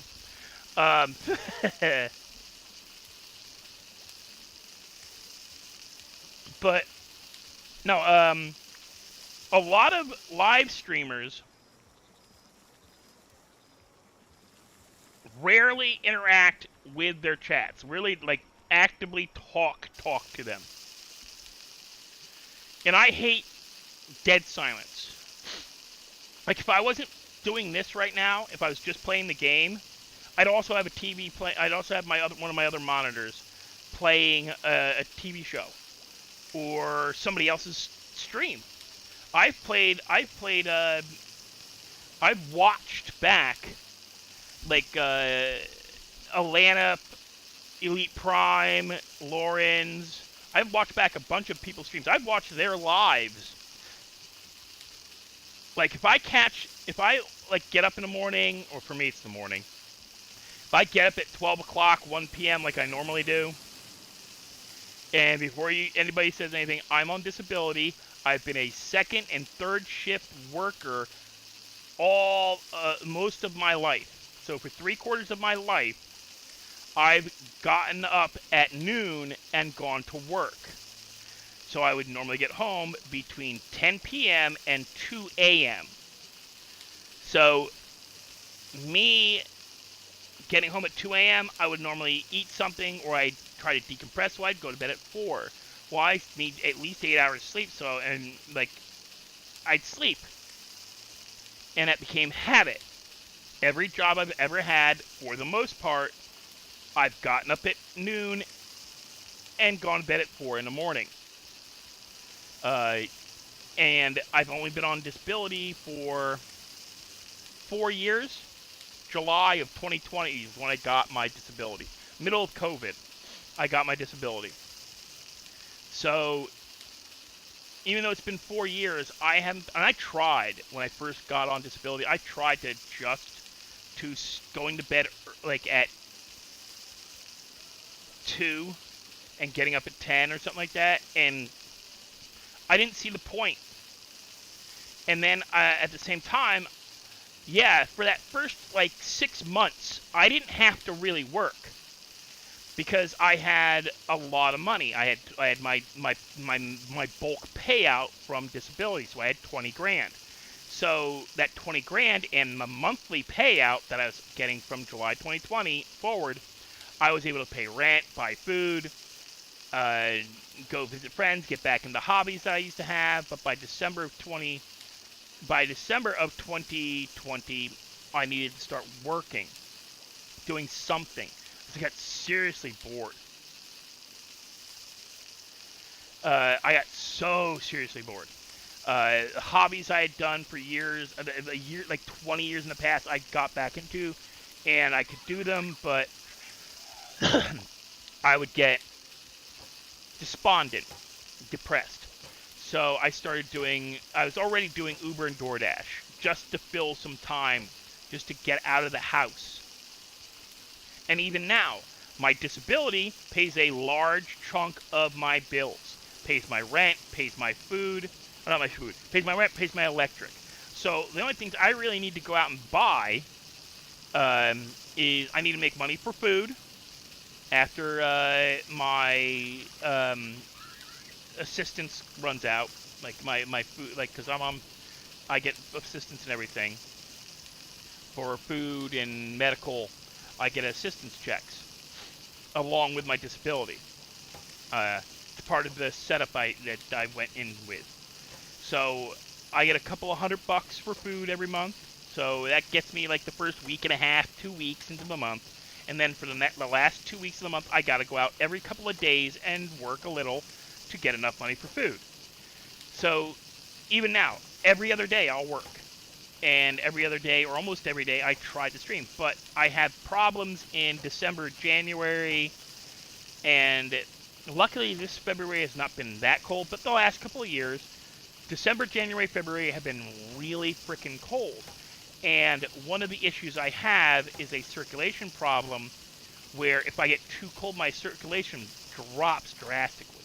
So it makes me depressed. It makes me despondent.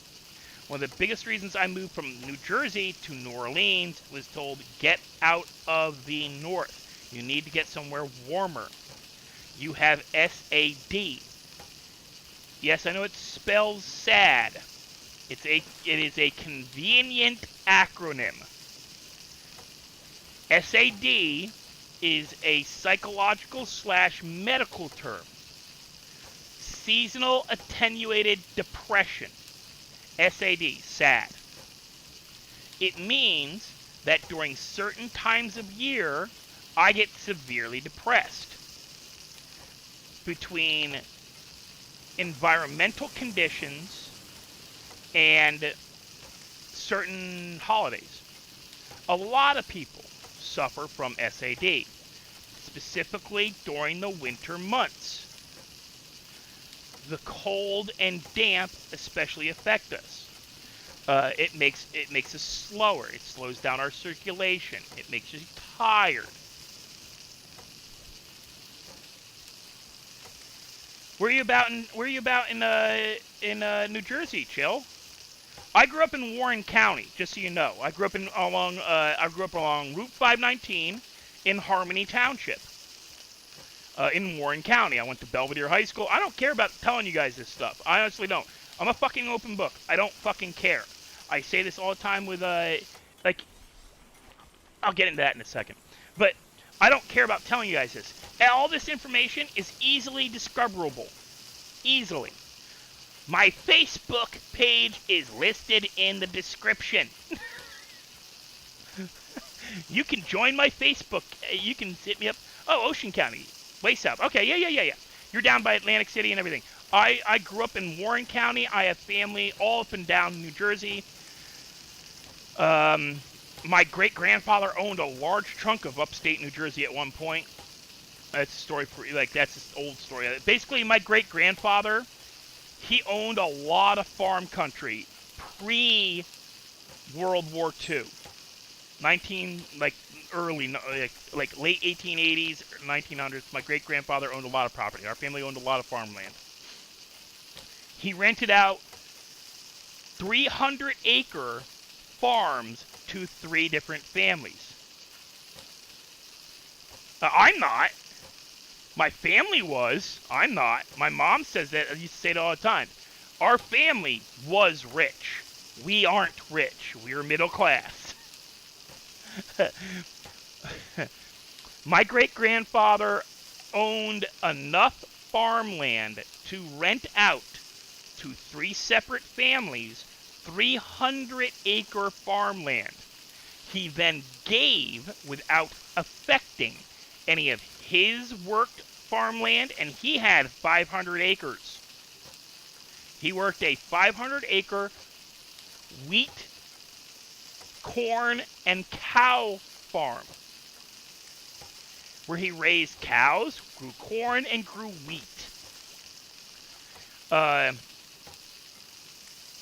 He gave his 2 oldest sons, who both became farmers, 200 acres apiece in New Jersey, PA, when they turned 18. Just gave it to them. That's their inheritance. 18 years old, here's 200 acres apiece. Go have families.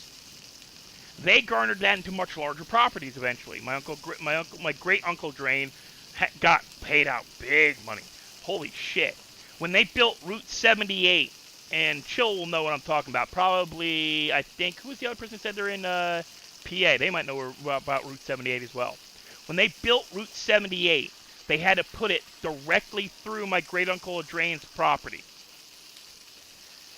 The government had to pay out big money to him to do it. Because they would not give him road frontage. They split his property in half. And they wouldn't give him road frontage. So the state had to pay him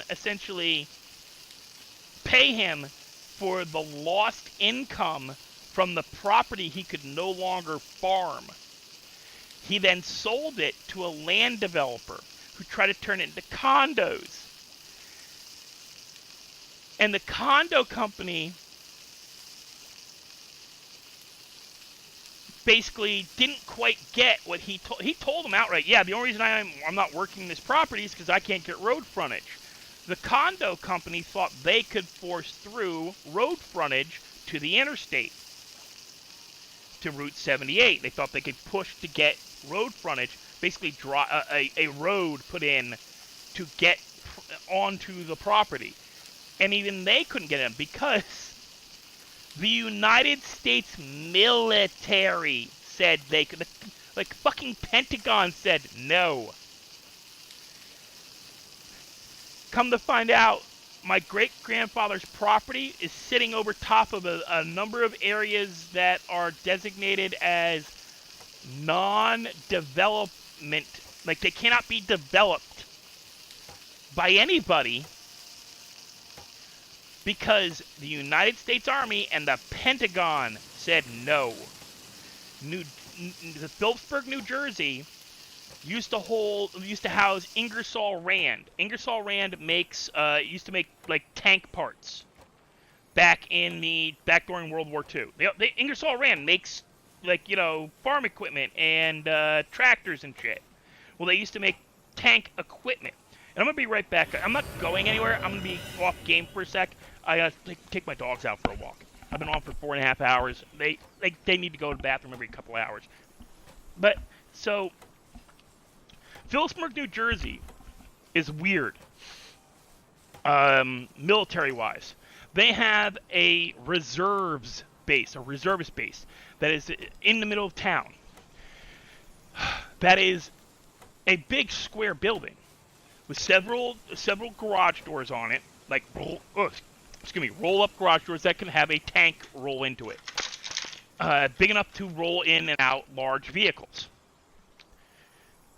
We've never seen large vehicles roll into this frickin' building.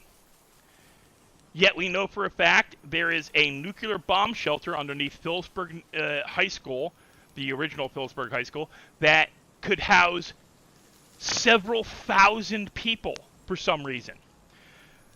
Phillipsburg Reservist Base cannot be shut down. It is on a do not close list. While, like, the United States military is shutting down Army base after Army base, Reservist base after Reservist base, they cannot close Phillipsburg, New Jersey. Found this out in the 90s when they were doing a huge cutback on that stuff. Bear with me a second, guys. I'm probably going to be breaking up in and out on my mic. Like just there, I got to let the dogs out and yell them to stay on one side of the property so they don't go wandering around the front of the building.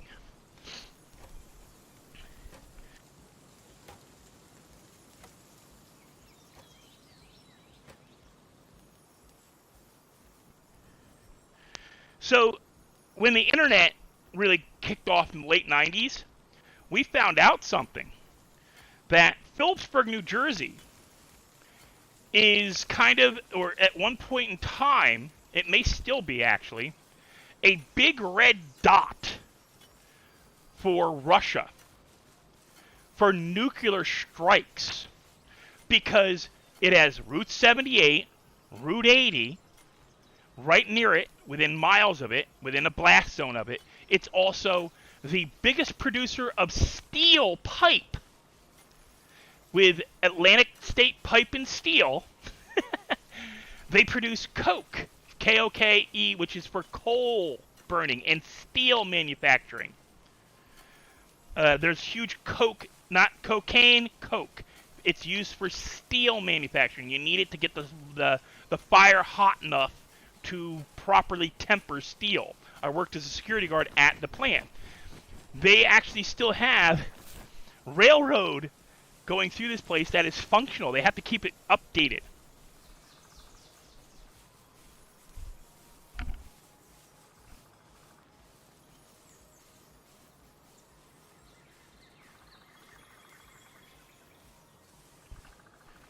So Atlantic State Pipe and Steel ships steel pipe up and down the eastern seaboard. There is a huge coke, like in Phillipsburg, there's huge steel manufacturing. Eastern Pennsylvania, steel manufacturing. They have huge. There's like all kinds of steel manufacturing businesses that used to be run out of Eastern Pennsylvania, and they can't tear down or they can't reproduce it. So it's been mothballed, and it's ridiculous. We found underground, like underneath Eastern Pennsylvania, there is a bunch of steam tunnels, and there actually used to be an underground subway in East Pennsylvania that nobody knows about. My mom knew about it, my dad knew about it. People that were like, people over that were born in the 50s, 40s, 50s knew about it because it was still in use up until the late 60s when there was a major flood along the Delaware.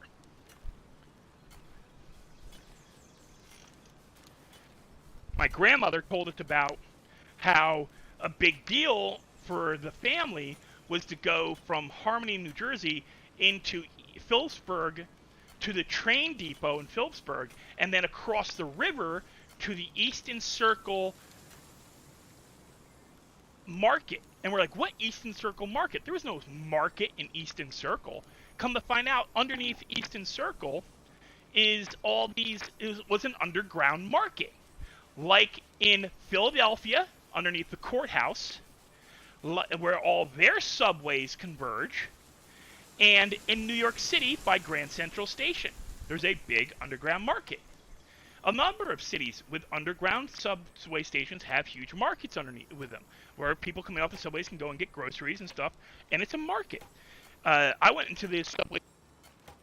Yeah, I went to the subway system underneath Eastern Pennsylvania and met some dude who's at the time refurbishing a car from the '60s, and it was on a elevator that was for a garage directly above. But the car had been sitting in this garage since the flood in the 1960s. And people were living underneath there. Free cable, electric, internet, all day was tapping into the lines. It was like, and now this sounds like I'm talking about shit from like Demolition Man. And we found it funny as fucking hell when Demolition Man came out and they showed these people living underground and getting free electric and power and even TV underground, and the dude is rebuilding a muscle car underneath, and we're like, oh wow, I've seen that shit. Because people really do that. They do it in New York. There's a bunch of underground, people, homeless people like that, just abandoned society who live underground, and they live and work and do stuff underneath. Like they found cars from the 1940s, entire garages underneath some of these buildings in New York that nobody really knew about because the cars were owned by people who went to war during World War II. They're cars from the 20s, 30s, 40s, 1910s, early cars. Entire garages full of these things underneath the city of New York. Because the garages were private parking for people of means, money. People dying during the Depression, people dying during during both World War I and World War II, not coming home. So they don't know that, like, nobody knew this shit was there. I forget what movie they show that kind of thing. Disney made it, the Wizard movie. The movie about the wizard, when he was trapped in the vase. It's got, not Christopher Walken. When everybody talks about him being crazy. Damn it. Oh, damn, that's gonna bug me. Alright, guys, I'm back. Oh, thank you. You have a good night, Christopher. Have a good night, Chill. Thank you for subscribing. Yeah, dude. Seriously, if you know a lot of people, I'm trying to make it to 500 subscribers, trying to make it to 3,000 watch hours, and trying to get myself monetized so that, yeah, I can get to more people. But you guys have a good night. I'm gonna be back in a second, guys. I just realized I do need to use the bathroom, so I'm gonna go off mic for a minute. You guys talk amongst yourselves. I'll be right back. I'm probably gonna play for another couple hours.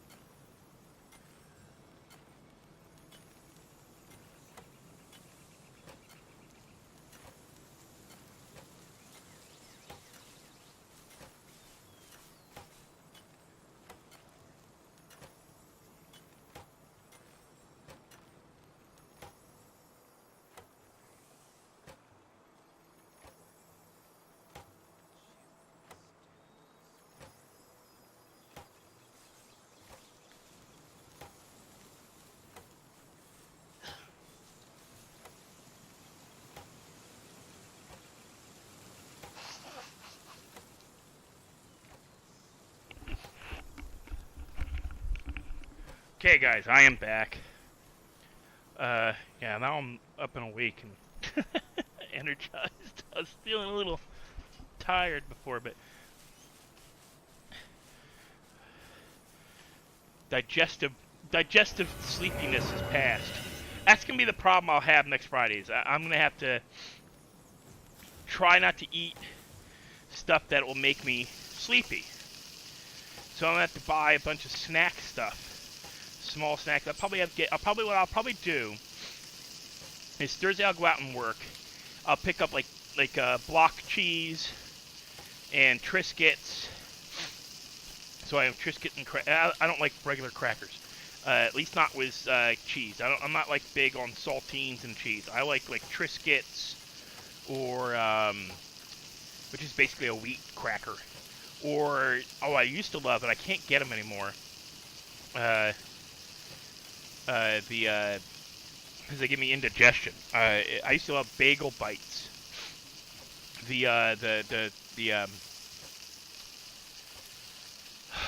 Or bagel chips, not bagel bites. Bagel chips, because bagel bites are the pizza things.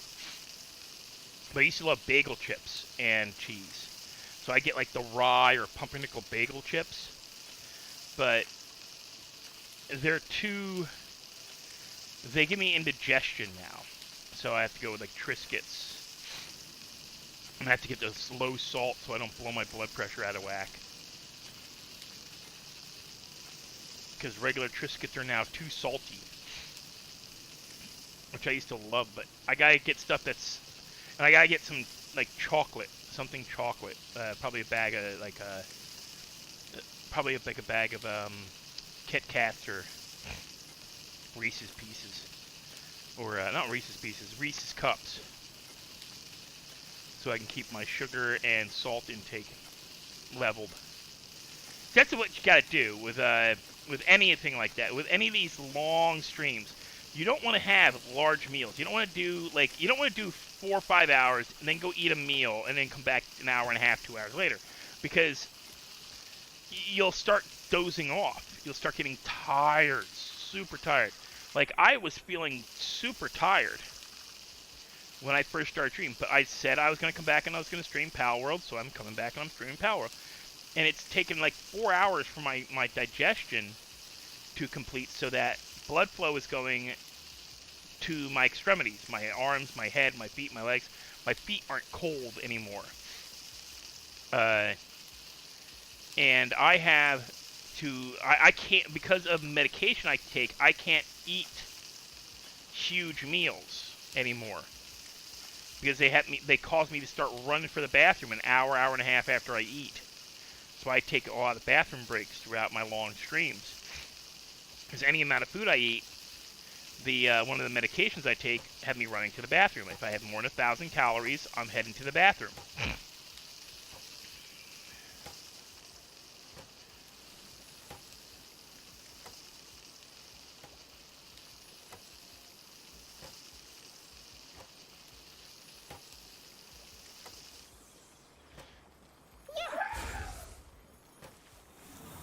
Why was he sleeping?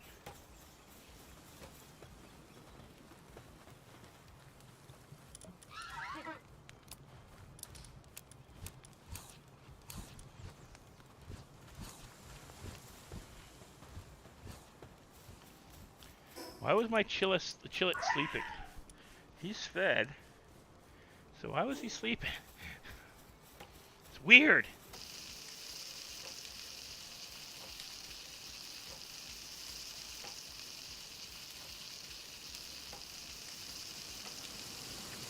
Come on, one of you fire guys, get over here and help me finish this.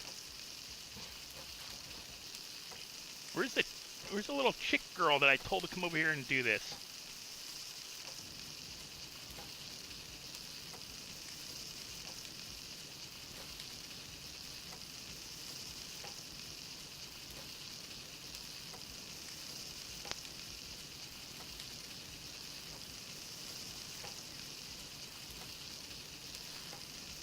But yeah, next Friday I will probably be up real early, guys. And depending on how many people are in city on Redline, I might do Redline first, but I might do something like, I might start off with like, a couple of hours of PalWorld or something like that.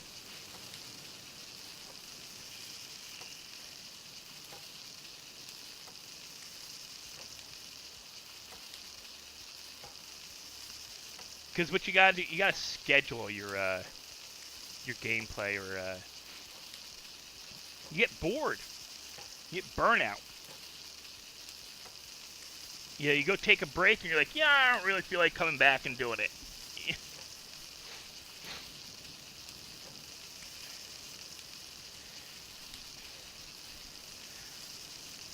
But to close out the evening, I'll probably do 7 Days to Die, and I'll probably do something like Bigfoot or something like that, because by that time I'll be drinking.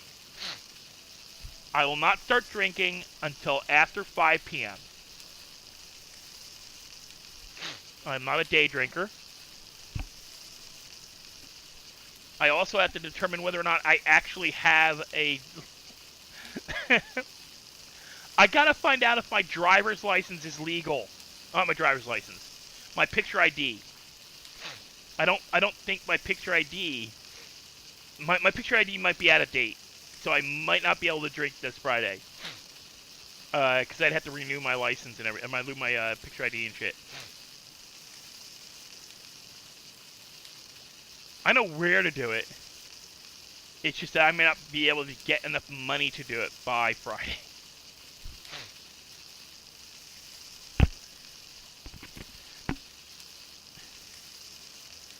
Because of course you need a picture ID to buy alcohol. The state of Louisiana is actually kind of strict on that.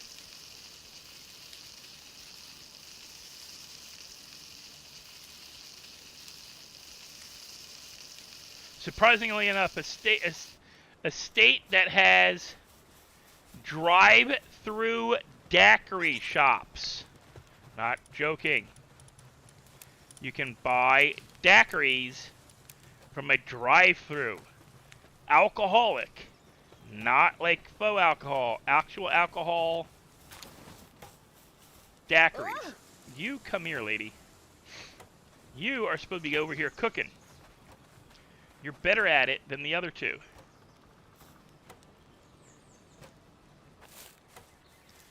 Get to work.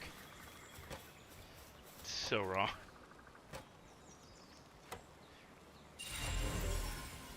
We got a fuddler.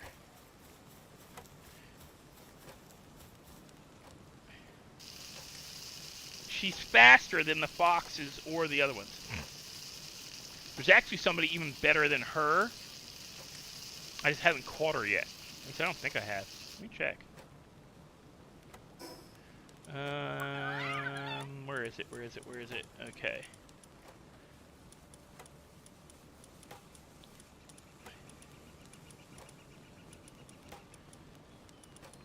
There was something that was even better at fire than... Oh, that's grass. Oh, was it him? Was it the Arsox? I've got Arsox.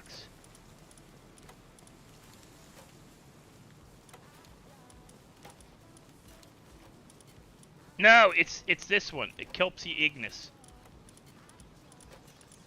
And I don't have one yet. I don't even know when I saw one.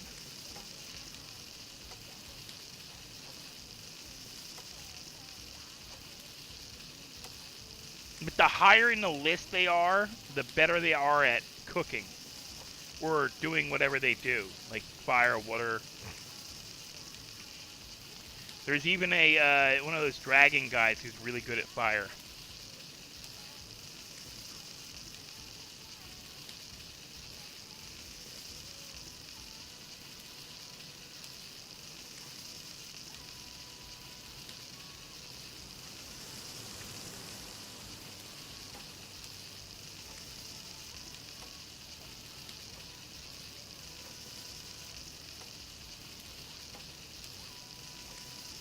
She just don't like doing this.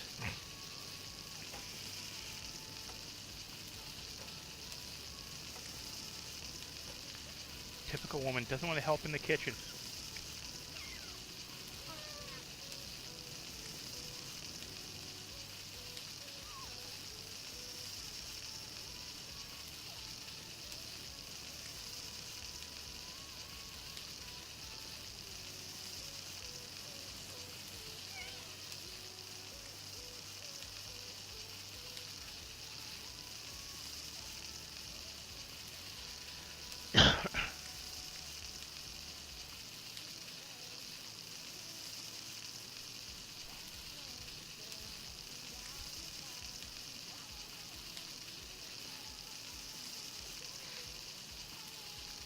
Let's see.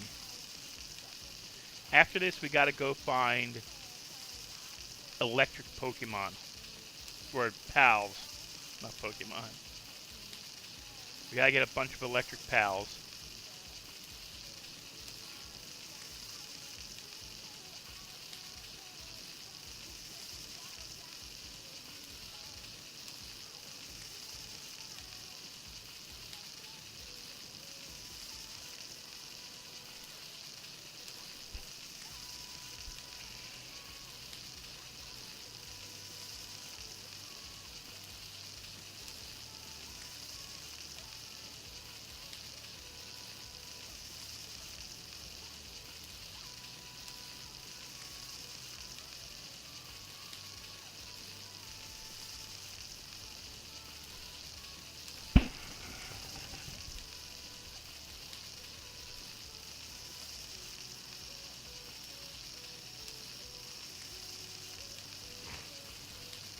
The fact that I've spent like the last hour and a half just cooking annoys me.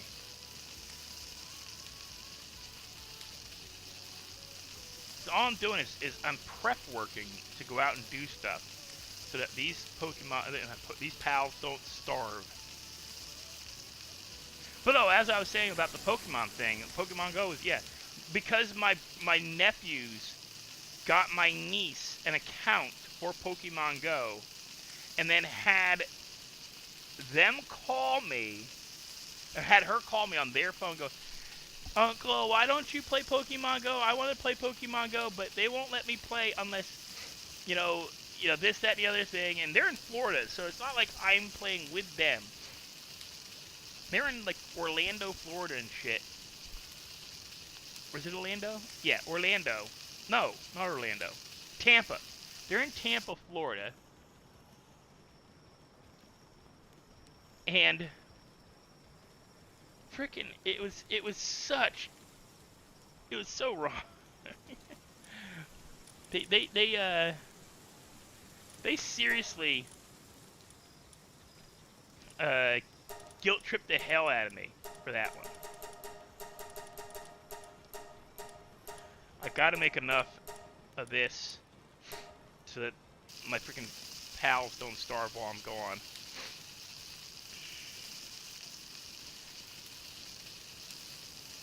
But, so, because my nephews used my niece to guilt me into playing, they got somebody else to compete against.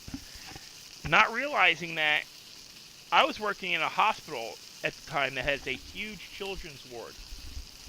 And the hospital in New Orleans, a big hospital in New Orleans, or the Oxnard Hospital, main hospital, has not one, not two, but 3 Pokestops in it, and a gym,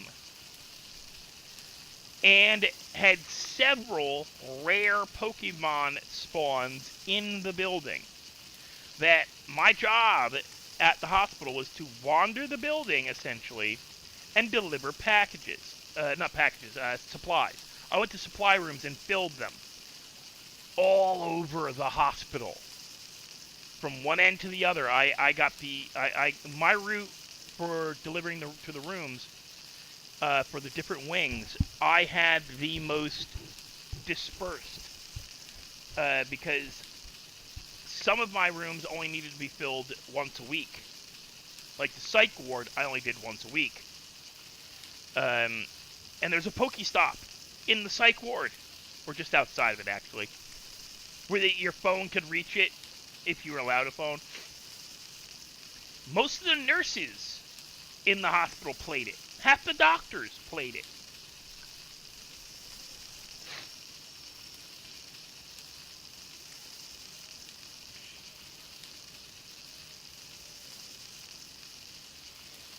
You know, it was kind of funny. Come to find out, like, all these people in the building are playing Pokemon Go.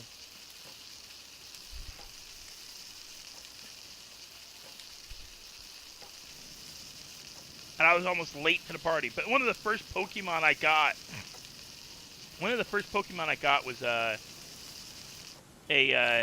yes, I know, Bert, but I'm not on the right account to do that. One of the first Pokemon I got outside of the hospital was a Charmander. I actually got it on Bourbon Street outside of the Hustler Strip Club. I got a Pokemon, a Charmander, on the corner of it would have been Bourbon and not Conti. It was Bourbon. It was the first block off of Canal. I forget what the name of that street is. Iberville. Iberville. Maybe it's Iberville. But yeah, one of the first Pokemon I got was a Charmander, and I got it on Bourbon Street. So because you got a Charmander across from the Hustler Strip Club on Bourbon Street? Yep. Why was a Charmander on Bourbon Street? I don't know. Why was a Charmander outside a strip club? And they're like, why? Yeah, that's weird. I said, no, it's not. It's because he's hot and he's sexy. He's on fire. They looked at me like, you're an idiot. I was like, no, I'm just bored.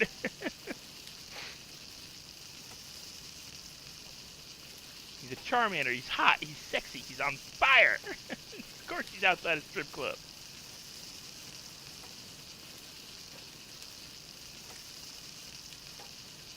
I'm trying to get as much food as I can done for these guys before I run off again.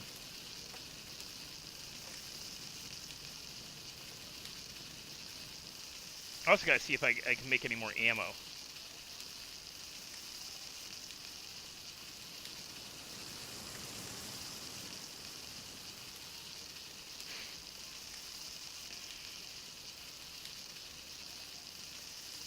I still have my, I still get freaking emails about that Pokemon Go crap. But yeah, I used to get home from work at 10 o'clock at night, stop at my apartment, take a quick shower. I'd be home by like 10:30. I'd take a shower, walk my dogs, grab some food, get on my bike, and ride for an hour to a hot spot out along the lake from my apartment on my bike. Ride my bike out along Lake Pontchartrain, through houses and neighborhoods, hitting Pokemon all along the way. I'd hit 2 gyms. There was a Pokestop down the street from my apartment at a Boy Scouts office. It was a Boy Scout, Girl Scouts of America office. There's a Pokestop there. I'd hit that on the way home, coming and going, leaving and going to work. Walk the dogs. I'd walk out to the end of the block, hit the Pokestop. You know, I used to piss people off. I'd get so many Pokemon.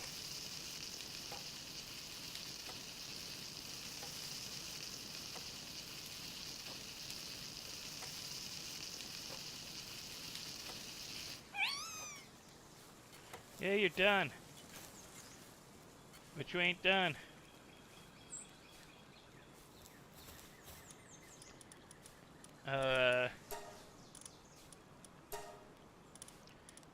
Nah, we'll wait on that.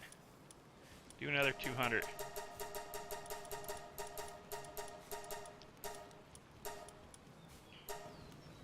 Get to work, honey.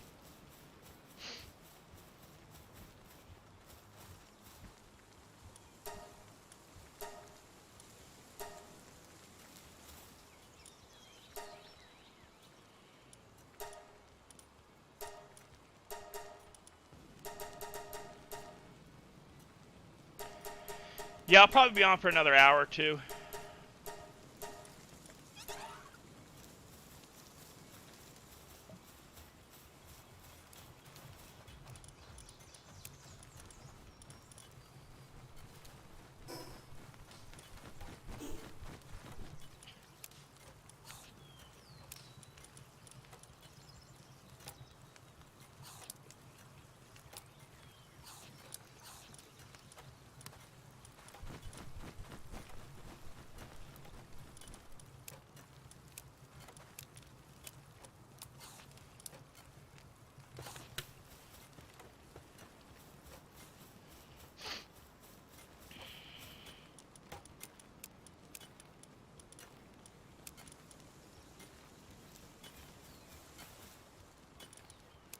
I'm still trying to figure out where I'm getting all these fire organs from.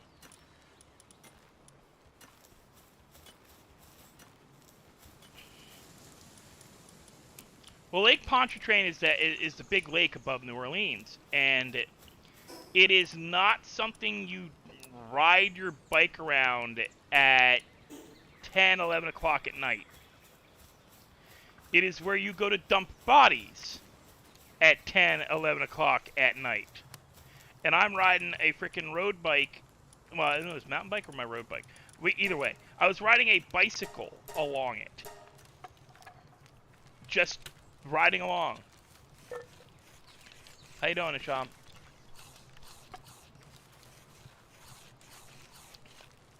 Completely ignoring the fact that I was probably in a spot where, like, because all along the one side of Lake Pontchartrain, it's all rich people's houses. So between the lakefront and these rich neighborhoods is these, like, 50-foot breakers. They literally built 50-foot tall levees that are just a hill to break waves.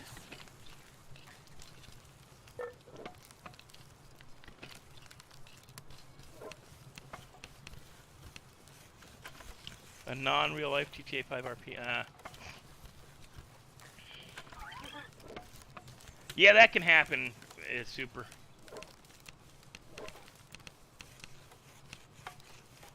Wait till they start, like, wait till you listen to one frickin' song on your, like, I listened to a couple of songs from singers who are cross-genre, like Sheryl Crow.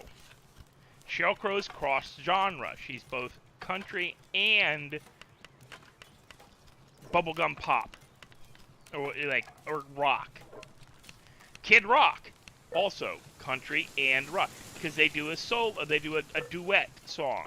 It's considered a country song and a rock song because it was at the height of Sheryl Crow's rock era, and it was at the height of Kid Rock's rap era when he started sliding over to doing real singing.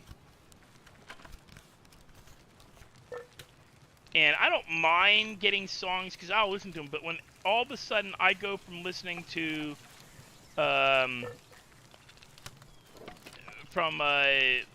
like Eminem and Ren and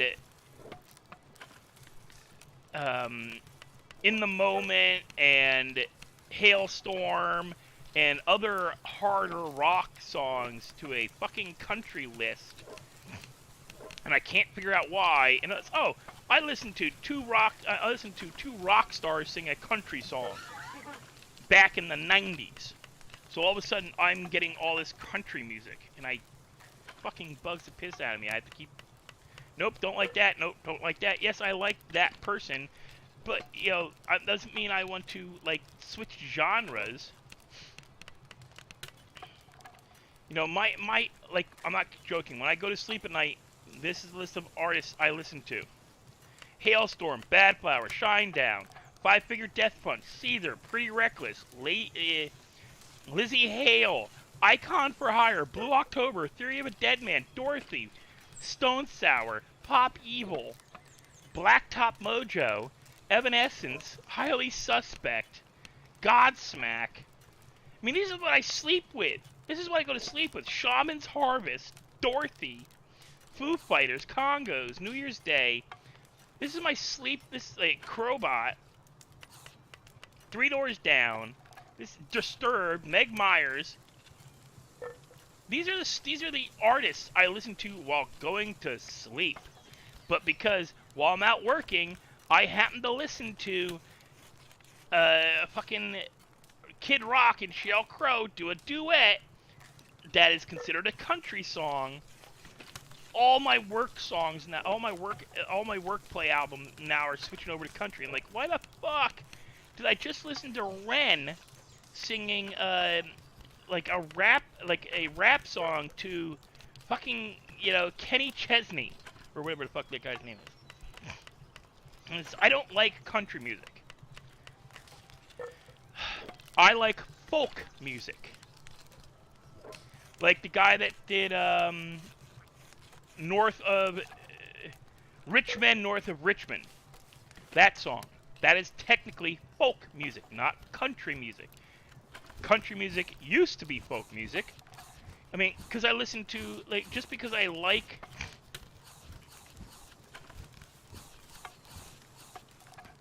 You know, just because I liked Johnny Cash songs doesn't mean I want to listen to his gospel stuff. I like Johnny Cash when he was a rockabilly, when he did country, when he did very somber versions of 90s rock songs. His version of, oh god, Johnny Cash, I gotta look it up, because I can't remember the name of the song.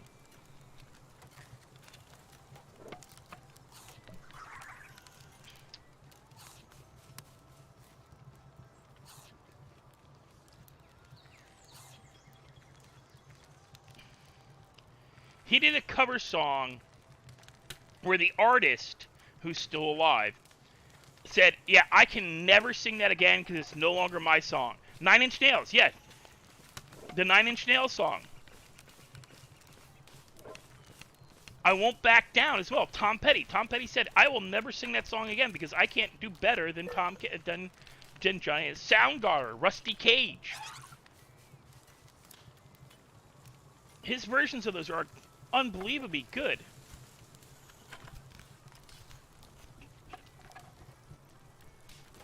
Phil Collins. I like Phil Collins.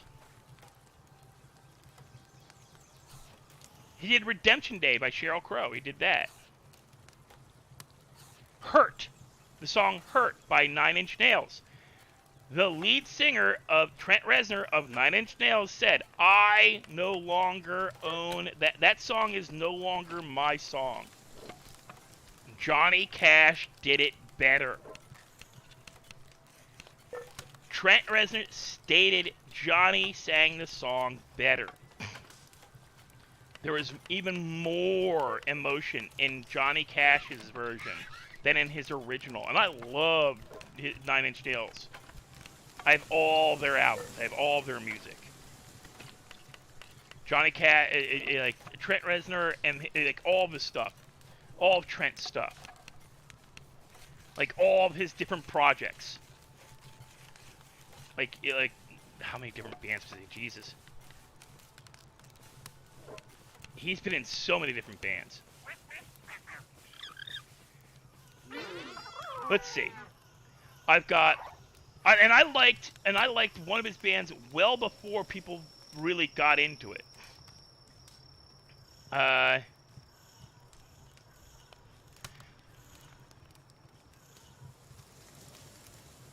You know, I love 9 Inch Nails.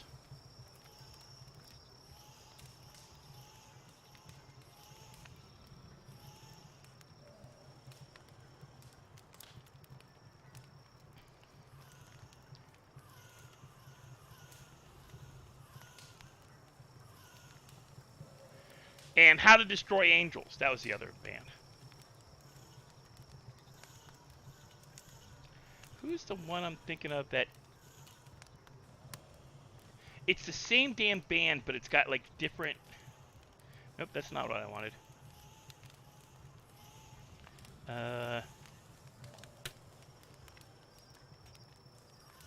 There's an artist who basically has the same band, and it's just a different band name for a bunch of different genres.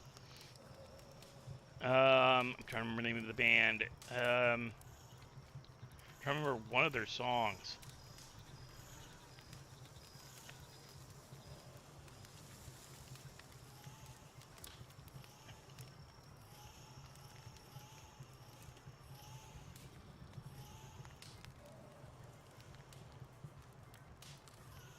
Perfect Circle. The guys in Perfect Circle are also in Nine Inch Nails. Are also in. They've got like the guys in Perfect Circle also belong to different bands. Well, Gorillaz doesn't really exist. They're all like some of them originally were studio players. Some of them were other you know.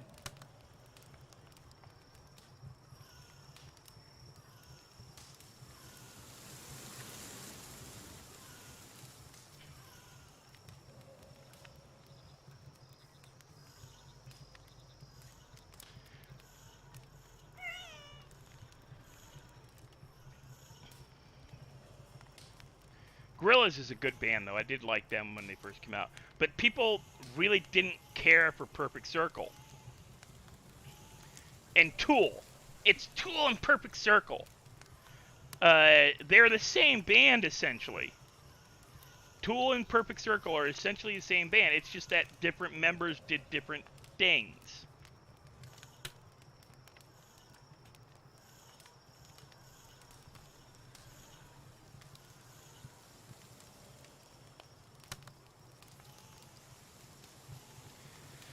So you've got Perfect Circle and Tool. And they're both the same band, essentially. It's all in, like, style. The style of the music they play. Like the composition. And their fronts. Like who does the lead singing.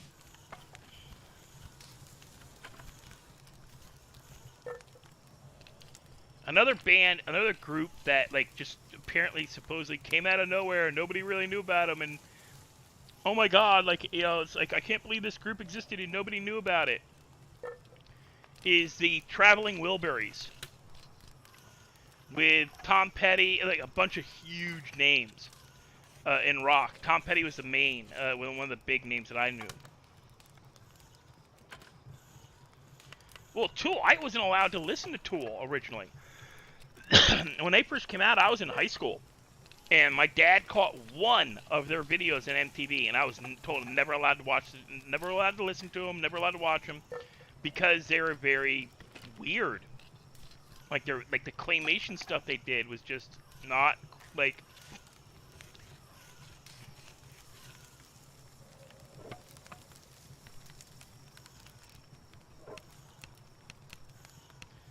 They weren't considered like mainstream. Even, like my dad would listen to Metallica before he would listen to Tool.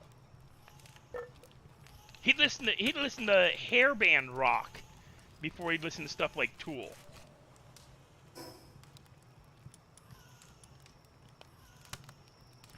Didn't I make?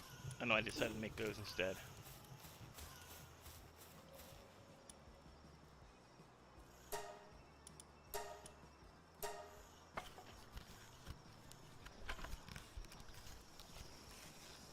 Yeah, my musical tastes are weird. I also listen to a band, and I love catching them live. They haven't come to Florida. They're on tour again, and again, they're not coming to New Orleans, and it pisses me off. Because, like, this city would be a huge city for them, and it does bug me that they're not even coming. They came to Baton Rouge last time, I couldn't go. But this time they aren't even bothering to come to Louisiana, and that's Scott Bradley's Postmodern Jukebox. And they're not even coming to the city. Yet, you know, they're touring the world, they're doing all world tour and shit. And I get, you know, they can only do so many cities, but, you know, they did 2 big concerts at the Hard Rock in New Orleans. And I got to see them both.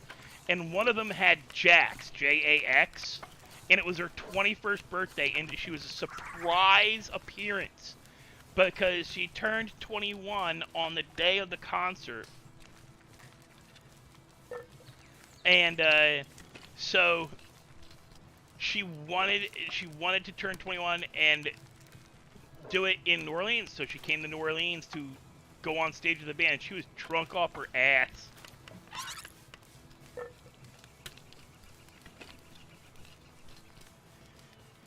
I can honestly say I liked one album of Metallica, and that's the Black Album. I wasn't a fan of their other stuff, but like that, I could listen to it. I just wouldn't. It wasn't like, yeah, I gotta have that. No. Some of their stuff is good. I had their cover album, where they did the garage band stuff. That was a good album. But when the drummer came out against recording, like against stealing music, when you're selling concert tickets for $800 for quote-unquote cheap seats in the bleachers behind the pillar, where you can hear the music but you can never see the musicians, shut the fuck up about not having money. Before he became the financial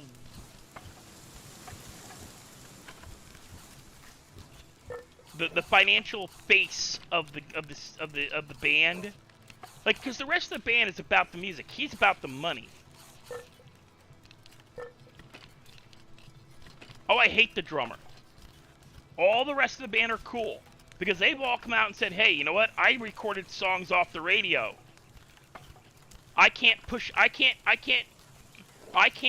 thumb my nose at fans who can't afford our records, can't afford our albums, and need to download them off the internet. We only have an issue if you download it before it's been released." That I can understand. Eminem had an issue with that. And he got back at that fan, or that person who released, he prosecuted the fuck out of him, but he had to release his album for free, essentially.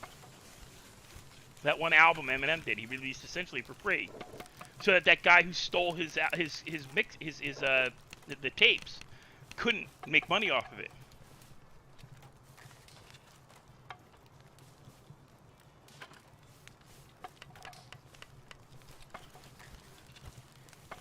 You know, it's Lars something.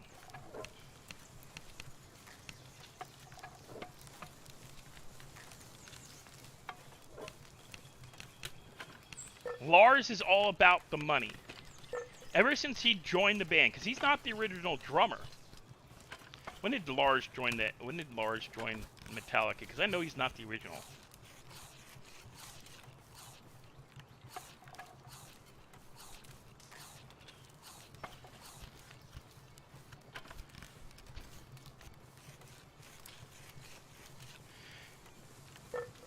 Oh, he is one of the originals. I thought he was a replacement drummer. No, I'm thinking of a different band. They replaced their drummer. There's another thrash metal, heavy metal band that replaced their drummer early on. He was a dick.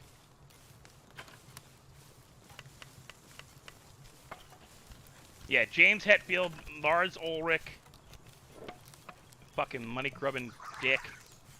Because every other member of Metallica went, "Hey, I can't say shit. I sat with a tape recorder recording music off the radio.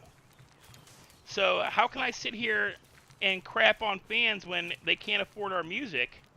And Lars Ulrich, who's got like 8 homes and is making millions off the music, is going, "Oh, we can't afford our discs to get it." Like that's why Weird Al Yankovic came out with "Don't record this song," or "Don't download this song," to make fun of that, because he's like, dude, you're all liars. You all did that. You all download, like, we would sit around, that entire generation, 60s, 70s.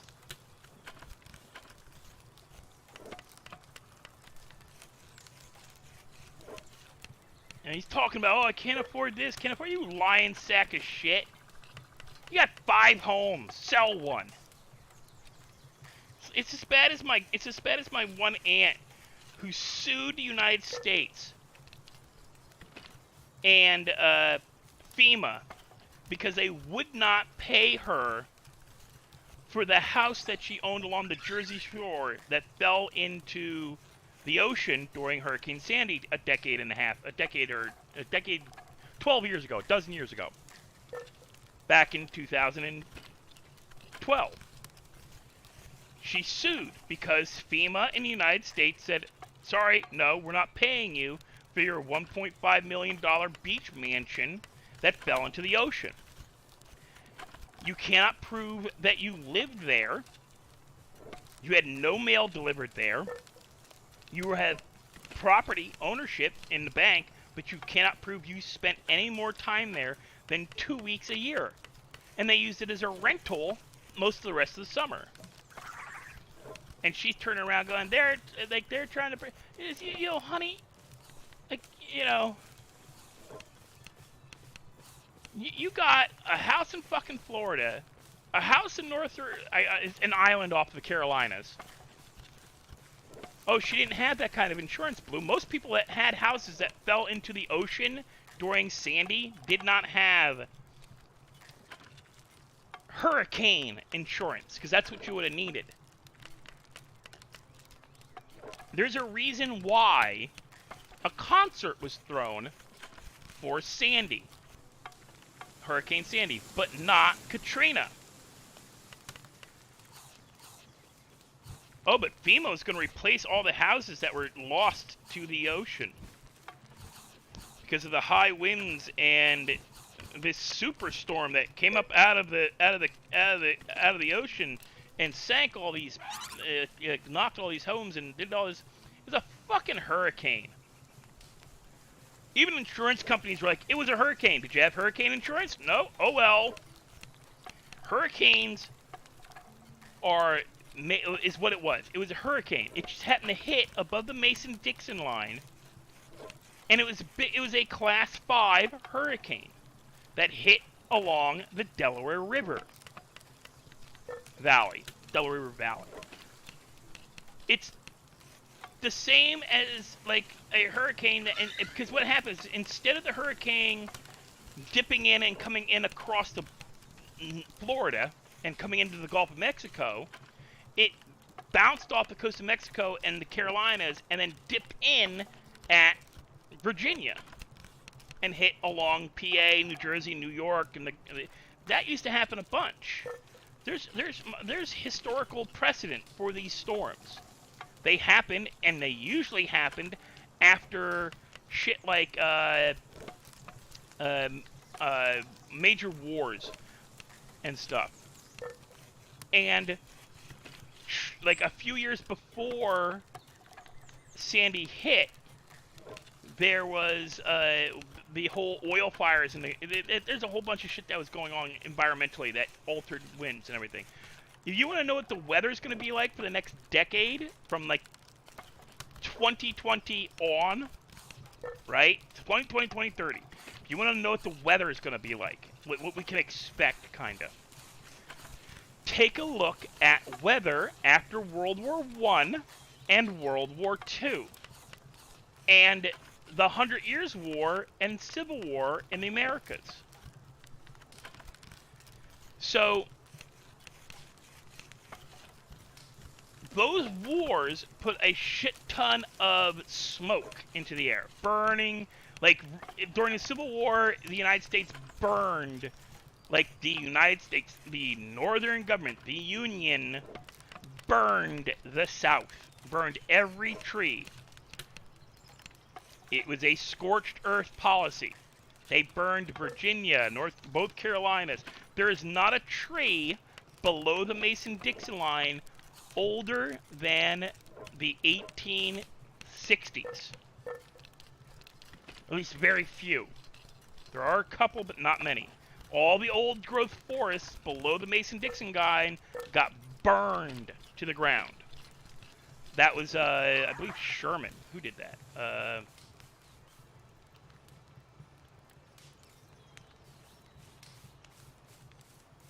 Sherman, yeah. William T. Sherman burned the South from Virginia through Atlanta. He burned the South. That was his policy. Take an area, burn it to the ground. Scorched earth.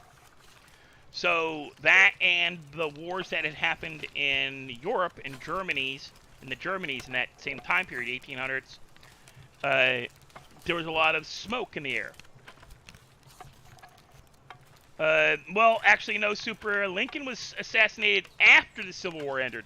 Sherman burned the South during the Civil War, from 1862 on to end of 65. Lincoln didn't die till the war ended. He was not a part of the burning of the South. The South was burned by his generals during the war. Lincoln's own generals committed massive atrocities, but they won. So those atrocities, especially since the government that did it is still quote-unquote the government that's running the country, never happened. You never learn about them. Burning of the South, the burning of Atlanta, the burning of like all these old forests in Virginia, Georgia, Carolinas, Tennessee, Kentucky, all of these forests in the South got burned to the ground. Fields, farms, they didn't care. They burned entire states. And our government that is in power now is the same government. So that is why you don't learn as much about that shit in history classes as you should. The American government, as in the Union, the North, committed massive like atrocities, war crimes, shit that after the Civil War was denounced by the rest of the world for what they did. It's one of the reasons why England and France were both going to support the South until Lincoln made the Emancipation Proclamation and quote-unquote freed the slaves in the South, in the quote-unquote occupied regions of the southern secession states. He freed slaves that he had absolutely no power or authority to free, because he was not the president of the states that seceded. And in fact, even though it's taught today, it was not illegal for the states to secede from the Union.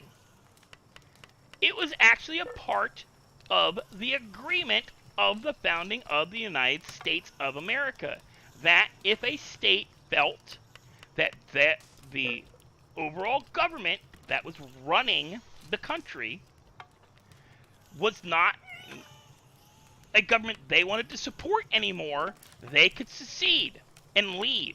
And the reason they left was that the federal government was becoming a quote-unquote republic.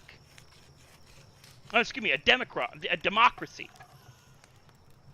The problem with democracy is just like totalitarianism, just like communism, just like monarchies. Democracies become dictatorships. All democracies have become dictatorships. Look at Rome. Rome was a democracy, became a dictatorship, ruled by an emperor.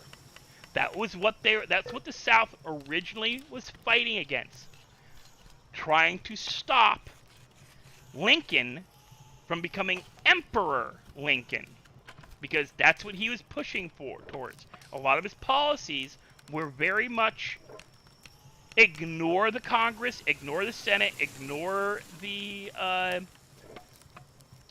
judges, the Supreme Court. My word, my rules. Just like Obama's shit with Obamacare and a number of his other policies, they were illegally implemented under the rules and regulations of our Constitution. Obama could not and should not have been allowed to pass the Freedom of Health Act. He completely ignored the Senate, who kicked it out. He completely ignored Congress, who voted against it. He did it and did one of these presidential decrees. Well, the last person to do presidential decrees was Lincoln. And many people consider Lincoln, especially non-Americans who actually bother to look at the history and look at the actual history of the time period, consider Lincoln to be a dictator. To be he was on the surface, you look at it, he was trying to do what was best for the country, because we were kind of splitting up. Policies in the North were shifting, policies in the South were shifting. The South wanted to stay agricultural, the North wanted to go more industrial, the North had more money, the North is who backed Lincoln. Lincoln's policies were backing the Northern policies. The South said, no, we don't like that shit. They were, yes, slavery was one of the things they argued about, but it was not the main thing, because the big thing that was, it wasn't that they wanted to get rid of slavery, because Lincoln could have given a shit about the slaves. He, in fact, bought Liberia and told the Africans in the country, in America, go home. He brought the country back together, under arms. The South was under... The South was an occupied state until World War I. All the South was an occupied state until World War I. Lincoln did not bring the United States together as a country. World War I, the sinking of the Lusitania, brought America together as a country. As a country we know of today was done by World War I and then World War II. You can actually more accurately credit Theodore Roosevelt and his nephew, the other Roosevelt. I can never remember Teddy. There's Theodore and what was his Franklin Delano. Is it Franklin Delano? What the fuck? Yeah, FDR. Franklin Delano. There's Theodore Roosevelt, President Theodore Roosevelt, and then you've got FDR. Teddy and FDR. Those are the two guys who truly brought America together as America. Before that, America considered it North-South. They were the North and the South. That's the way they saw themselves. Here's a fun fact. Did you know the last state in the United States after the Civil War to ratify freeing the slaves was not in the South? It was New Jersey. New Jersey did not want to free the slaves. They had slavery all the way through the Civil War.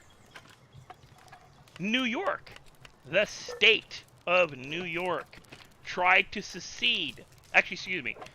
Half the state and New York City tried to secede from the United States during the Civil War.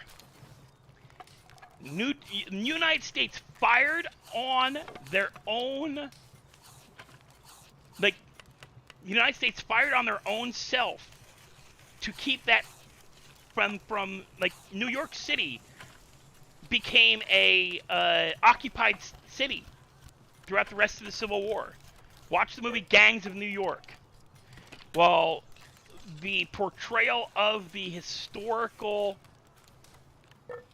events is a little skewed, they actually did happen. There was a war, a gang war between quote-unquote natives, people who'd been in the United States for at least 2 generations, meaning they are the children of children who came to the United States, and immigrant Irish fleeing the potato famine during the Civil War, who were coming off, the Irish were coming off the boat, being offered instant citizenship to the United States if they joined the army.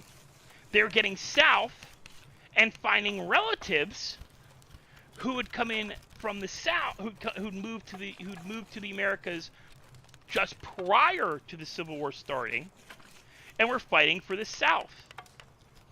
And they're going, hey, why are you fighting for the North when what you're fighting for is exactly the reason we all left Ireland?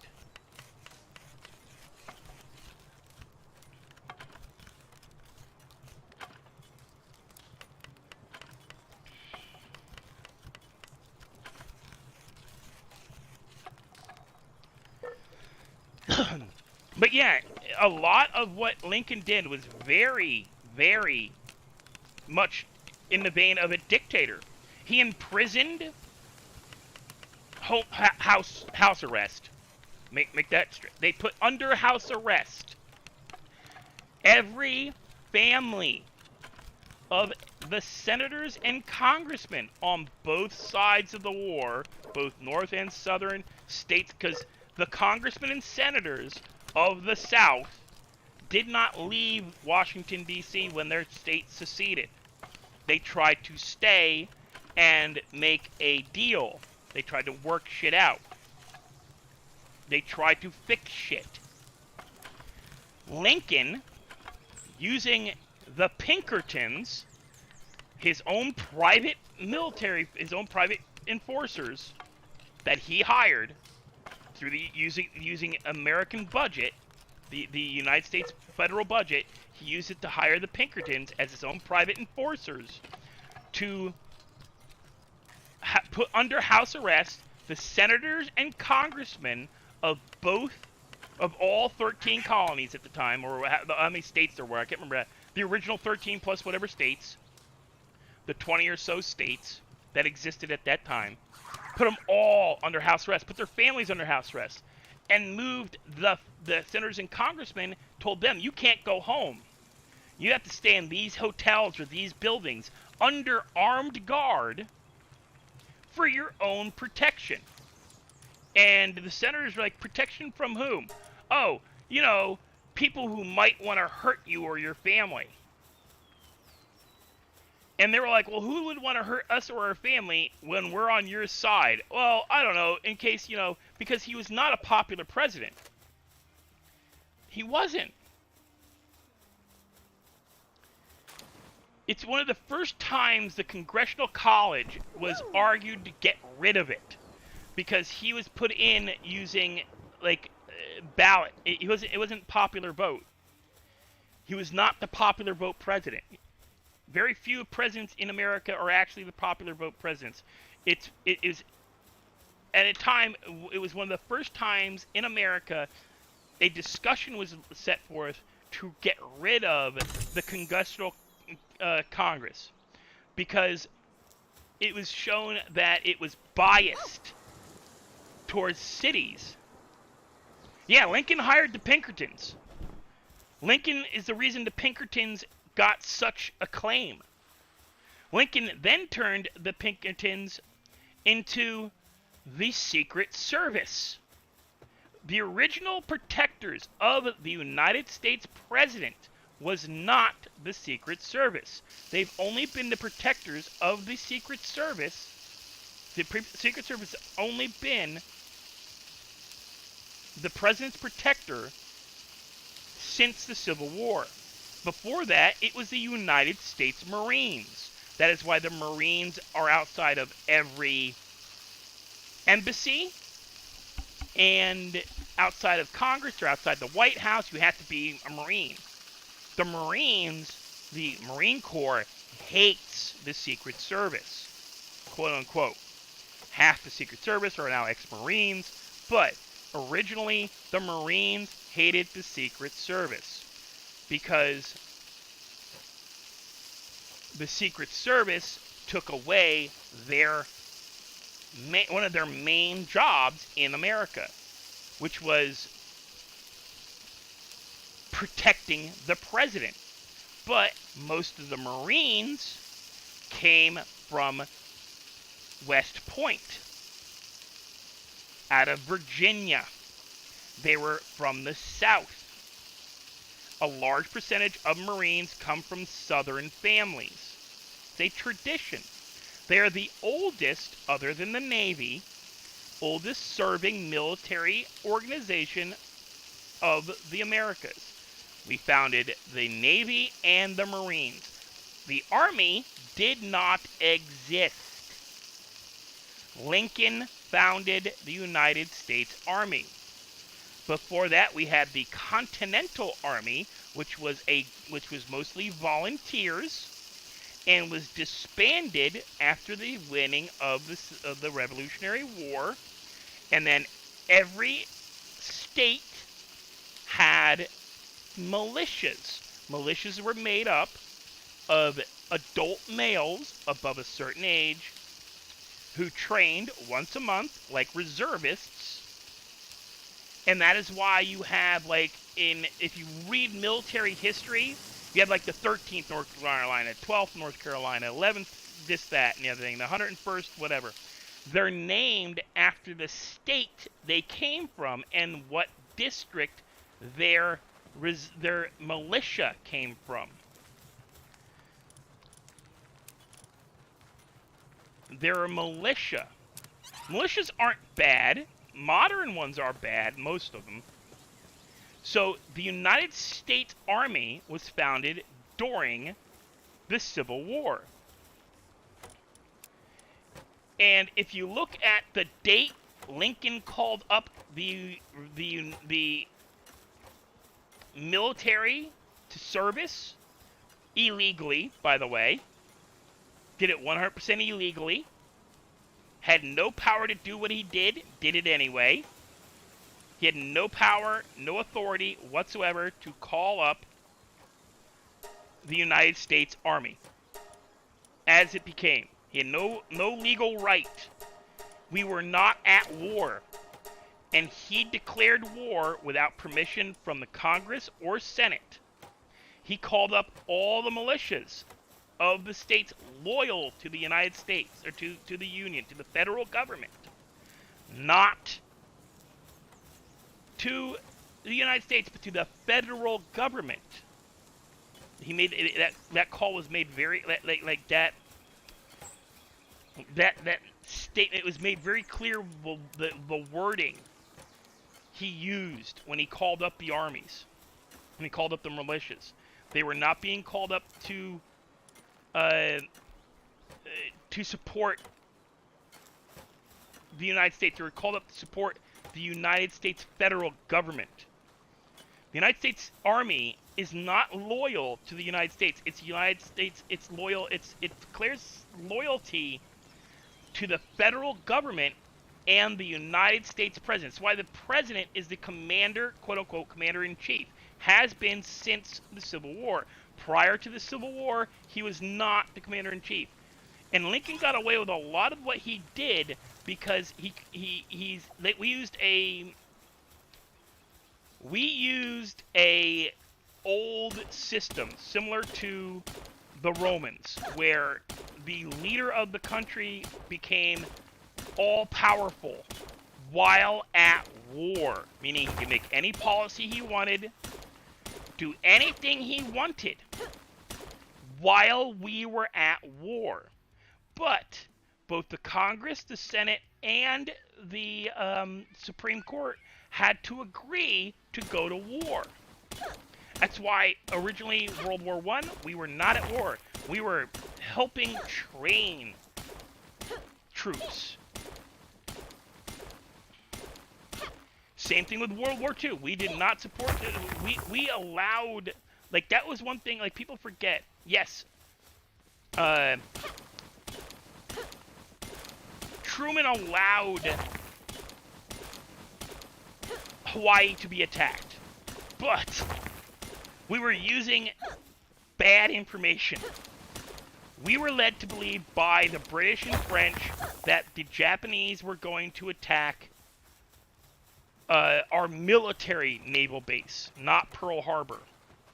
because Pearl Harbor was not a true naval base. It was a repair yard. So we sent a whole bunch of boats in secret. We sent a whole shit ton of our Navy to this other island that also got attacked, but not first.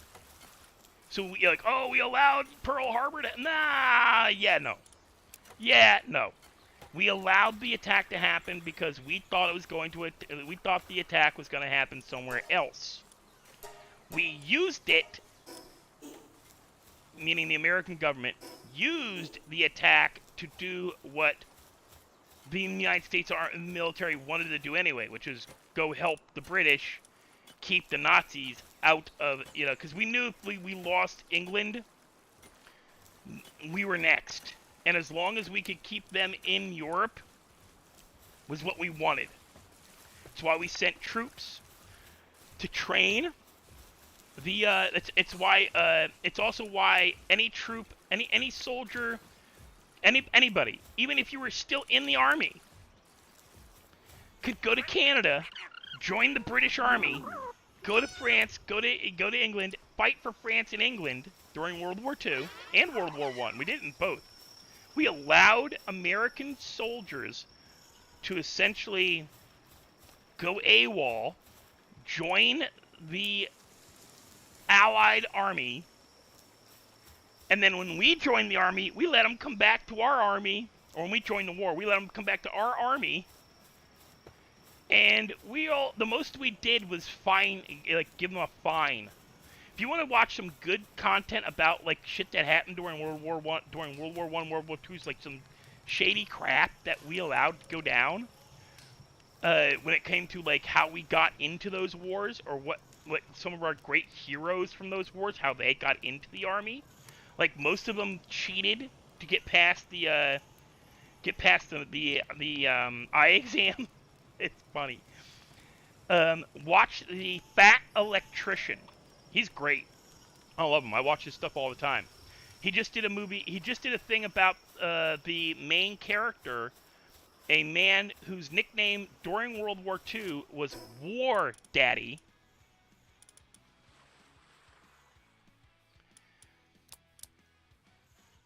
Well, it wasn't about testing their strength even. We knew Japan was going to attack one of our islands. We thought it was a different island. In fact, it was until a certain point in time.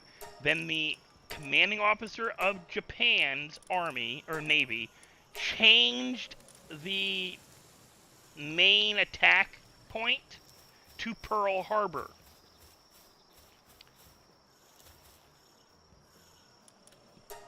But it wasn't we didn't purposely let Pearl Harbor happen. We just thought it was gonna be a different island, because we had bad intel from England and France, who gave us the intel. Because it was released back in the late 90s. It was finally released. Yeah, we knew about Pearl Harbor. We didn't know about Pearl Harbor.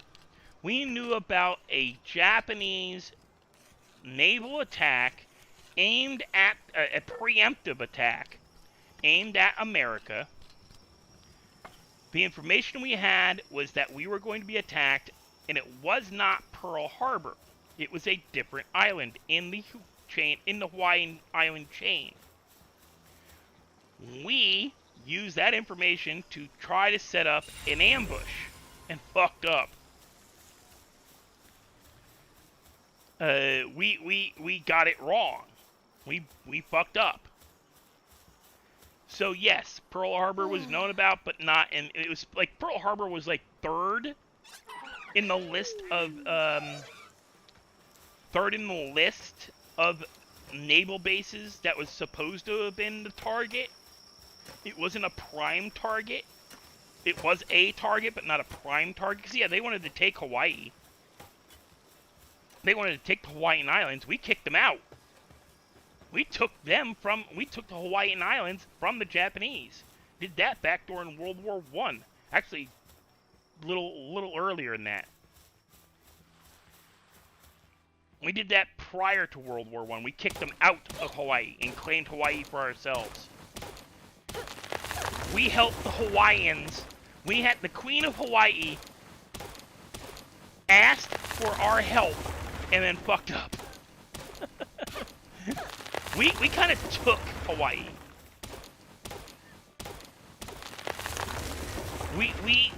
We kind of took Hawaii from Japan. Japan was trying to take Hawaii, trying to claim it. So they were invading Hawaii. The Queen of Hawaii reached out to America, asked for our help. We agreed, and then never left. We kind of said, yeah, we're here now. We like it here. We're not leaving. We like the coconuts. We like the pig roasts. Even though neither coconuts nor pigs are native to Hawaii. We brought both of them. Europeans brought both coconuts and pigs to Hawaii. They're not native. Sugar is native, I think, to Hawaii. I think that was one of the reasons we claimed it. It was because of sugar. They're great. Their sugarcane fields are, like, excellent compared to, like, where else we grow it. Like, we grow sugarcane in the South. It's not as good as sugarcane grown in Hawaii. Or not as, it doesn't grow as fast. I forget exactly why. It's because of the, it's honestly, it's because of the volcanic, soil. But yeah, sugarcane grows really freaking well in Hawaii, even though it's not native to Hawaii.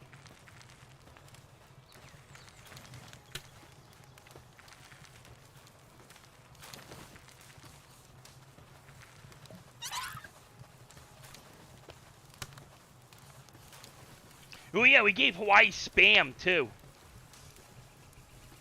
We introduced them to Spam.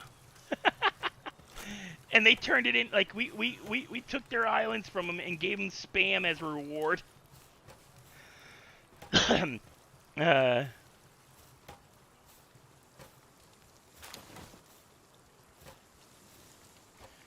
Yeah, we forced Hawaii into the Americas. I think we kidnapped their queen. Because they were a monarchy. I think we kidnapped their queen. We did some, I'm telling you, America's done some effed up shit that we just don't teach in school anymore. I knew it when I was in school because my dad is a military history buff, or was a military history buff. I grew up learning this shit because, yeah, my dad believed we should. You should learn about, you should not be happy when you learn history. It should make you angry. If it doesn't make you angry, then you're not learning from it. Like, we should be angry that slavery still exists. Google it. It is still, like, it still happens. Like, the purchasing of people. And it exists in America. Because I don't know what else you'd call it when immigrants pay to get on a boat to come here, and then when they get off the boat, they're not allowed to go anywhere, and they're put into work. They're put into shops and told to get to work. That's slavery. Where they're literally, it's exactly how slavery was started in some countries. They take your women, they take your children, and they hold them hostage. That's how some slavery was started. You come in, you conquer an area, you take the men, you stick them in a place to go work, and say, hey, either you get to work, or we're going to kill your wife and kids. That's what happens to a lot of people coming in from other countries, who buy their way in, who pay to get in, who use, like, what do they call that, slavery, like, let's put it this way. Here's a fun fact most people don't know. Were you aware that some of the largest slave owners during the Civil War in the South were not white? They were black.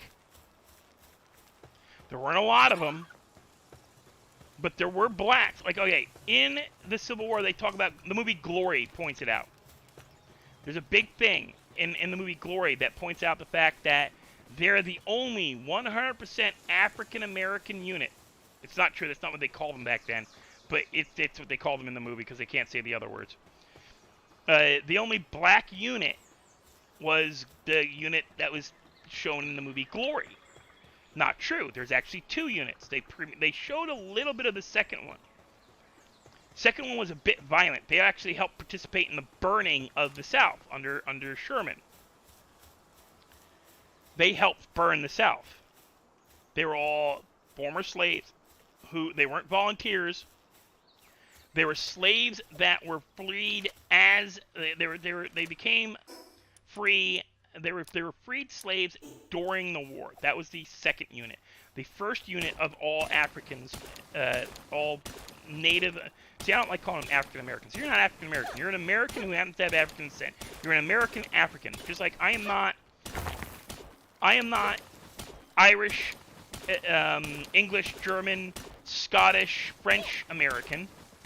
I'm an American of English, Irish, Scottish, French, and so forth descent.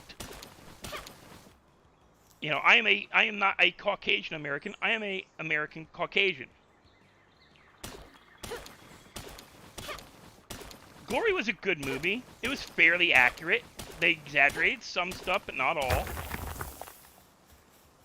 Like the fact that some of the end of the movie was a little exaggerated. Don't laugh, Supra. There is actually an entire organization of German Americans. They used to call themselves the Bund. Google the Bund, B-U-N-D. They are not good people. My dad actually grew up knowing about them because one of their youth camps was near where he grew up in New Jersey. New Jersey's got a shit ton of just wrong things. The Bund was one of them. The Bund was a German-American appreciation group. Best way to put it without getting banned by YouTube. They were very, very supportive of the Germans in Germany, the German government in Germany between 1932 and 1945. Let's put it that way. They're very, very supportive of that German government. The Italians are no better. Being an Italian American makes you no better than a German American or an Irish American or any American. Americans are not great people. We have a great country. We've done some great things, but we are not a great people. But you don't go to England. Do you know what an African American, a person of African descent in England calls himself? They don't call themselves African English. They're English. Only in America do they separate.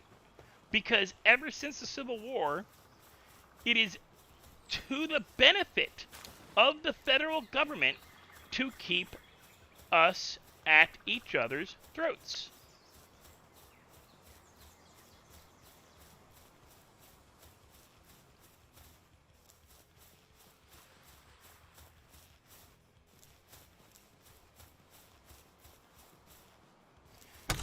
Not Bund. The Bund. Verb, it's the Bund. B-U-N-D. Google it. The Bund. They're a German. They're American German nationalists. Because that's what the word. Okay, Nazi is not a word. It's an acronym. It stands for National. Oh gosh, I can't remember the English translation for it. And I'm gonna get so much trouble for this on Google.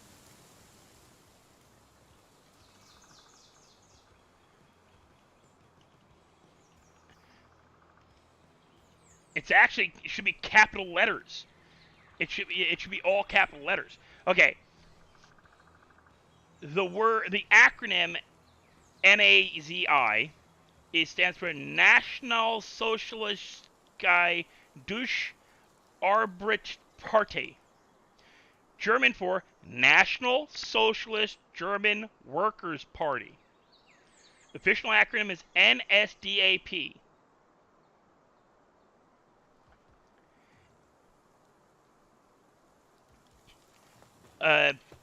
In America, we had the Bund, which was the American German National Workers' Party.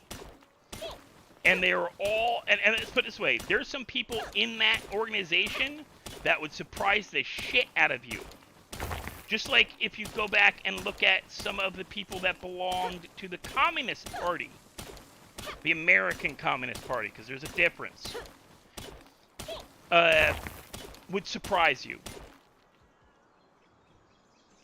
Because while, I'll put it this way. While in America, the Bund very much supported everything that the N-word Germans supported, the American communists were not Russian communists, were not Cuban communists. Their belief, their version of communism was not as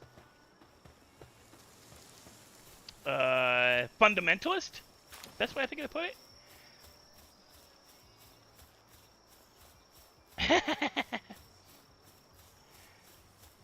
But you gotta learn this history, guys. It is important to learn this stuff, because if you don't learn this stuff, then somebody's gonna come along proposing shit that's a lot similar, and you're gonna find out that you've signed up for like the next movement.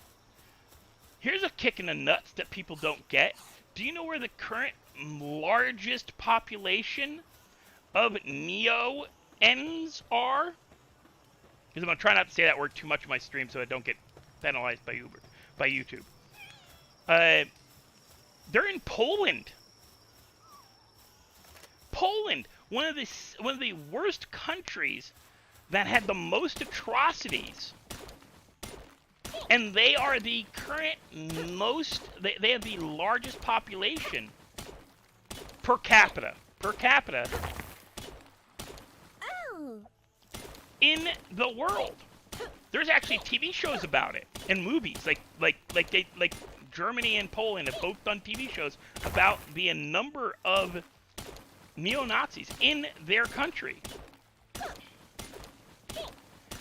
Where I grew up, Harmony, New Jersey, is next to White Township. My grandmother out and out told me that there is a reason why White Township in Warren County was called White Township.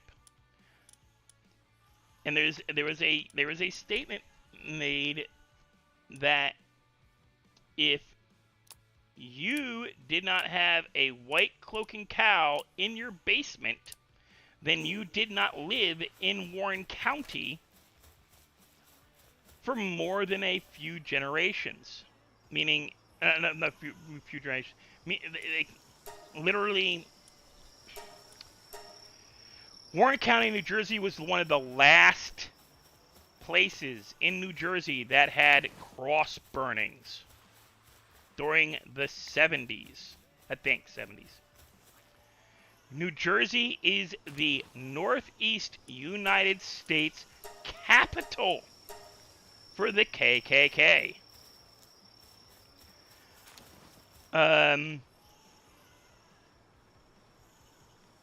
Yeah, this is the area I grew up in. And when I say I grew up redneck, yeah, that wrong version of redneck. What's the name of that damn town? So,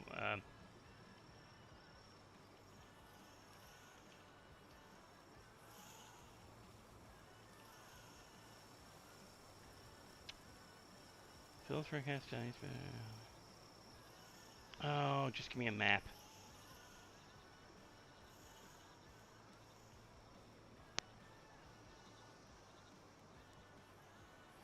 There's a small town outside of New Jersey, outside of Belvedere, New Jersey, that was originally Oxford.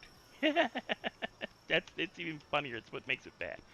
Oxford, New Jersey is a major, or at least it was 20 years ago, a major holdout for neo-Nazis.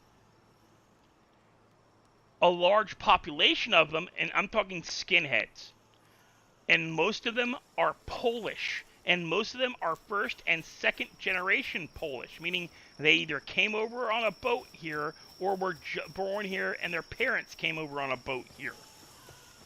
I worked with a guy in the late 90s, early 2000s who was a neo-Nazi. I did not realize it. He's Polish! I would never expect to meet a skinhead and have them be Polish because of the history. You'd think they'd be one of the countries that would make it, like, seriously, like, wrong, like would go out of their way to teach their kids don't ever be this way. Would be Poland. But no.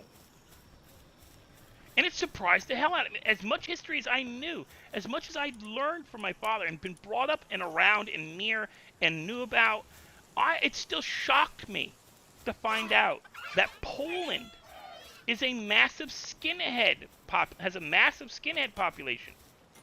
Poland. What the fuck? That just does not seem right.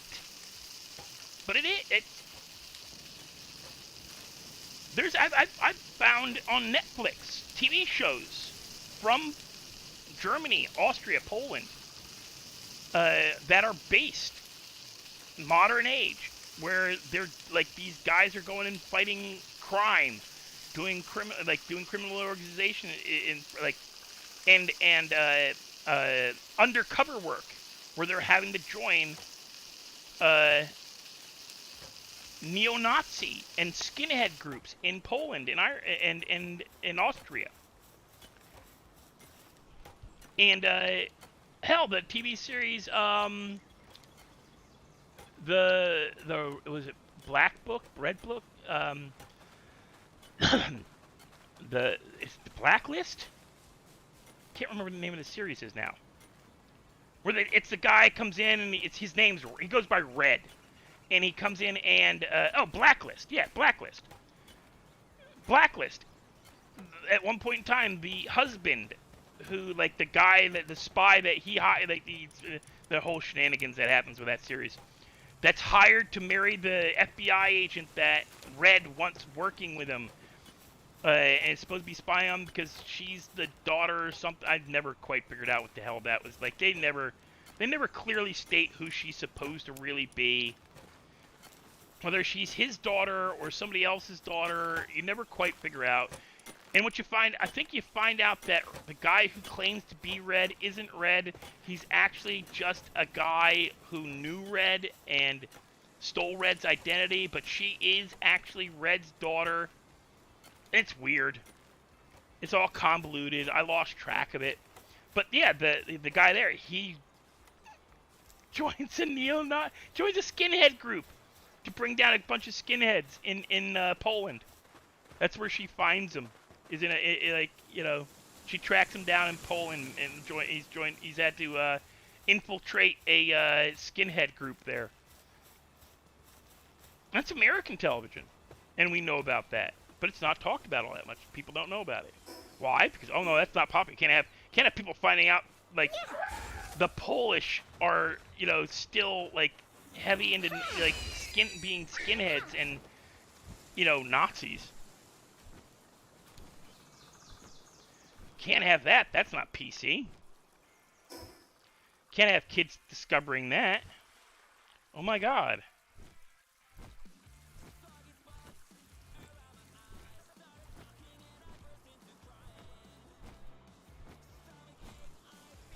Kids can't discover that people are, assholes no matter where you go. Can't discover that, large populations of people are still held as slaves. That in Africa, it wasn't white people capturing Africans and turning them into slaves. It was Africans capturing other Africans and then selling them to white people, because if they actually came in country into Africa, they would have died of so many different diseases they weren't prepared for. Like, we didn't have malaria. People, like, English adventurers died of malaria all the damn time in Africa. That wasn't fixed until, like, almost, like, after the Civil War. Until we started, like, they figured out, hell, we were having people die of malaria while we were still digging the Suez Canal. They didn't figure out quinine for malaria. And people think, oh no, British, like, Americans were going into Africa and just capturing black tribes left and right. No, that's not how it happened. You know that lady, that queen they did a movie about recently? You know that queen they did a movie about? They did all, like, female black empowerment, a warrior queen thing? Yeah, that's the woman who put most of Africa in slavery. She went around conquering all these different African tribes. Conquered all these African people. And sold them to British, Portuguese, and Dutch slavers. Who didn't bring them to America because it's actually been it was actually illegal to bring slaves directly from Africa to America. And that had been going, goes all the way back to the Revolutionary War. Slaves were not brought here directly from Africa. Did not happen very often. Here, the best example of why it didn't happen very often, movie Amistad. Slaves were brought here from the Caribbeans, from the South American islands. They were first brought to the Caribbeans and the South Americas, where they were trained, parceled out, and, whatever was done to them. All the evil crap that was done. Once they were broken, once their spirits were broken, once they were trained up, quote unquote, that's when they were brought to the Americas. Because it would cost too much to have the untrained workers in your boats. Amistad's a perfect example why they didn't do it.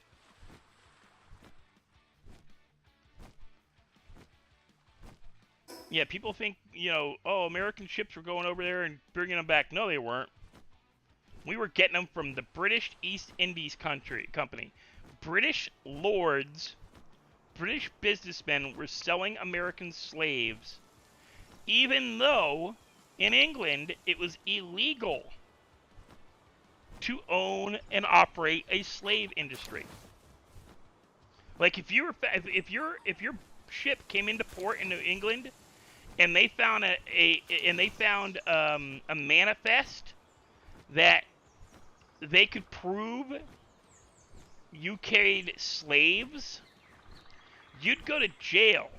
So, like, they didn't list slaves as slaves. They listed them as livestock. Now, not saying that the British government wasn't 100% completely aware of what they were actually shipping, because half the people that were a part of the companies were the guys running the country. But then the same goes for, like, a lot of illegal shit the British did. The British are no better than the Americans when it comes to slavery. Oh, it was illegal for slaves. England didn't have slaves, blah, blah, blah. And that's why the Emancipation Proclamation went through and was made, because the English, if the English came to the aid of the South, which they were going to do, in 1863, the English were going to come to the aid of the South, because the South was propositioning them with, hey, we'll give you everything from New York State north. We'll give you back New England. And England was slathering at the jaw, like, oh, yeah. We'll take New England. How much? What do you need? What kind of help do you need? Because the French were already helping us. French were sending us guns and ammo. And we didn't promise them shit. Or actually, yes, we did. We promised them return of certain parts of the Louisiana Purchase. We were going to give them back some of the Louisiana Purchase. Mainly, I think we were going to give them back New Orleans. I think we were going to give them back Louisiana and parts of the Mississippi River that they'd given us when they sold us the Louisiana Purchase. When Napoleon II sold it to us. Napoleon's son, who was the second Napoleon to run France. They were going to get back parts of the Louisiana Purchase. And England was being promised New England and New York State. We were just going to keep the South was going to just keep New Jersey, PA, Great Lakes area, and some of the other areas. And Lincoln found out and was like, oh shit, can't have that, because if that happens, he pretty much understood that if the English came in as a supporter of the South, the North would have lost, because the British would have sent their navy, and at the time the British Navy still was more powerful than the British Navy and Marines were at that point in time, better armed and equipped than the North Army and Marines, or Navy and Marines. Because at the time, England, the North had to keep half their ships outside of our own ports, Philadelphia, New York, Boston, and other points in New England, to keep those cities from doing what New York tried to do, which was secede. New York City and part of New York State tried to secede from the United States during the war. It actually, that's fact. It's what the part of the movie Gangs of New York was about. There was a race riot and a riot in New York City where New York City tried to secede because half the population was Irish that was trying to secede. It was weird. There's a bunch of weird random crap that all kind of coalesced with oh,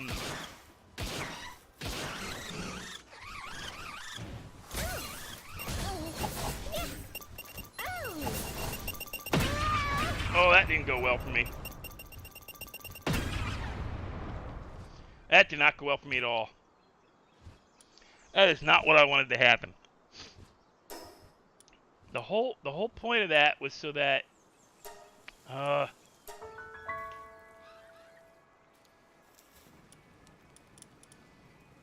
did the wrong thing. The whole point of that whole exercise was I was supposed to get one of those bee things captured. But yeah, we would have been screwed as a country if England had come in on the side of the South, which they were planning to do because they were promised to get, hey, we'll give you back New England, and the North, and Lincoln found out from his people in England, hey, this shit's gonna go down. England's all for it. So they did the Emancipation Proclamation because England had a zero tolerance for slavery. So if England came out in support of the South, it would have gone against their own government. Would have gone against their own policies.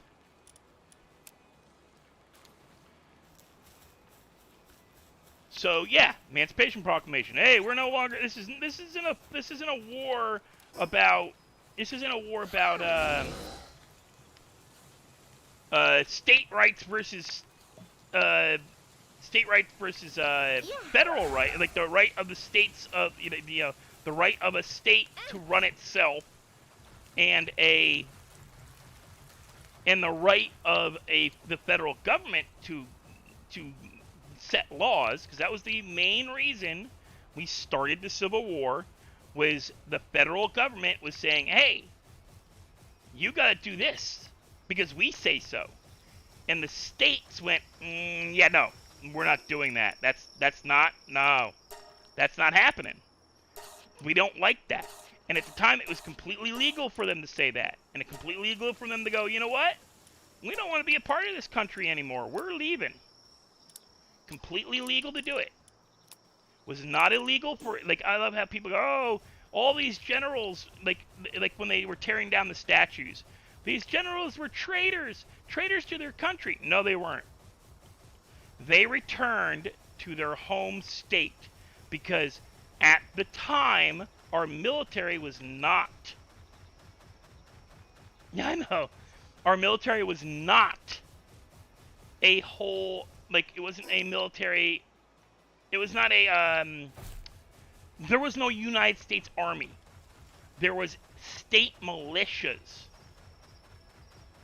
There was a Continental Army that was put on hold and only called up during times of war.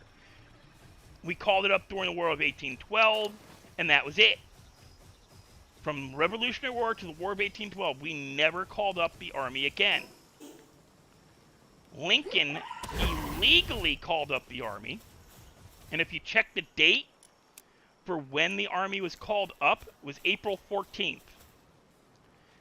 We've been paying reparations for the cost. Hell. We've been paying back the cost of Lincoln calling up the Army since the Civil War. That's the whole point of income tax. The income tax is because the United States, once it was refunded, they told the South, you can rejoin the United States once you've paid back a certain amount of money, and it must be 25% of your state's income. 25% of your state's income must be paid to the United States for reparations for the war, paying back the cost of the war. And you also have to ratify a new constitution. And yeah, all the constitutions of the South were rewritten in 1866, 65, and had to include all these changes enforced by the federal government. The only states that were not forced to do this was the North. That's why it took New Jersey almost 2 years after the war ended to ratify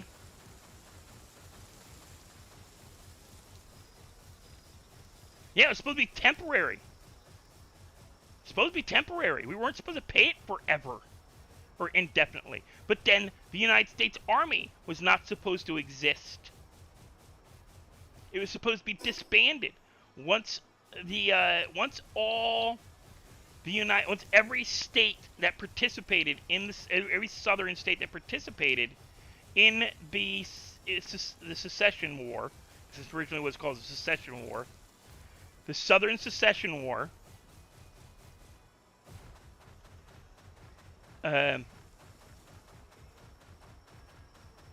Then the Army was supposed to be disbanded, but shortly after that we fought the Mexican-American War.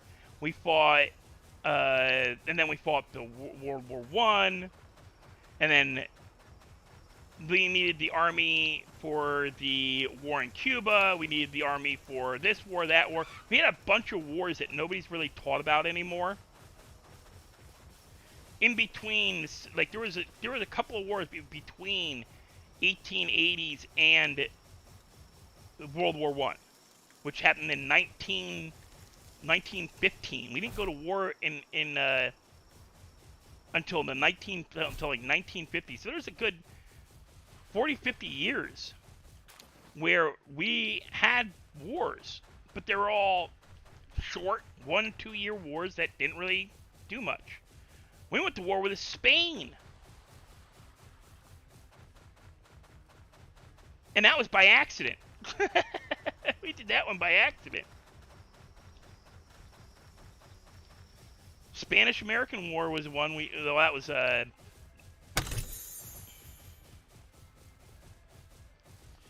So yeah, our income tax was originally supposed to be to pay reparations back for the Civil War.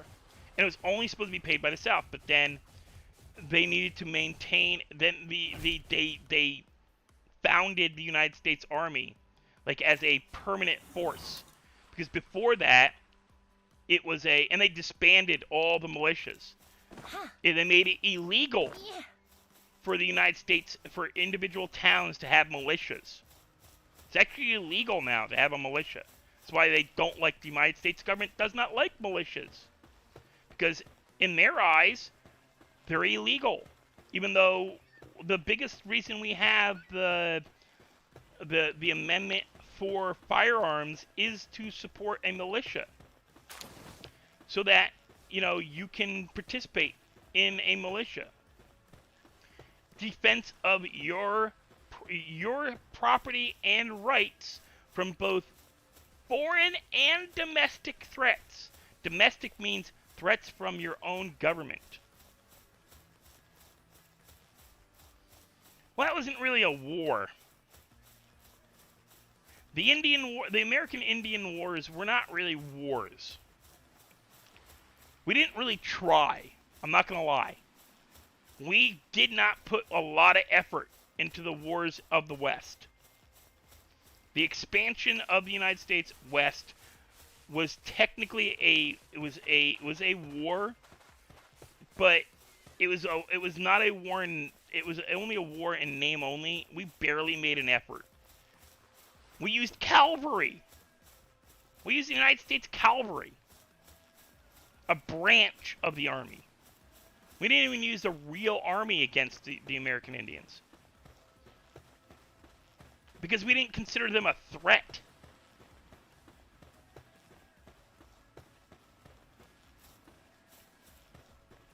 You got to remember, when the American Indians to us were primitives, yet they weren't really. What they were the survivors. You're talking like the American Indians that we knew as Americans were the survivors of a plague brought to the United States by Columbus and the people that followed him, the conquistadors and shit, and the Spanish. They brought plague with them. There's statements from Spanish conquistadors coming into the Southern Americas, into Texas, New Mexico, talking about like populations of hundreds of thousands. Not what we found when we got here from Mayflower, from the 1600s.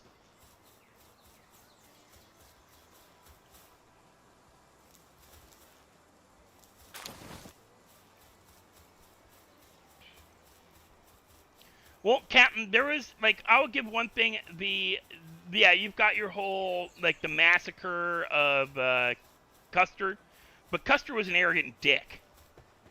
He was a dick. Custer's last stand was, like, the dude was a dick.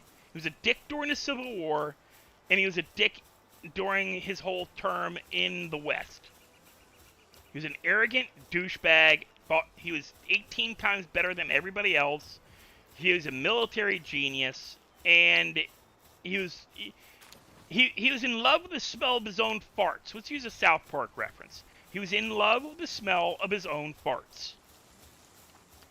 And believed that no Indian tribes people could ever outmaneuver him. And yet, these were, like, these were some of the greatest tacticians of the era. And he ignored he ignored the intelligence given to him by people who are like, dude, no, you're not listening. There's several hundred of these guys out there. And he's like, bull. They don't have that many. Because all we were seeing were scattered tribes, because they did not move. Like, after the the era of the Spanish conquistador, right? After the founding of after the founding of like Jamestown and Salem and the English coming to the Americas in droves and the French coming to the Americas, we did not see the real people of the original American, not natives, because they're not really natives either, but the Americans that were here before us. We saw the post-apocalyptic, the post-plague survivors who fully disdained civilization. Because before, like...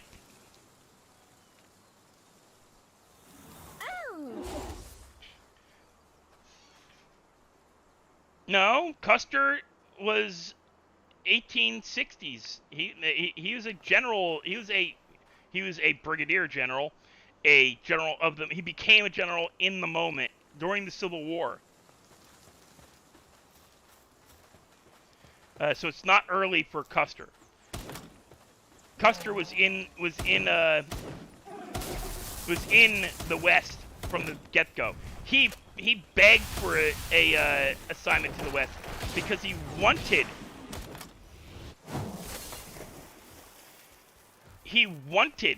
an assignment because he wanted glory. He wanted to get himself back as a top dog in the army because he was a general. He became a general during the Civil War, and they busted him back to colonel.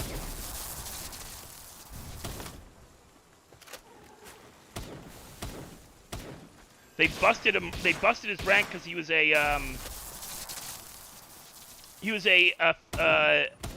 battlefield general. He got a battlefield. He got a battlefield. What do you call it when you get a promotion? He had a battlefield promotion. He should never have been anything above a colonel, and he was arrogant.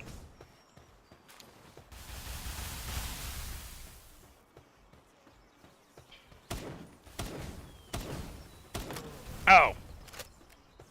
But yeah, Custer he was an egomaniac and a dick. He requested that duty.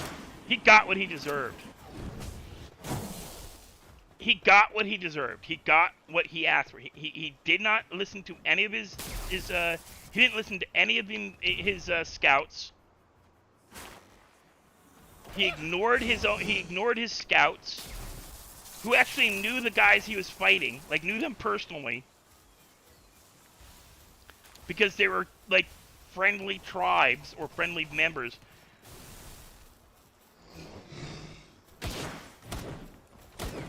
I want to understand this aggro shit, because how the fuck am I pulling aggro and I ain't, like, I'm getting aggro and I ain't even shooting at him yet.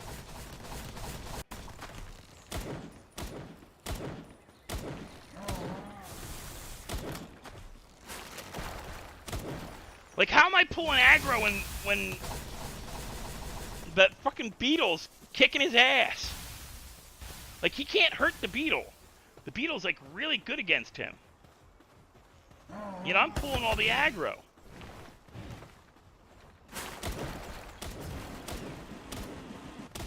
Yeah, Warsect is really good against this guy, and I'm catching all the aggro. Why? Fuck you, I'm gonna stay over here by you and let you... But yeah, the Indians we knew were survivors.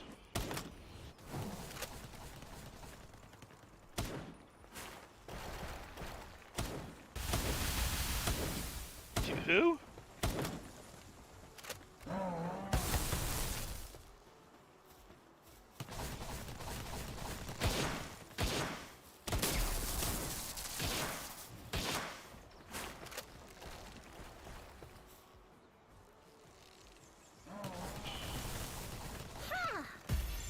want to see if I can catch them. But yeah, the Indians we knew, the ones we met, at Plymouth, at Roanoke, at Jamestown, they were all survivors of a post-plague world. So you're talking to the Mad Max survivors of the nation. These guys who, like, you know, have seen some shit. It's also why some of them might have been cannibals, why they took scalps and all this stuff. It was like, you know, you're talking like the hardcore SOBs. Oh, we're not doing this again, are we? Yeah. I'm catching you. You only got 2 points of body left. I'm not killing you. Huh. I will if I have to, but I don't want to. Yeah.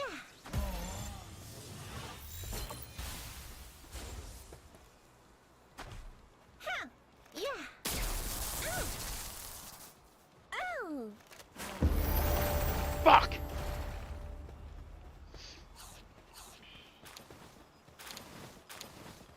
You dick, you dick, you dick. I didn't want to kill you. I wanted to catch you. Now I gotta wait for you to respawn.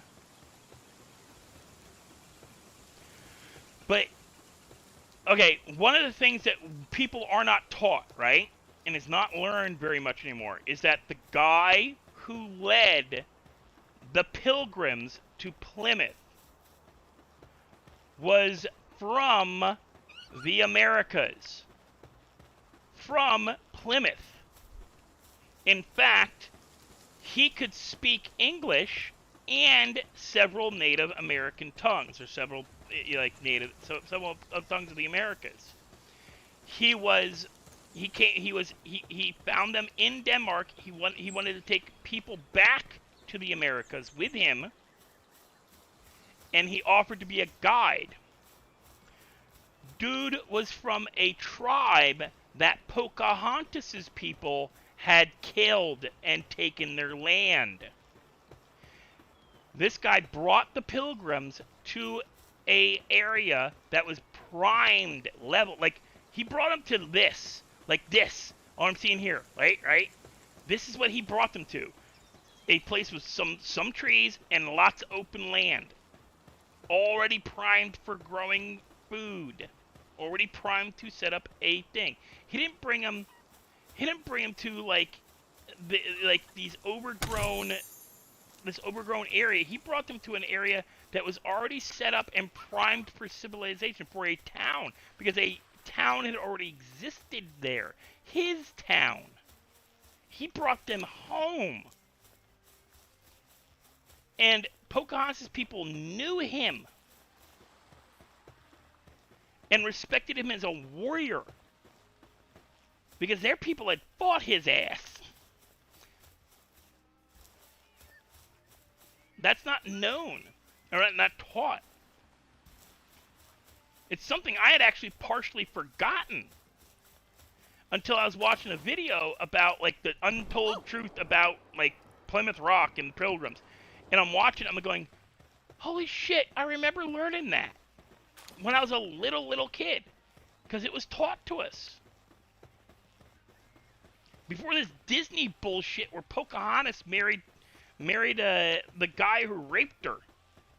Because, yeah, that's what happened. She married a guy who raped her. I really shouldn't use that R word, but I'm using it. And she didn't just marry a guy that did that. She married a guy who did that after the first guy who did that kicked her out, like, threw her away. Like, literally, like tossed her out into the what's the right word? The wilderness. Like she was ostracized. She was not allowed to go home to her family, right? Because she'd been. Now they claim that she, you know, the captain, when she married him, he was like her savior, and she wasn't in love with him. She married him as a political compromise. And the dude, yeah, and she was 12. That's the other thing. She was a preteen. She was 12. She had been kidnapped by the leader of the captain that they make her fall in love with in the movie, and then kept as essentially his camp woman and used, and I don't mean that in a nice way.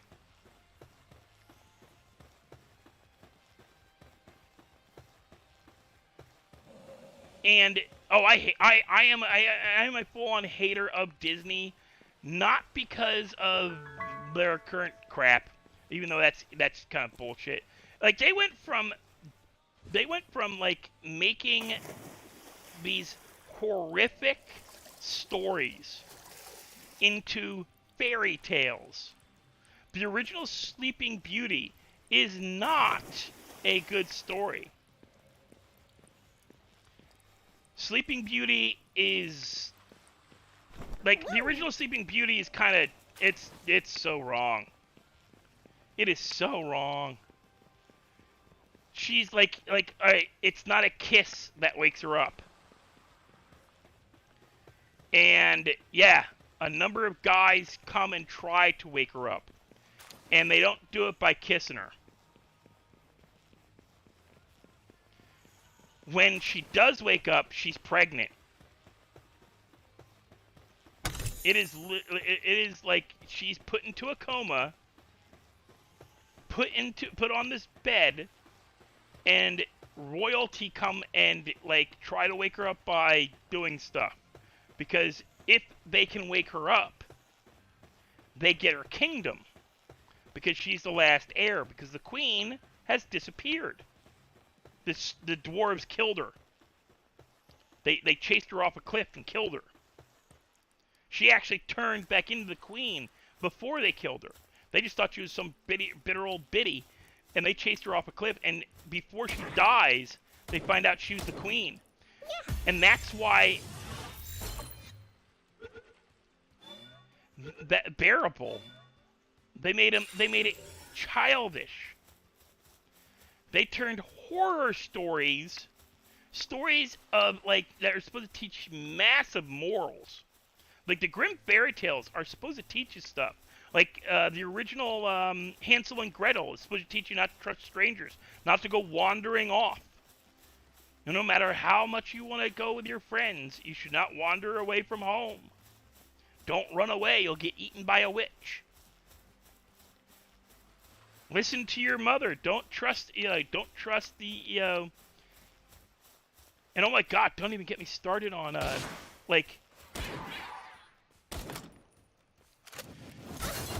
the original Cinderella is, oh my god, like the end of it. There is so much evil payback. Oh. Like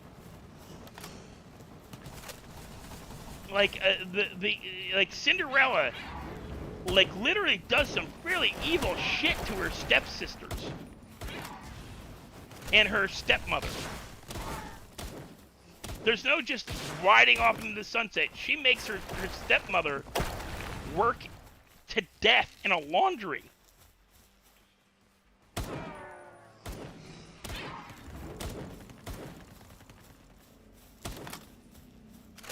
I may have made a mistake here.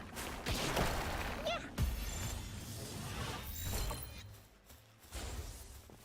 Yeah.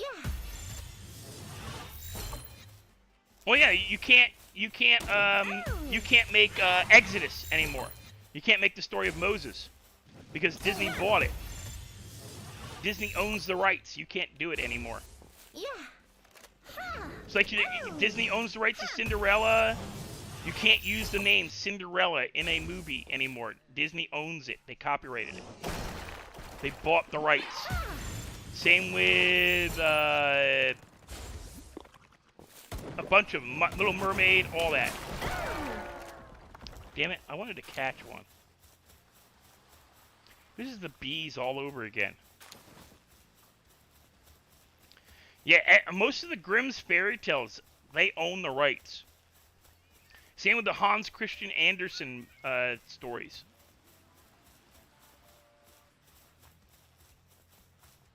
Hans Christian Andersen's stories are owned by Disney.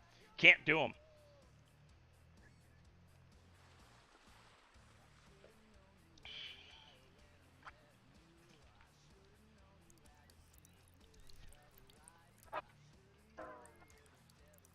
Why does it sound like somebody's peeing?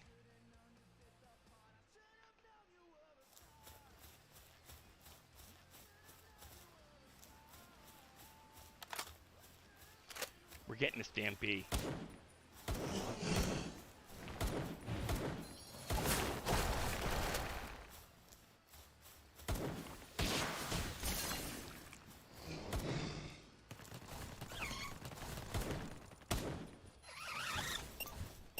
Fuck you, no! Fuck you, no! Fuck you, no! Fuck you, no!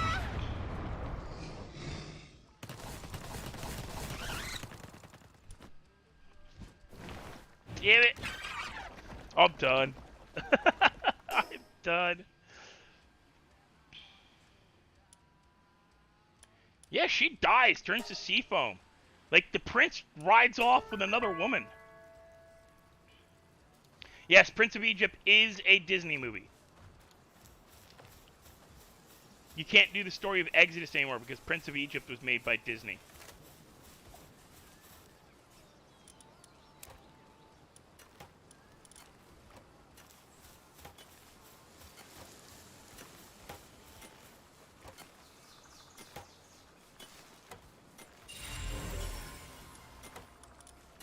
Yeah, Prince of Egypt, which is why you can no longer do the story of Moses. Because that's the story of Moses. They've now owned the rights to it. So you can nobody else can ever do it.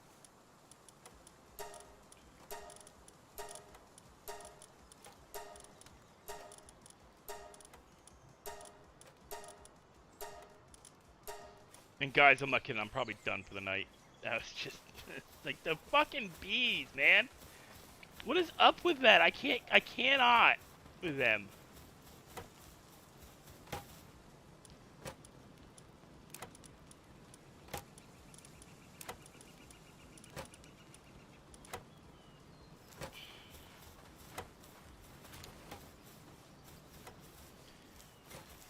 Hey, I don't mind doing educational shit in my streams. If people don't like it, they can go somewhere else. You know, it's fact. You know, there's a lot of stuff Disney does that is really just sketch. And not apologetically, too. And I've disliked Disney for a number of years. Mostly because of how they treat their employees, originally. Because I had friends who worked for Disney back in the 90s. Who lived in Florida, and they said, dude, don't ever, like, there were actors who wanted to become, and they thought, and they were told, and they were recruited by Disney in New York, hey, come work as a, this, that, or the other thing at a Disney park. And you'll get your shot of it, you get, you know, auditions and blah, blah, blah. They bullshit them. These guys, like, horrific conditions to be in the suits or as a I had a friend who played Goofy. He was a Goofy, and he's like, dude, yeah, you couldn't, you could die in that damn suit and they would not give a shit as long as you died out of sight of the people. You could not break character at all. He said it was horrific.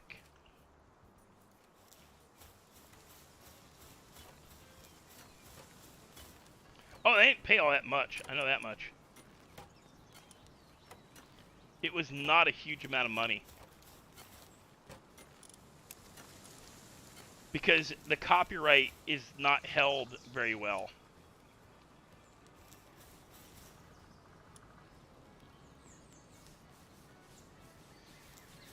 Like, the copyright holder for the Bible is not done very well.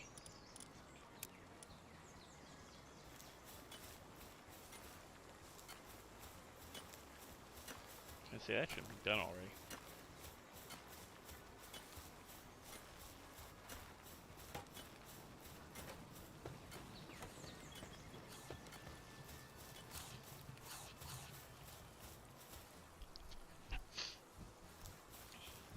Yeah, and you can't, like a kid literally bit, drew blood, like took a piece of meat out of his skin through the costume. Didn't like get it in the kid. Kid didn't get it in his mouth. But this kid, this little toddler, like 8, 10, he's under 10 years old. That's all he could remember. He's like, this kid under 10 years old bit me to the point where it drew blood and took a chunk of, he had the scar for it. So you could see the teeth marks from the scar. Drew blood, removed a chunk of skin to where he had to have it like wrapped, and the only thing they cared about was the fact that he screamed and shoved the kid away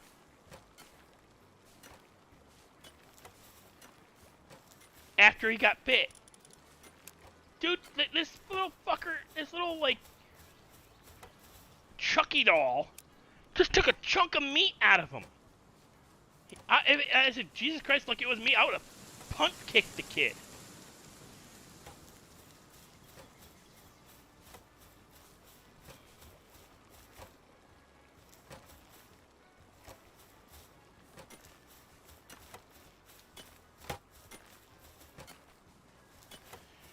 I say, if it was me and some little fucking Chucky doll child bit me.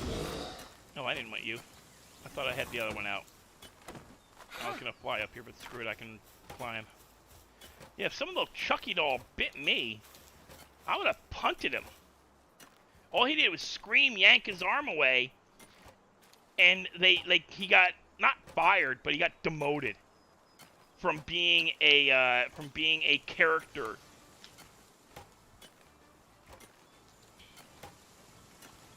We are the lord of our area.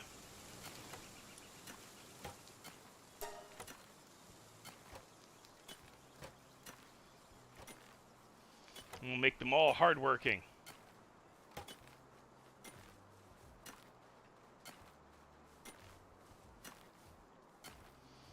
But guys, I am going to end here because it's super late. Yeah, it's almost 5 in the morning for me, and I do need to get up and do some work tomorrow. I will be on tomorrow night with Sunday night, new game Sunday night. But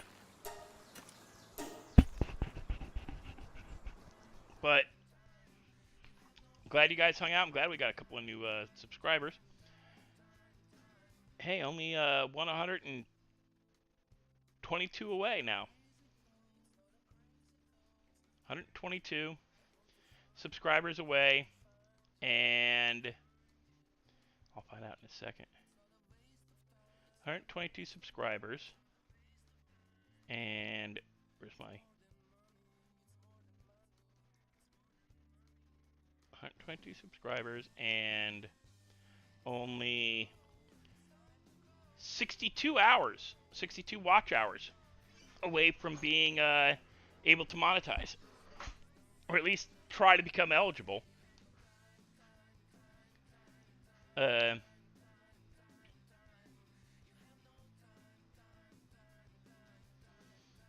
yeah, I'll be able to do memberships with perks and everything. And I think some of that will be...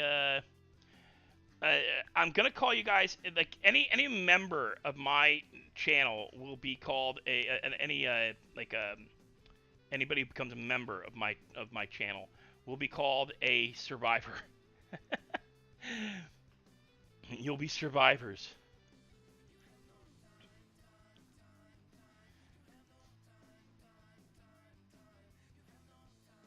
Because if you can survive listening to my stream, Jesus Christ. But hell, I had 91 views. I had somebody completely random who's an MMA fan who's from Jersey. I don't mind.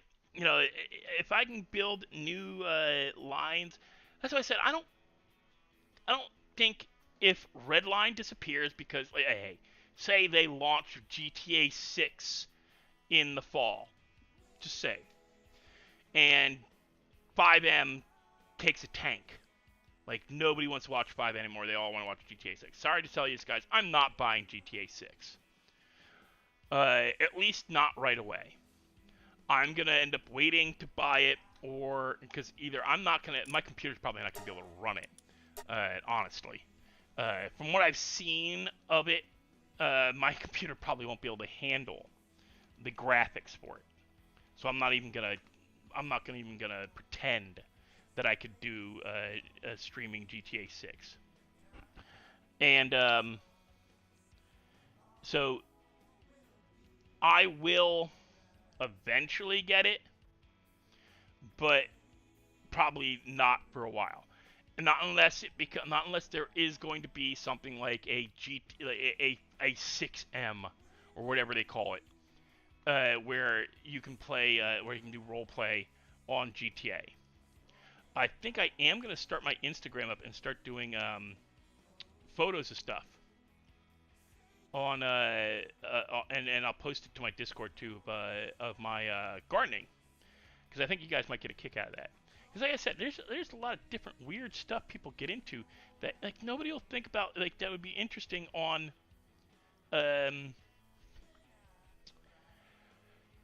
would find out like that where they'd find it interesting. Like I keep telling people, like I keep telling Elite, put your fish in as a stream thing. But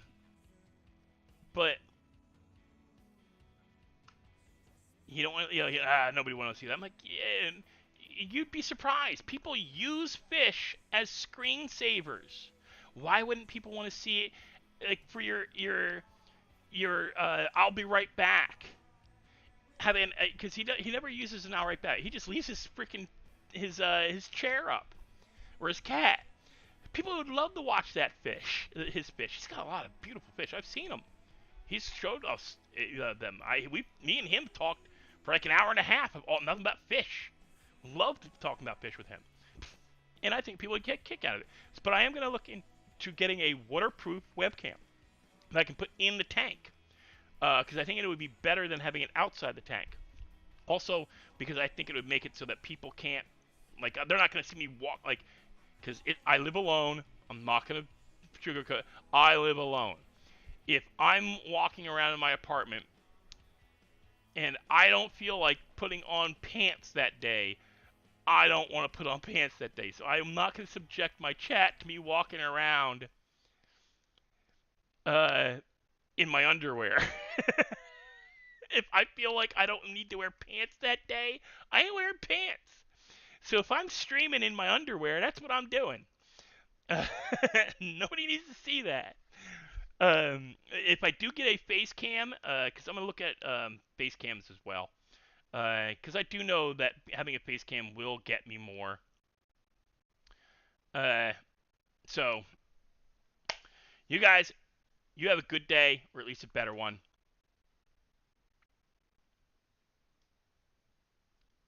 And you guys, keep surviving. I mean, I'm gonna end up. You guys are gonna be called survivors, because it started off with me streaming. It started off with me doing Ark and Phasmophobia.